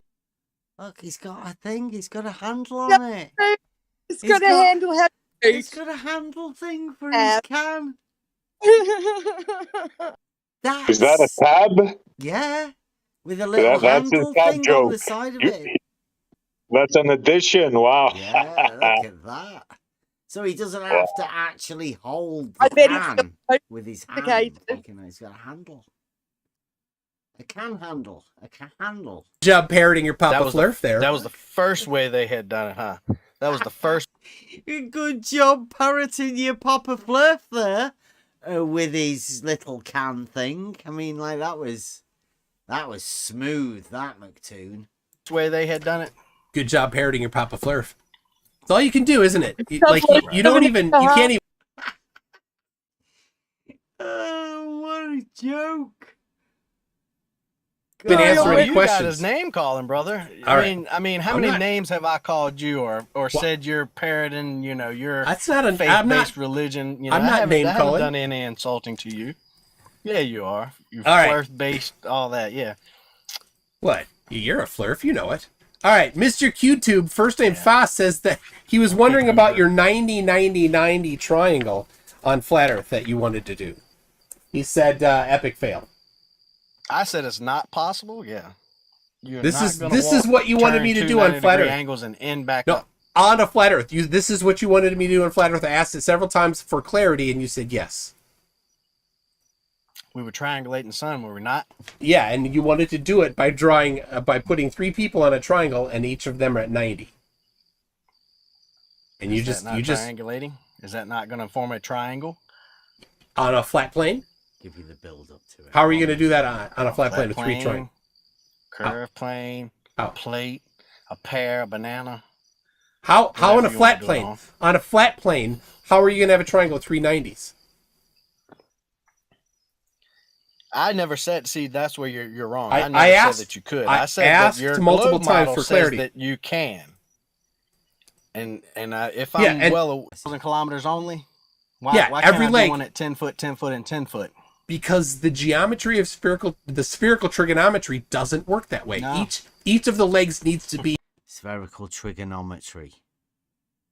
Listen to the words he says. a quarter of the circumference. That's how it works. And I would not expect you. I'm not gonna poke at you for that one because And again, spherical. that was something that we could never recreate in reality. Well, except that flight right you there. say could you happen. do it, but you use right there. flat. You use flat No, maps. you They're use flat Lambert. maps. No, I use Lambert conformal conic projections. Flat maps. They're Lambert Flat conformal. maps. Look, not understanding On a things flat doesn't piece of actually do it. paper. Yeah. You put them on a flat desk to line them off, do you not? You lay them out flat, Yeah. or do you wrap them around the ball and No, then I calculate did. I put it. I Yeah. wrapped them around a Okay, sphere. Answer that one. I actually really Yeah, I put bet them you on a did. sphere. He actually really put them on a sphere. McToon. Yes, so he admitted that he put flat Yeah. maps on the sphere. Yes.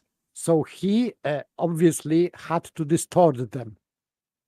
Simple. Either that or he's lying. Right? And saying that he did in the hopes that nobody is able to call him on his obvious bullshittery. This guy is trying to do that, but he's overshouting him. Yes. Yeah. And Yeah. it worked. And It you was do that it every was time, amazing. don't you? It was amazing. So, all right, Mr. It worked and it was amazing, says McToon. Like a miracle. Yeah. It was amazing if it did work because it's impossible. In a flat piece of paper. Yeah, you don't understand the geometry. I wouldn't expect it. I won't mess with you for that because spherical trigonometry is typically not taught in high school. Spherical trigonometry typically isn't taught in high school. It's of no purpose to anybody. But listen to McToon. And it's I'm guessing that you didn't go to college and take STEM classes. No, I'm very specifically saying I did not expect you to know spherical trigonometry. Right? Did you go to college and take STEM classes? Would that be STEM classes for spherical trigonometry? McToon. I haven't heard about that. No. Well, McToon's talking about it. Obviously, he's talking to somebody using these sophisticated arguments against somebody who is unaware. an assumption? Would that be an assumption? Yeah, I am. Am I correct on that? If I'm wrong, let me know. No. Did you go to college and take STEM classes? So you have to go to college to understand spherical geometry. Typically. Did you hear that? He didn't correct him. McToon's been talking about spherical trigonometry, and that poor fella there. I'll play it again. Did you go to college and take STEM classes? Would that be an assumption? Would that be an assumption? Yeah, I am. Am I correct on that? If I'm wrong, let me know. No. Did you go to college and take STEM classes? So you have to go to college to understand spherical geometry. Typically, that's where you would be experience it first. But you McToon's talking about spherical trigonometry. That guy just said spherical geometry. Yes. Completely different. Difference. Completely Yes. different. And McToon They talk past each other. He hasn't told him. McToon is going to take that and run with it because he wants people to think spherical trigonometry is spherical geometry. It isn't. They're completely separate, completely different. I think probably McToon might know that. But this guy doesn't, and McToon is now full-on sophist. You could have done it earlier. Kind of like assuming, isn't it? Actually, absolutely. I am 100% assuming that you have never taken any classes covering spherical trigonometry. But spherical trigonometry. See, he switched it back again. because there is no such subject in school. So yes. I think that nobody can take any lessons in spherical trigonometry anywhere. Without first understanding the forming of Euclidean principles. Then you can move into spherical trigonometry and understand the purpose of the sphere and the planes and the angles. But McToon is being a dishonest shit. But if I'm wrong, please correct me. Have you? Yes, you're wrong. No, you're right. I haven't. I Okay. was just and triggering you along there. And I was being kind by not expecting you to have that be covered. I know. McToon hasn't gone to college and done STEM classes and done spherical trigonometry either. So don't worry about it. He's just being a sophist. I have a quick question. What is STEM classes? Because I don't know this term. STEM is like, they're the main classes, I think. What is it? Engineering, medical, something. I don't know. It means something. Yeah, they're just the main branches of whatever. Yeah, the STEM is it's an acronym, isn't it? Yeah, I'm pretty sure. But I mean, So somebody that else will tell us. core subjects essential to the direction you are going in learning. I think so, yeah, probably. Yes, yep. Of which spherical trigonometry wouldn't be a part of any of them. I think so. Yeah. Right. All right, Mr. Unite for the Chill Wind says, I'd like a barbecue Cation burger with onion rings and a Coke, please. Do you have you ever had a barbecue Cation burger with onion rings? Never. No? Oh, I have had onion rings.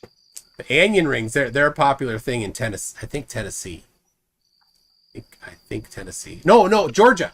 They're popular in Georgia. Onion rings are popular in Georgia. Lance Jess Elias says, will Flat Earther ever provide evidence? Will you?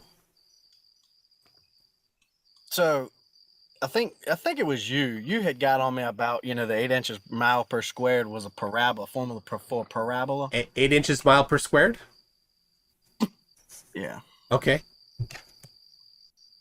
I know Globers love to harp that that's not the right formula and this, that, Yes. and the other, that that's counting a parabola. And and all. I will tell you why it's the wrong formula, and it's different from what all the other guys say. Do you want to know why? Because in that formula, you must... because you're trying to figure out the bottom-up obstruction, and that formula is the wrong formula for the bottom-up obstruction, not because it's a parabola, but because it's the wrong formula. The correct formula includes the observer height. Using it for bottom up obstruction. What if I was actually just using it to figure out the drop from where my feet are? The drop from your because feet. If you're standing on the ball, yes, you could use ball, that. Every point away from your feet drops. Yep, you could definitely use that for your drop. There you go. From McToon himself. You could definitely use that formula for the drop. But I've never seen a flat earther actually test that. I've never seen a flat earther actually go and measure drop. Because you can't measure drop. It's not there.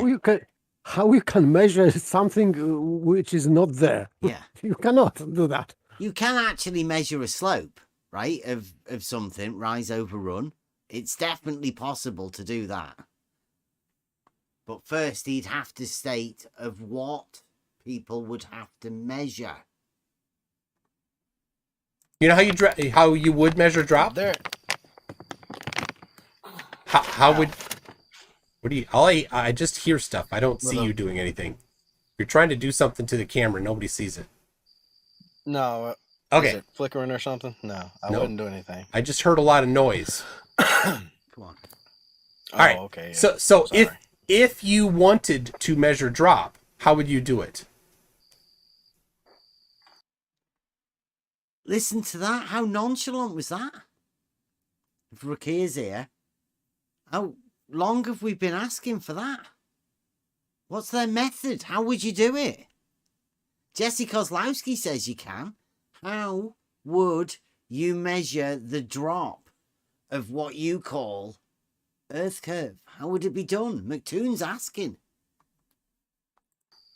And he's asking Drop for from my Earth. feet. Yeah, he's asking for a test. He's asking for people to want to be able to do it. We've got realizing Euclid anytime he wants. But it's not going to measure a drop. It's just the plane. How would you do it? Per mile squared. Yeah. So what method would you use to measure that drop? So I would pick a point in the distance. Okay. That I could see. Yep. And then I would calculate it that way. Okay. And then then what? Then how would you measure if there is a drop or not? 8 inches per mile squared. Yeah, no, that's just the formula. How would you then go measure that? What instrument would you use to measure that? So, see, what's he saying? What does McToon want somebody to say? Why does he keep asking this question? But the thing is, why is he asking this guy? He knows, he's heard us begging him to come and talk about this. Uh-huh. So he's going to sit there for hours and talk to a guy who obviously now we can see has no idea about surveying by what he just said, you know? Uh-huh. Yeah. So why is Toon coming in here and asking the people who actually survey in their jobs on a daily basis? Obviously. Like, what is wrong with you people? It'd be uncomfortable for him. He'd have to face a certain few truths, and it's hard work. Well, He that's says not good nobody's enough. tested it. Grown Like, man. we do He have should tests. put his big boy pants on and come and have a proper adult discussion about what actually is happening in the real world. Not in his math, not in his models. What people actually do out in the real world on a daily basis. Yeah, see, what here is, right, McToon is asking people for proof of a flat Earth. Well, it's not flat. So, but we can actually give proofs for horizontal planes. We can give proofs that level is horizontal. We can give proofs of all sorts of things. But McToon is asking somebody to give him something that they can't give. That they're not equipped for it. It's a shame that McToon is preying on people with these shitty tactics. Yep. When he knows there are people here who know what they're talking about, who are willing, ready and willing to talk to him. Uh-huh. And he refuses to do it. Yeah. You know, how adult, how scientific, you know, open debate so that humanity can grow. Isn't that what we're all about? You know, why is it, no, let's pick on the weakest, the ones we think don't know anything, and then gloat victory when they, you know, can't come up with an answer because they haven't learnt it yet. Like, wow. You know, congratulations, guys. Your argument is just brilliant, really. Well, listen to this guy, right? Listen to what McToons is saying. And listen to the response. And see how far removed it is from what we do here. Listen to this. It's still going to go. So what are we back checking? If you're saying me theoretically, I should back check it? Is what you're saying? If you said you wanted to test using 8 inches per mile squared from your feet, how would you do that? And I'm just asking, and all you just keep doing is saying the formula again. I'm asking, what would be the methodology for your test? You figure a point in the distance. Okay. You figure that distance. Yep. You have your mileage. Yes, your distance. Yeah, you've said distance in a couple different ways. Yeah. Then if it's 100 miles that you're observing, is that not 8 inches per mile squared, which would be Yeah. So you apply the drop times. Well, it might be a little different than that, but that's fine. You apply the drop formula. Right, you're squaring. Yeah. Then what? What would you do to measure? 8 inches is rounded up. Yeah, that's fine. Unless you have an instrument that's extremely precise, it's not going to matter for this particular observation. But what instrument would you be using? A triangle. You'd use a triangle. Like, how are you going to measure, and what are you going to measure with that triangle? The drop of the ball. How? The parabola. Are you going to hold the triangle up in front of your face and measure? I mean, what's going on? Right? What exactly is going on? McToon's asking this guy to be able to come up with a method for doing impossible things that he knows he hasn't got a proof of himself. Yes, he's asking about method, but he is thinking about tool, and now he is pretending that he didn't understand a response of this guy. Yeah, because this guy answered properly, because when he was talking about triangle, this is could be a method, not a tool. But Yeah. McToon is trying to laugh at him because I thought about a tool, not method. Something with that triangle? How are you going to do that measurement? If you're looking out at a lighthouse, 100, or just say 30 miles away. Sure. The lighthouse is standing perfectly straight, is it not? Perfectly straight? I don't know, but I don't know how good the builders were of that lighthouse. It should be a 90. Maybe they had. It should be a 90. Yeah, but let's say it's 90 from there, and they had a reasonably good builder. So what about it then? How are you going to measure from your feet? From your feet, how are you going to measure the drop? What instrument? It should be 8 inches mile per square. Yeah. You keep saying the why formula, do you but need I'm an instrument asking when you have a formula. You have a formula. Why do I need an instrument? Yeah, you have the formula. Then you test to see if the formula is correct by measuring it in reality. So what instrument would you use to measure to see if it's correct?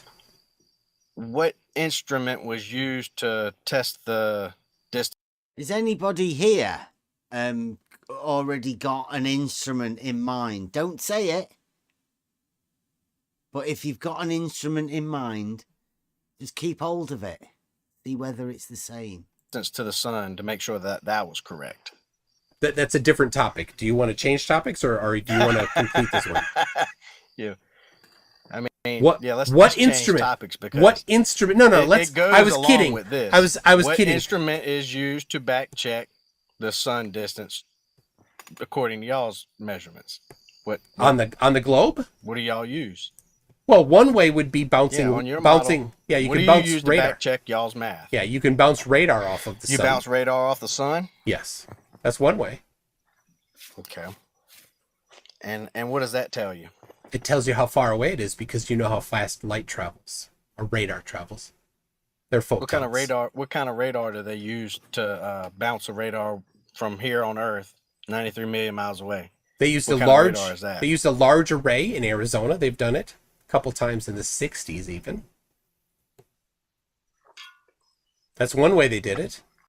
I'm seeing radar off the sun. Getting a little bit off topic here. Hopefully he's going to come back to it. So those radio waves travel all the way to the sun and never hit anything, and then travel all the way back and never hit anything. Yeah, because generally between us and the sun, there's not a whole lot of stuff. It's pretty much not much there. Yeah. So it's been done. Guy doesn't know much. Doesn't know about. So that's one way to bodies. do it. All right, so it's a shame. I know. But I mean, like he is. It's McToon. He's going for flat earthers, and this is what you expect. McToon gets to employ his sophistry and confuse people about arguments that they'd never even imagined. But they're only arguments that he's been triggered with, the arguments that he doesn't have an answer for. So if he gets in there first, he can do his sophistry. It's interesting. Now back to the 8 inches per mile squared. And like I said, I am with you. It's not wrong because it's a parabola. It's wrong because it doesn't. It's wrong for bottom-up obstruction, which is what everybody wants to test. It's wrong for bottom-up obstruction because that doesn't include the observer height. So let's complete your test. You want to test the drop from your feet to a distant object over water, right? And how are you going to measure that drop? What do you mean? You have a line from your feet, don't you? You're standing, your feet are 90 degrees parallel to that one point on your ball, is it not? Your feet are 90 degrees parallel. What the fuck does that mean? Yeah, he shouldn't have said to me. You're making a 90 there at that spot with a horizontal and a 90 vertical. with what? With Well, your eyes, he should say I'm assuming with your it's eyes, not tools or feet. something. Your feet cannot see. He's just making a horizontal from your feet. Yeah, not a parallel. Or not a 90. It's just you're just making a horizontal. Quite simply. But yes, they're 90 degrees orthogonal from vertical. Yes. Mm-hmm. Okay, and then so then how are you going to measure that? How many miles do you have? Let's say it's 10 miles. How are you going to measure that? Did drop? you really want? I mean, do you want me to go get a pen and pad and paper and do No. it? Is that what you're asking? No, I want you to tell me the instrument that you're going to use to measure the drop in reality. How are you going to do that? I know the answer. You're not, because it's not there. You're not going to measure it because it's not there. Well, you're presuming that. So how would you test to see if your presumption is correct? What instrument would you use to test that? What? How would you see? Long distance photos that they're like 270 some miles before they are obstructed by anything. Oh no, but we're talking drop, or are we talking bottom up obstruction? Which one? We're talking drop, because if you're standing on a ball, got it. Every point away from your feet should drop. Yes. Should curve away, should it not? Absolutely. Okay. look, so he has said everywhere from your feet should drop away. McToon. Absolutely. So not locally. So McToon is confirming that there should be a drop. Which is great. Good model, boy. It's great, isn't it? Yep, I love it. And so how are you measuring that drop? How are you measuring it? 8 inches per mile squared. Yeah, that's the formula. How are you measuring to see if that formula matches reality? What instrument? You plug those numbers into the formula. Yes, and then that gives you your prediction, right? Classic science, you get your hypothesis, you compute the consequences of that hypothesis. You use the 8 inches per mile squared drop formula, estimate formula, and you say, okay, well, from 1 mile from your feet, the drop should be 8 inches. How do you measure that drop? Mm-hmm. Oh, yeah. McToon, I've got this. Like, doesn't this sound like it needs cutting? Right?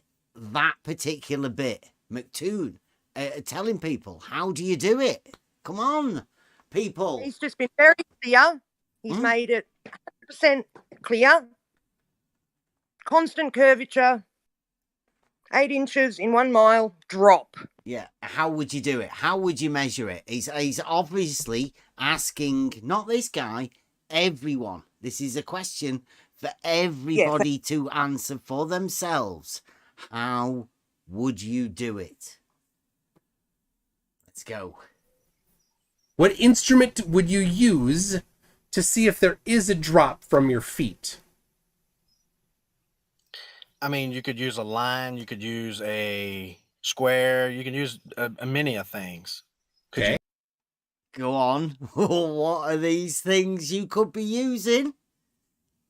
Anybody? Not. Are you going to have a line that's a mile long? Are you fishing for one specific answer? Because Are you going to use a ruler that's a mile long and doesn't have any flex in it? That's hard to do. you can force a 90-degree flat parallel line. So a 90-degree flat parallel line. Aren't they good with their words? The way that people use the terminology, the terms that they're using. The terminology is bad, but I think that I understand what. I think that he's completely inexperienced in this area. In the arena. geometry. Yeah, the geometric argument, right? This particular bit. It's our speciality. We may make it sound simple, but most people aren't aware of this particular argument. It just allows people like McToon to play sophisticated tricks on people like he's doing right now. It's one of the easiest things. Hopefully I'd like to have a word with this guy. Yeah, he should come in here, the flat earther guy, for sure. And go over this sort of thing. We'll put armor on him that no one can penetrate. Get your butt in here. Like try and show you the simple argument. A 1 mile long ruler that has 0 flex. A 1 mile long ruler that has 0 flex. Or just a straight line from A to B. Simple. Is that what you want? Mm-hmm. No, I'm not saying any 1 mile long ruler. So you're wrong. So the answer is that there are tools, there are instruments that can measure that type of drop. Anybody? Now's the time. Get it in your head. Whatever it is.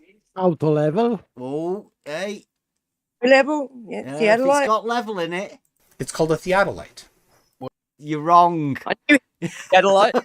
It's a theodolite. I missed that. I thought that it was auto level. Yeah, it's some sort of a level, you'd have thought, right? In order to measure drop, it's a vertical change in the level, the elevation. That's drop. Maybe a water level? Any level, maybe. doesn't matter. Any level, but not McToon, no. It wants to measure an angle. Like, this is what I mean.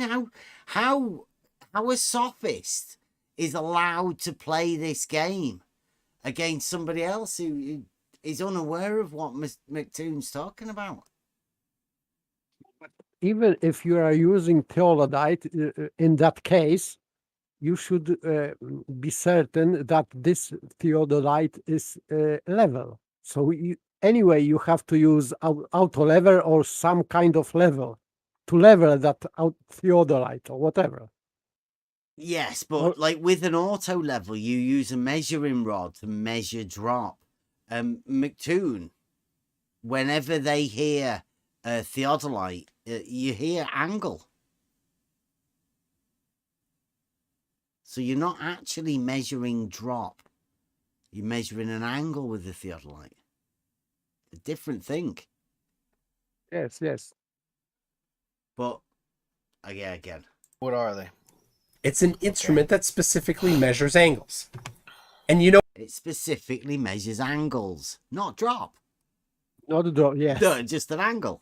What you would do, how far does that see? This is gonna blow your mind. Well, they have a telescope. How far does that theodolite see? They have a telescope in them, so anything that you can see, you can measure the angle. As long as you can see it, you can measure the angle. So there's no... How dishonest. We're talking about measuring drop. Yes, and you 8 don't inches. Do that. Yeah. 8 inches, this is not an angle. 8 inches over a mile. Yes, so inches are not angle. Yeah. Degrees are not inches. Sorry. Yeah. No, there's no specific distance that it has as a limitation. So how does the theodolite measure drop? It's gonna blow your mind. Here we go. Triangulation. I know. What? You love triangulation. Triangulation. Now, if anybody's aware of triangulation, McToon, I hope you're listening. Oh, there's not many people are listening. in order to do triangulation calculations for trigonometry and all of that sort of stuff, your triangles have to be in proportion. So having a triangle that has 1 mile of one length of the side and the other side being 8 inches, that's not really within proportion, is it? And what sort of an angle would be getting measured for I that? think that this angle would be wider than margin of error. So it is completely pointless to make that measurement. Somebody has misled McToon in the idea of measuring drop with these tools. It just wouldn't be done with the theodolite. You would definitely use an auto level or some sort of a level, not a theodolite. Especially if you want it to be accurate. But he's smug. He's got a big happy face on him. So here's what you do. Because a theodolite can measure from zenith, what you do is, well, you're going to have to put the theodolite down on the ground next to your feet. That's a little bit of a hassle. So let's, instead of having it on the feet, let's put it back up on the tripod, right? Because that'd be silly to use put it on the ground there. Put it on the tripod, and what you do, go to a lake. Go to a nice, calm lake and set up right on the edge of the water there. Right. So this is McToon talking about how to measure drop. Now, see if this sounds familiar, either from a surveying point of view. Jesse Kozłowski. Or, well, I don't want to tempt it. But, I mean, do you know the Jesse Kozłowski method of measuring drop? Yeah, as I remember, he used auto level. No, theodolite. No, theodolite. Oh, okay, right? okay. But do you know, the standard procedure, step 1? What do you do? I think that first you have to establish level. Well, let's go. What's this? Right, and put something right at the level of the water at the lake. Maybe pound a large nail. There you go. Pound a nail level with the water, because that's obviously step 1. Jesse Kozłowski surveying the drop of the water level in a lake. Get a nail and put it in. What the heck? Yeah, come on. This is Jesse Kozłowski, globe surveying bunny ears. Like Globe surveying. advanced secret measuring. Yeah. Just get together and do this themselves. Nobody else knows about it. Listen to the next bit, because this is a full-on method. This is how he's been taught to measure the drop. Into the water so that the surface of the head of the nail is right at the same height as the water. So nails at the height of the water. Then measure up from there 5 feet, 6 feet, 7 feet, something like that. And then 5, 6 feet, 7 feet, doesn't matter what. And normally, I think Brad showed us the picture. We can get that. A funny angle, right? Not vertical measurement. A funny angle. That's how you make measurements. Brad, the science guy, showed us. Put a target at that height. And then you put a target at that height. Why not? Nail in the water. Measure up some sort of height. Doesn't really matter. Put a target there. Right, so you know how far it is. Then you go to the other side. Let's say you're at 5 feet. You go to the other side. You do the same thing, and you bring your theodolite with. Yeah, theodolite. Right, you're 5 feet up at the other side, and across there you have a target that's 5 feet up. Yeah. And then you look through the theodolite and you measure from zenith. The zenith is straight up is 0 degrees. Right, you measure from the zenith straight up. For a theodolite, you measure down, and if it's at 90, then it's at the same height, and we have falsified the hypothesis because we falsified the hypothesis if it's at 90. I don't know what the hypothesis was. He didn't really say that, did he? I think that the hypothesis was that there is a drop. So if we falsified hypothesis, it means that there is no drop. Right, okay. You computed the consequences and there should be a drop. If there's more than 90, if you get to 90.1, for example, then you've measured a drop. 90.1 degrees, or maybe 90 degrees 0 minutes and 1 second. I don't know what the point is meant to be, but hey. That's one of the instruments that you could use to measure the drop. Does the theodolite? So the drop would be an extra angle over 90. So not perpendicular is what he's saying, I think. Yes, but this it means this is tricky because in reality, horizon, for example, and it would be the water of this lake. It's always below horizontal and always below level. So in fact, if you would have to dip this theodolite downward, it wouldn't prove anything. But I think that he's trying to say that this drop would prove globe. But it has to drop all the way around you 360 degrees. This is the method for you to be able to do it.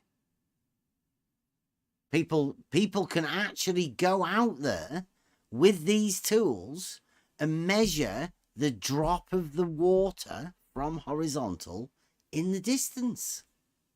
The globe model predicts it. They calculated it. There's formulas and all sorts. McToons knows it's possible. Jesse Kozlowski showed them it is. He's done some pictures and stuff. He's banged his nail into the water. And he's told McToon. McToon is now telling this guy on how to measure the drop of the water level over distance. We've been asking for ages for people to come up with the method. We tried to get a word with Jesse Kozlowski, but he disappeared. He's gone missing. But it now seems that McToon has took up the case. Bob, the science guy, did have a bit of a go at trying to do it. We said that was ridiculous. I called him a liar. And said that he hasn't actually done it. McToon isn't saying that he's done it. He's just saying that this is a method. I'd say it's a load of shit. But it is McToon. Like McToon is one of the top globe defenders. But Rumpus would use theodolite also? No, Rumpus is using an auto level. Well, I like Rumpus did come in the other day and he didn't sound very confident about him actually owning an auto level. I don't think he's ever got one yet. Or set it up. Or look through one. Which is a bit of a shame.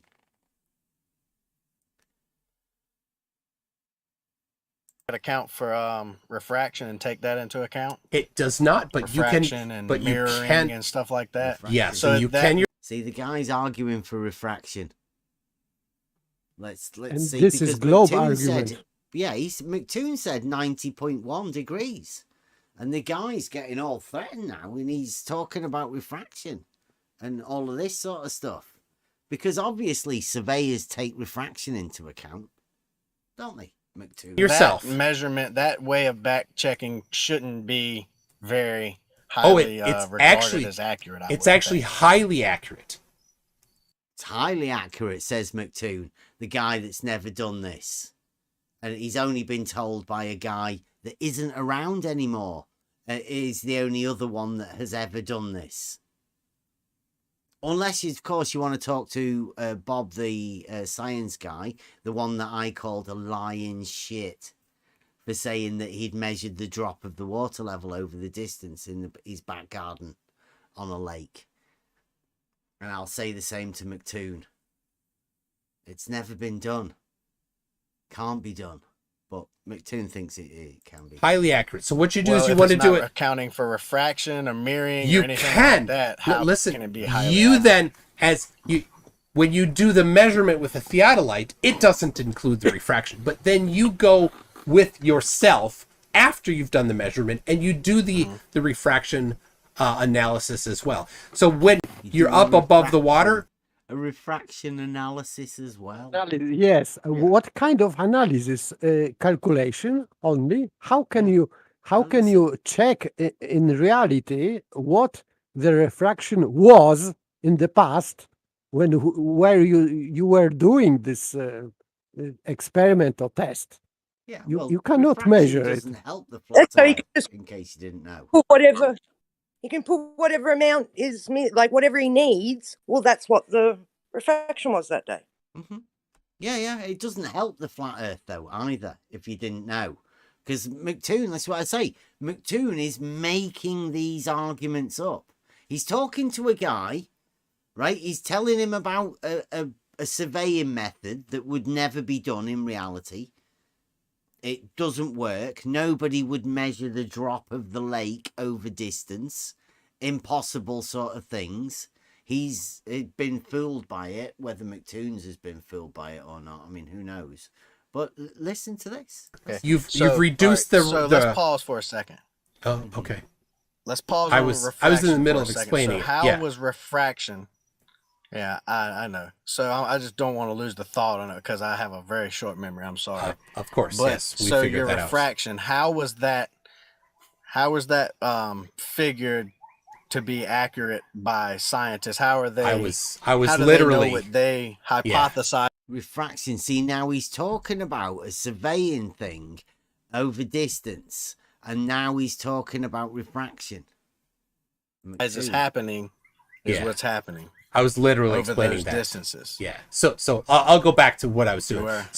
So you after the fact you do the things that you do because we know that what happens with refraction, it's been measured. So do it on an overcast day because on overcast days the effects of refraction are lessened.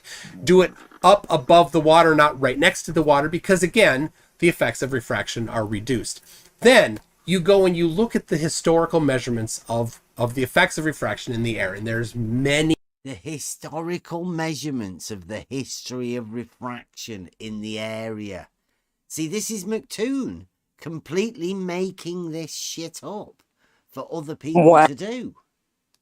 How can he not be embarrassed saying this shit? Because he's the guy that's leading this. He's in charge of the entire thing. Many of them. I have a short list of them on my website at mctoon.net/refraction. Gauss And is again, one of the that's early. assuming that refraction. That's assuming that refraction is constant over a long distance, is it not? It absolutely is. Which, of course, it's not. There are small fluctuations. It's assuming. Yeah. See, there are small fluctuations in refraction. Says McToon, the guy that's made the refraction up in surveying measurements over water. A thing that never gets done anywhere by anybody. So yes, we know he is giving this bullshit method to flat earther to maybe prove flat Earth, and he knows that it couldn't prove. He is just making of this guy a fool. Yeah. Because this guy will now go out thinking that he has to go out and make a measurement to prove that the measurement isn't there. And then McToon will just say, well, you didn't do it properly. You don't know what you're doing. This is pure sophistry. McToon's making this argument up and he's been doing it for ages. And not on his own, I'll point out. He needs compliant flat earthers to work with him. that. But what we do we know agree there. is we know that in general, refraction causes distant objects to appear slightly higher. In general, it causes distant objects to appear higher? It takes a drastic conditions to have anything other than that happen. So if those drastic conditions Like, aren't you happening, mean upwards refraction? yes, upwards refraction is extremely rare. Upwards refraction is extremely rare, but it sounds like upwards refraction makes the image go down. Because he's just said that the image rises, which I would call upwards. But it appears he's now just said it's... I think he's talking about looming, which is, for me, this is just bullshit. Yeah, but in listen. fact, but the effect of this would be that you curved line can see as a straight line. So it kills, automatically kills this argumentation and this experiment and whatever. Is this not backwards, though? Listen. It absolutely is, which of course it's not. There are small fluctuations. It's assuming, yeah. Yes, Right. we know that. But what we do we know agree there. is we know that in general, refraction causes distant objects to appear slightly higher.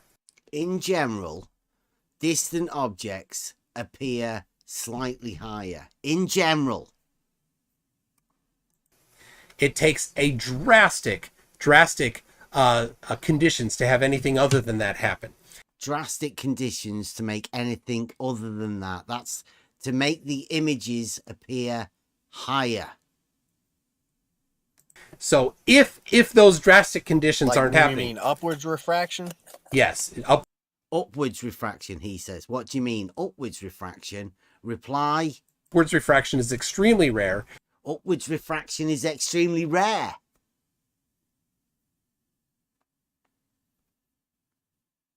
But Yes, that's in I think- general, the image goes up. Is that not upwards refraction when the image goes up? That's in general.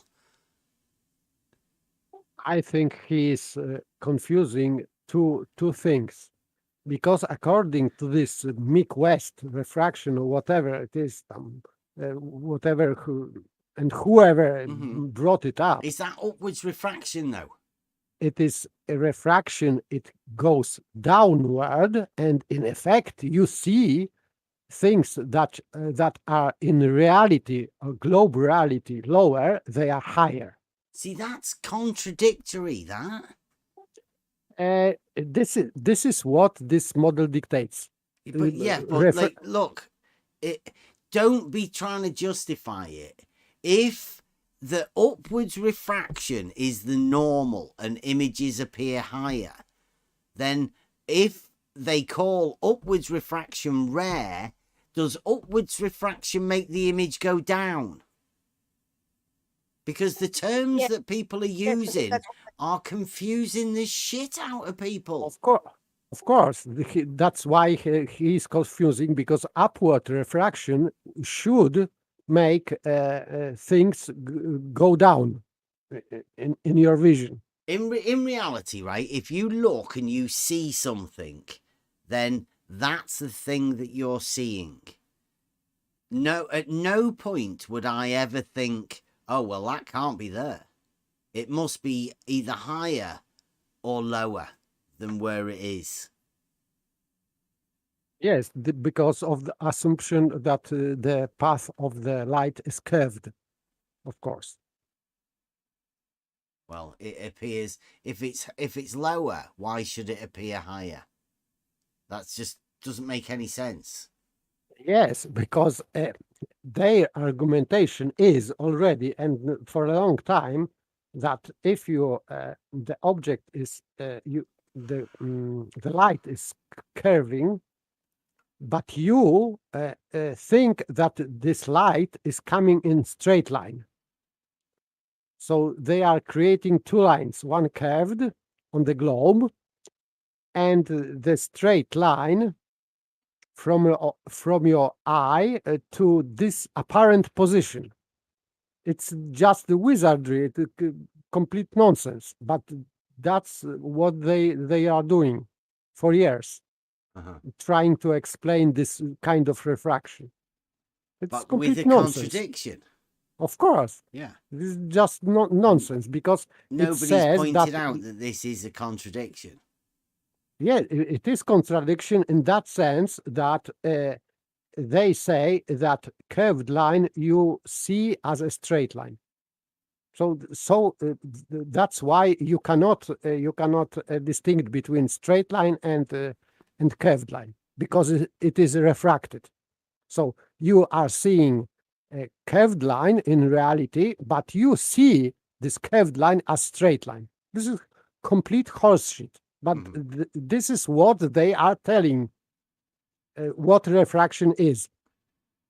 Well, Sorry. Who's they? Because, I mean, like I say, I've never been told that. And even though you've just said it, right, it makes no sense. You've not told me anything about it. You've told me what your interpretation of their idea is. But it's far out. It's that far out, right? It still doesn't make any sense. It cannot make sense, but this is not my interpretation. This is what Rumpus brought. I heard this from Rumpus. I think on Rantis, when he was creating his precious model of refraction. I cannot recollect how many years ago it was. 3 or 4, I cannot remember. But this is his model or interpretation of refraction. It's your interpretation of Rumpus's interpretation. Maybe I'm just recollecting what he said and what he presented on the show. I cannot remember if it was on Nathan or Ranti, but it is from him, not from me. I didn't invent that. Absolutely. No, just your interpretation of what his idea was, right? Because I wouldn't like you to be able to have just given me Rumpus's argument. If you know what I mean. There is possibility that I understood Rumpus wrongly. Of course, but I think that this, in my opinion, it works that way in his model. Well, I'm only concerned with reality. And if I'm looking and seeing something, then it's where it is. I'm not automatically thinking that thing is somewhere else.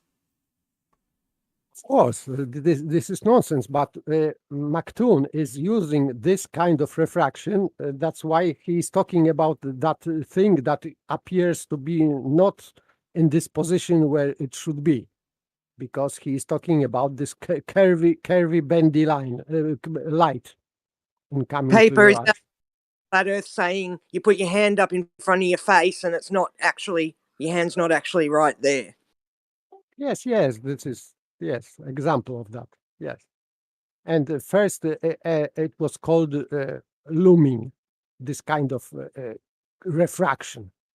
And it was brought with this Joshua Nowicki image of a picture of the Michigan skyline. So it was the first time I heard this. It was from television, American some news, and this presenter was talking about superior mirage. So and then it was rephrased into looming, and Rumpus was using this word looming also. So this is not me. This is not my story, of course, but this is what it was. I don't know how it evolved, this refraction to nowadays. I don't know, and I don't care. Because these guys have just made it up. Yes, right? of course. Outside of this arena, This isn't an argument anywhere else. Nobody else is doing this. That's what I'm pointing out, is that McToon is laying down this argument.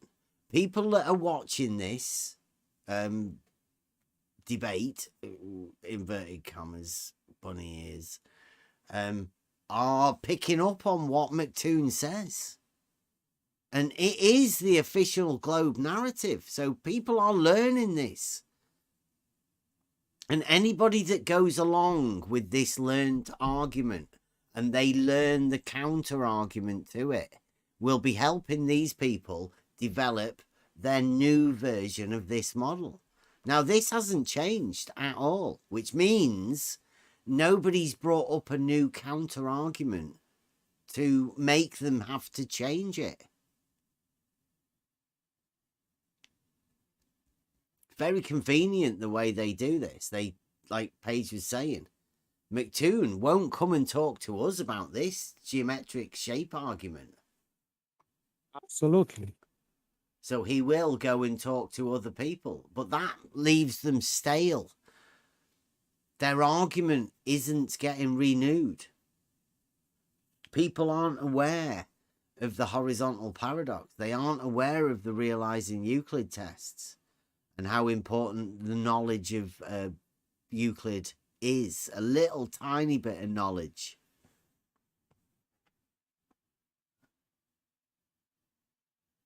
But the thing is that once you do learn this little bit of knowledge about this, McToon and people like that won't want to talk to you.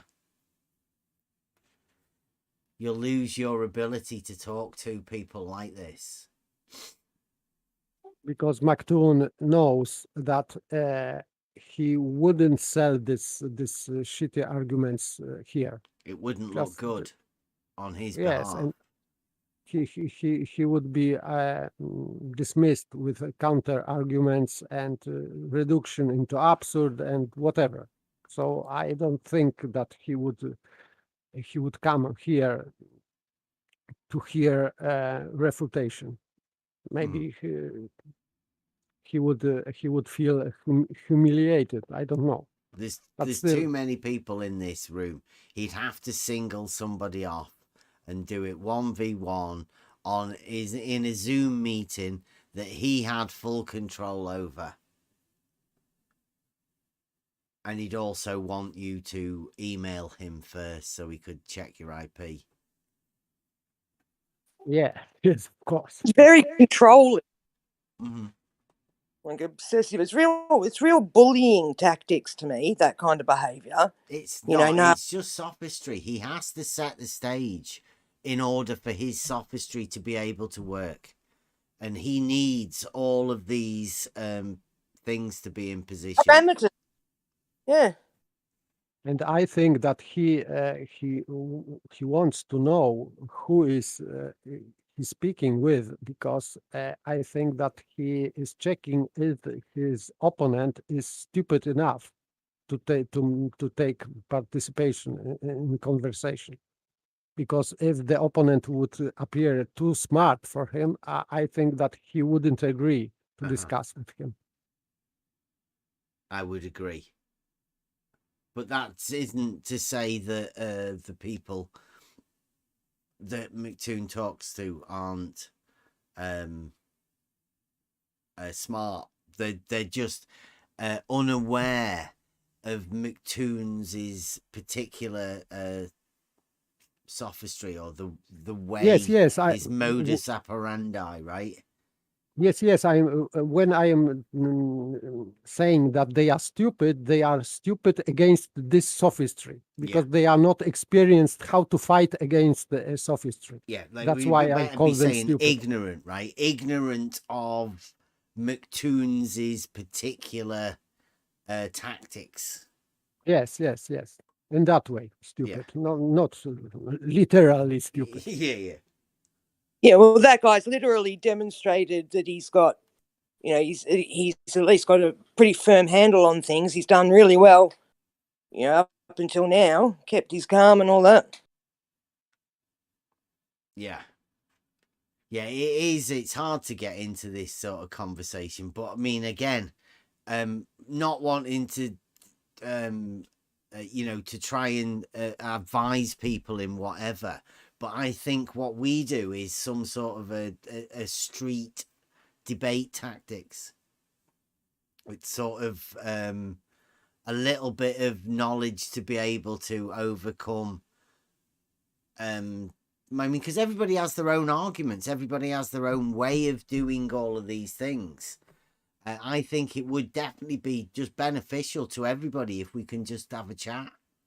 If somebody's willing to have a talk on any of these debate things, then come and have a chat. Just come and have a conversation about all of this sort of stuff. We can always learn. I can learn from anybody. I'm pretty sure. And I'd hope that somebody could take a couple of tricks away with them. Maybe a new approach to a couple of arguments. I know I gain a bit of knowledge from people in all of these different platforms, but I'm not going to TikTok. I'm not going to make a TikTok account, McToon. I got told that was for kids. Can't see the point in it myself. I finished this. I think it ends. And you can tell that it's going on because there's typically a large numbers of other hints that are happening at the same time. For example, a super shiny day, really bright sun, things like that. But if it's overcast, that's not happening. We know that because it's been measured in the past to not be what's happening. So you apply that. So the thing is, though, that it causes distant objects to appear slightly higher, not slightly lower. So if something is already lower and refraction causes it to appear slightly higher, well, we know that it's even lower than that, which doesn't help the flat Earth hypothesis. It doesn't help the flat Earth hypothesis because he's talking about measuring an angle of more than 90 degrees in every direction. And then he's saying that angle would be lower than it is anyway. So it would be more than that angle. Yes, and he's contradicting because first he said that this object should be higher. So, and if this object is higher, it would mean that you haven't got this extra angle because it is higher. You have an extra angle from his theodolite only when there is no refraction. But if you have this standard refraction and the object appears to be higher, so visibly there is no drop. And if visibly there is no drop, you cannot measure extra angle with theodolite. They are killing their own argument with this refraction.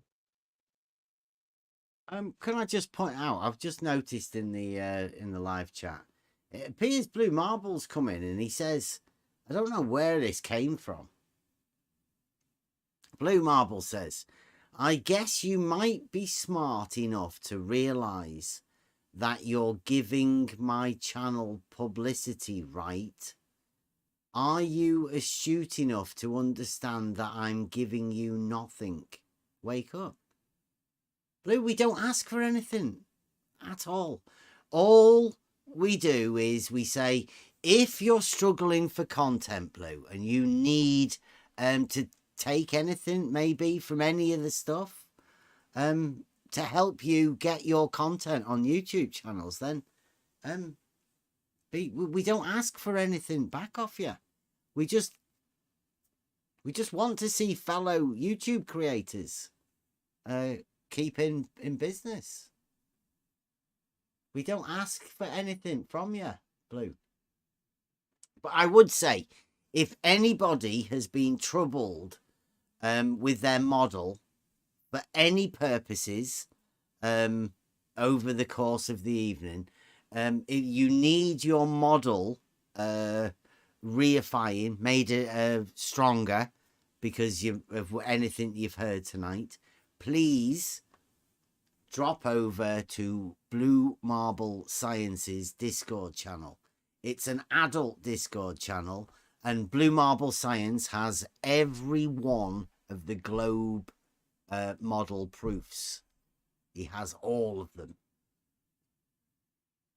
That's right, isn't it, Blue? So, yes. Thank you for popping in, Blue. All comments and everything help, all views. Thanks for popping in, and thanks for continuing to support fellow YouTube creators.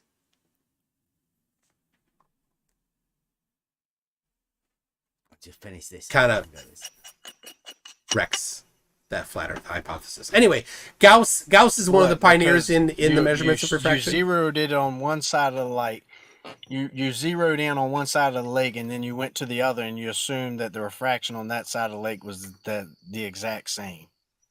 And No. then you measured the angle. No, you had didn't. a You lower didn't horizon assume on that it was one the side exact than same. the other. So that Yeah. was your Yeah. That was your proof of curvature. Yeah, so you do it from both sides, in fact, and then the refraction analysis that has been done in the past, you apply that. You say, well, we know that in these conditions, this is what refraction does. It makes things appear slightly higher, not much, but slightly higher. So you can apply that, and then the problem, like I said, the problem is when you do the refraction analysis, it does not help the flat Earth hypothesis. It actually hurts it. Why do you assume that? It's not an assumption. It's based on historical measurements of the effects of refraction in the air. Historical measurements for the history of refraction in the air. Just new speech. While surveying over water, something that doesn't ever happen. So, I mean, you've got to line all of these things up.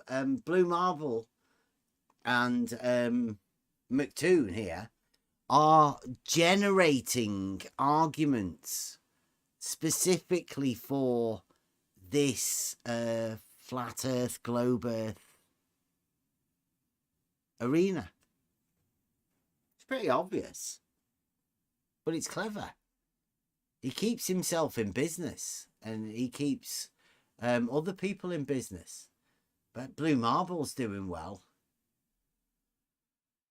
McToon will chuck Blue Marble a bit every now and again. And like we say, Blue, anytime you think you get triggered or you want to make a bit of content over something, if you want to get Gladys out, Eorin, get your oven mitt on and do whatever you do with Gladys to make the noises.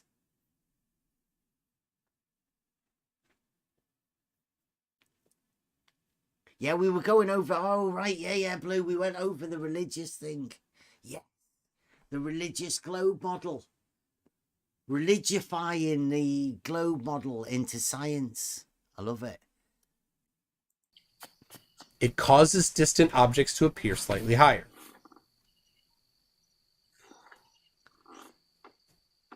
Which is bad for the globe. No, it's not. Actually, it doesn't help the flat Earth. Because since we know, since we see things too far. Yeah, it can cause people that don't like science to get confused about things. Because they will intentionally ignore refraction, but specifically use the times of day and to the conditions where refraction is maximized. Wow. So did you hear that? People that don't like science will use the wrong time of day to get more refraction when they're surveying the drop of the water over a lake. They're dishonest, these people that do things that nobody else does.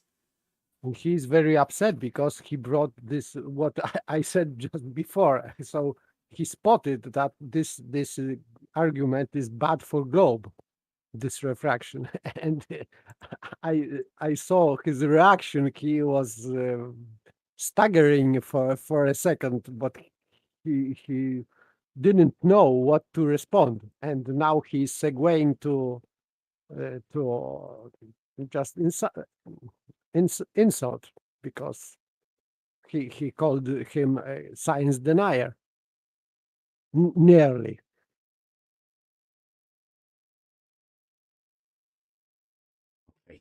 Let's go with this. I think it's nearly finished. I think it's incredibly deceptive. There you go. It's incredible. There you go. That's it. Ended. He gets a phone call, and that's the end of that. Put it back on Discord. So, there you go. There's McToon.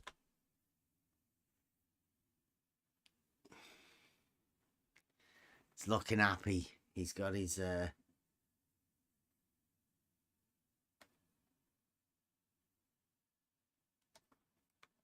Blue Marble wants to debate with Mobius. He's not here at the minute, Blue. That's what you've been running from for ages. Debate with Mobius. Anytime. Mobius will have that debate with you, Blue. Any time indeed. Once you've had that, then yeah, I will have a debate with you if you want. Like a proper debate, though. A real debate. But first, Blue Marble Science, Mobius. The debate with Mobius that we've been waiting for I don't know, is it nearly a year now? I bet it is. I bet it's been a while. Blue Marble's been running from a debate with Mobius. And finally, if you're still around, Blue, after your debate with Mobius and you've not been humiliated, yeah, I'd be glad to have a debate. I don't know what Mobius would have for any of the conditions or whatever. You'd have to sort that out with Mobius.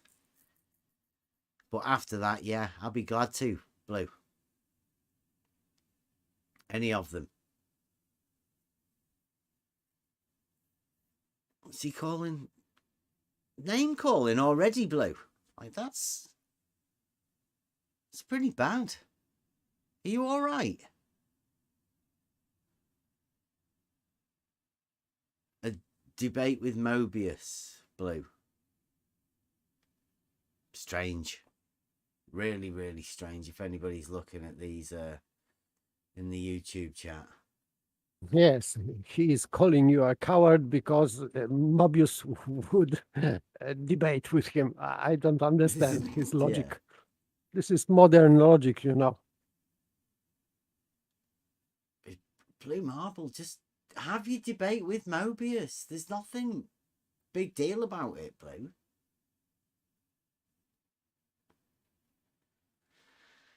Just man up, have your debate with Mobius, and then we will do a debate about, well, the one that we had set up about the proofs that level is horizontal. I've go with my proof that level is horizontal. You could go with your proof that level is something other than horizontal. Dropping, I think it was. No, Blue. Not terrified of you at all. We've got a proof thing lined up, but like we've said, Mobius first. Pretty obvious. Blue, you said you were going to have a debate with Mobius ages ago. I wouldn't be right for me to step in and have a debate with you, Blue. You and Mobius should have that debate first. Wouldn't be right. That's not the way we do it, Blue. Have your debate with Mobius first. Then we can debate. All right, I am going off. Thank you very much. Good night. All right, yeah, see you later. Blue Marble, I am not scared or afraid or anything. Just do the debate with Mobius first. Very simple, Blue.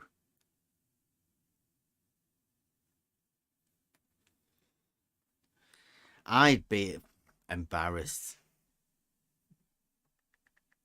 if I was Blue Marble Science.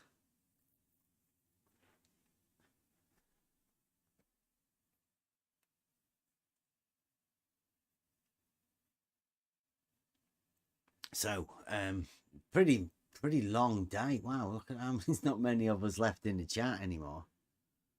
But why would I be looking bad, Blue? Have your debate with Mobius, and then we'll get on whatever sort of debate you want. I'm really looking forward to having a debate, Blue, but it's only right that you have your debate with Mobius first. Man up, Blue.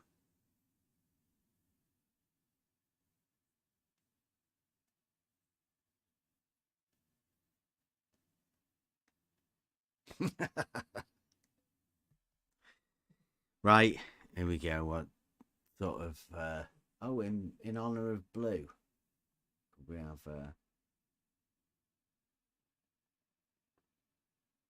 Buster.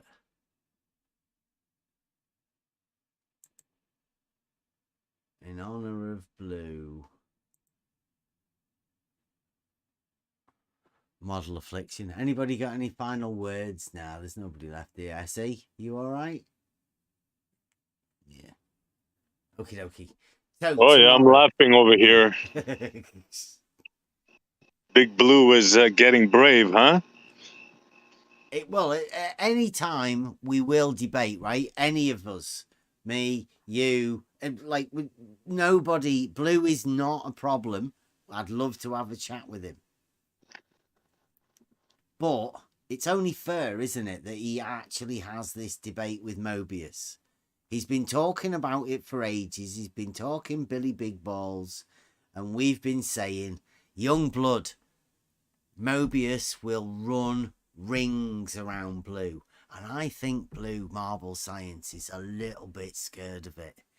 So he's trying to act like a big man, saying everybody else is a coward, when he's just a little bit frightened of what might happen when he faces Mobius.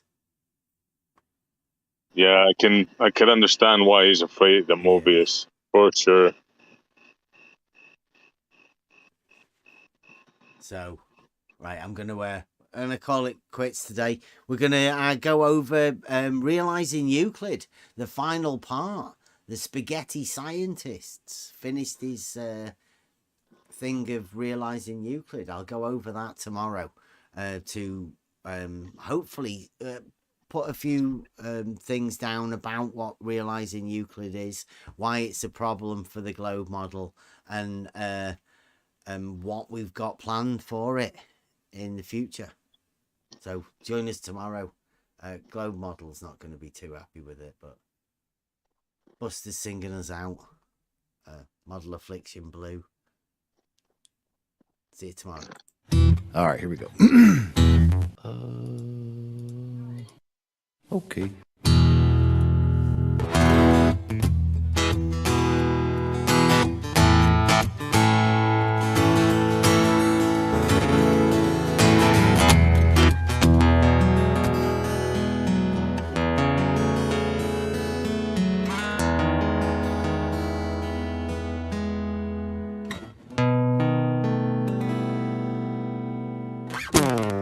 Is it a hump or a drop? What do you say? You got to twist your words in every which way, because the motto will always dictate what you do.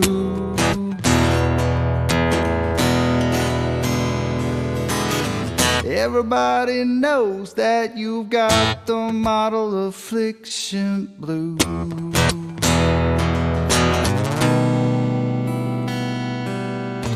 Is it a straight line or does it curve? Some people unclamp it, but that is absurd. We all know that the model will always dictate what you do.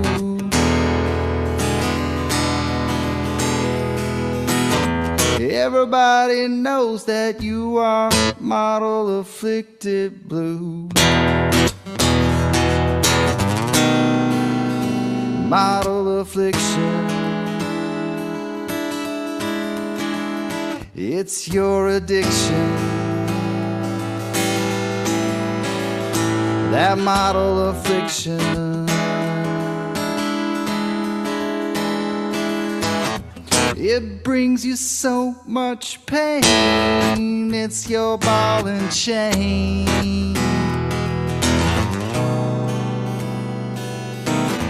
Conflating curvature with elevation change has got your local distance just out of range.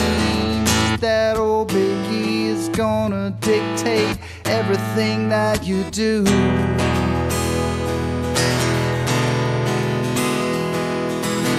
And everybody knows that you got the model affliction blue.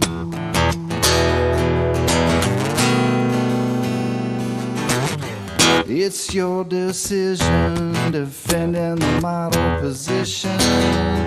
You just don't know the geometric propositions.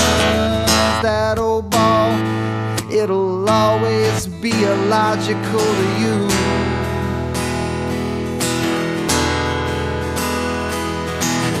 That's why perpendicularity is a puzzle to you. Model affliction. It's your addiction.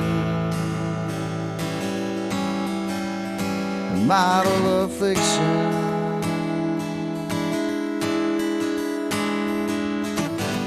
It brings you so much pain. It's your ball and chain.